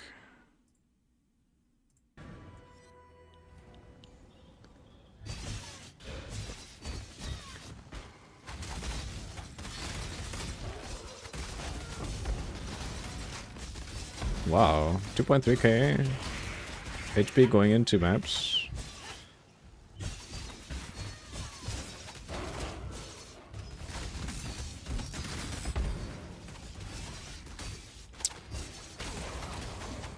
It's honestly good damage.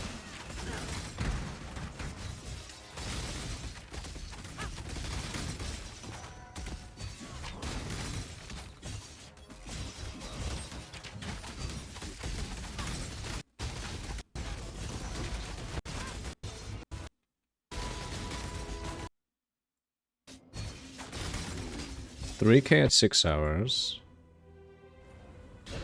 3.5 at 7. And he's in red maps. Ooh.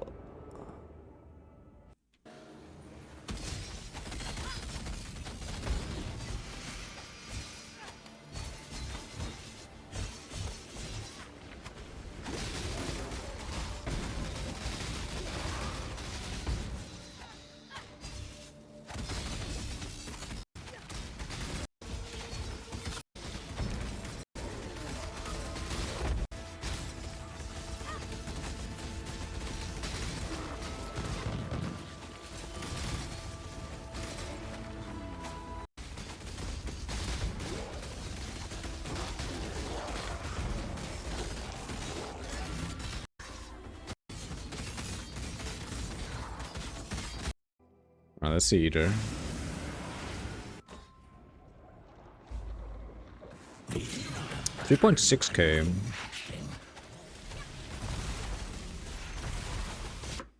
Hey, Virtual. Hello. Hope you're doing well.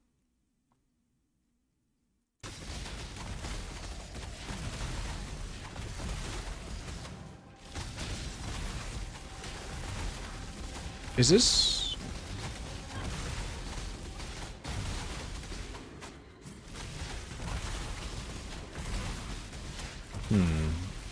Is this more or less damage?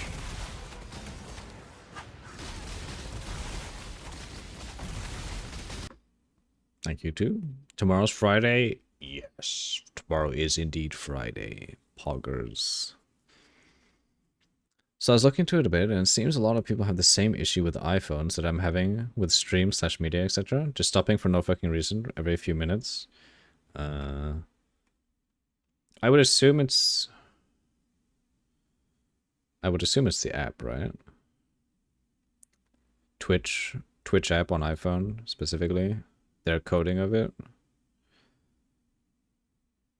Unless it's like iPhone specific. They say it's a connection issue. Huh.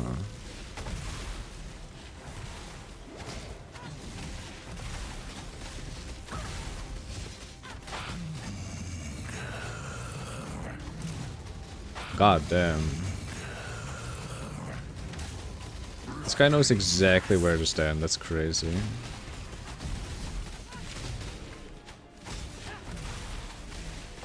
We're on iOS end. Really? Interesting.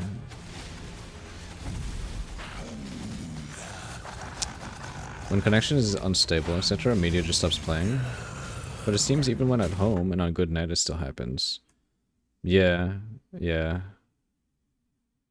It's super dog shit.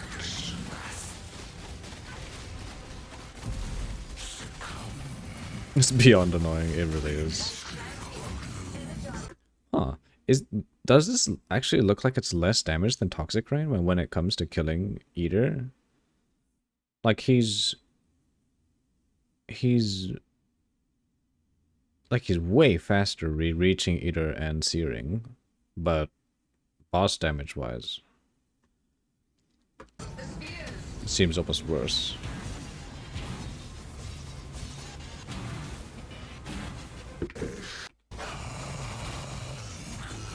Why are you so annoying, Beyond? Ooh. God damn. That's toxic. Did he dodge that?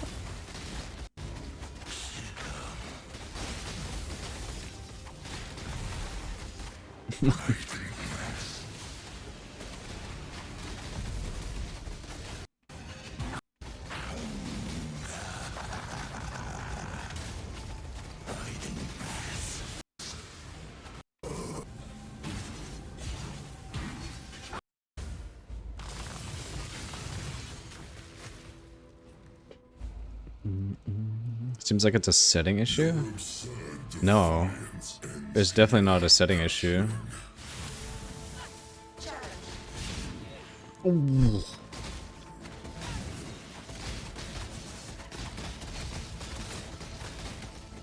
Yeah, but it still happens when we have good internet.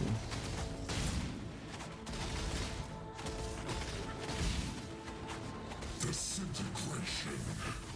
Cleansing. Annihilation.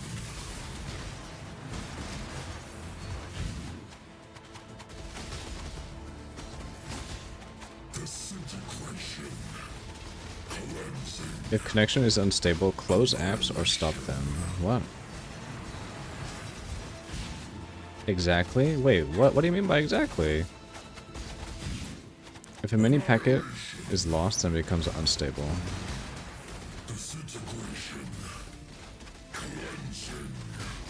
Incineration. How is it a setting issue? Disintegration. Cleansing. Annihilation. Disintegration. Cleansing. I don't know about iOS. You do not have the strength, hatchling.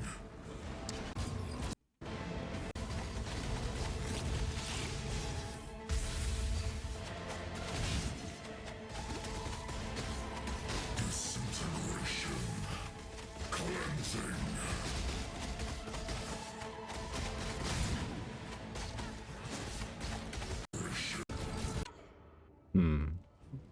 Okay, so he dies once. Alt attack, one tap. So Oh, 3. Oh shit.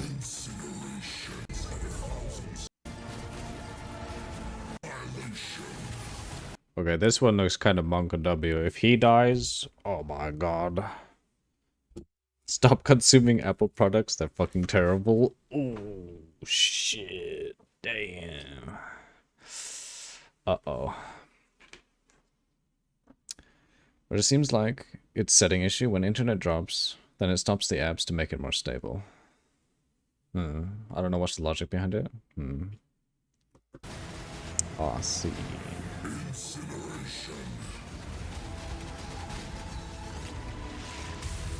Disintegration. Cleansing. Annihilation.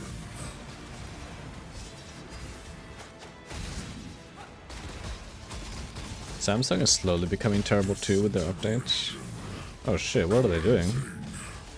Incineration.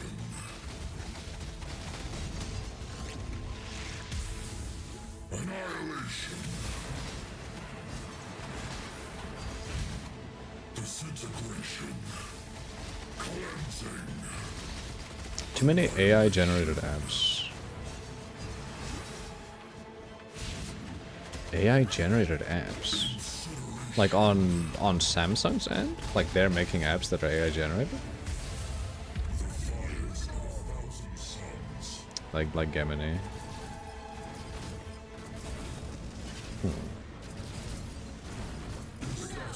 Oh. Took me an hour to disable that? Damn.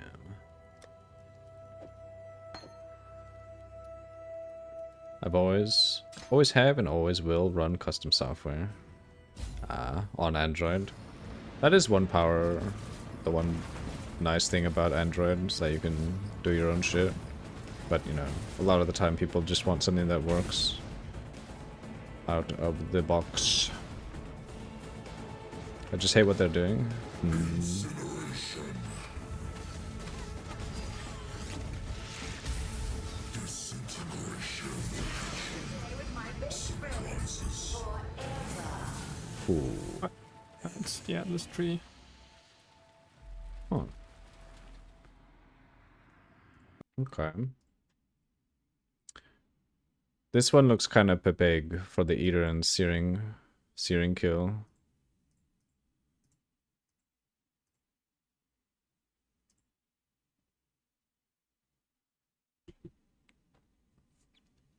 You meant firmware, which ties into software.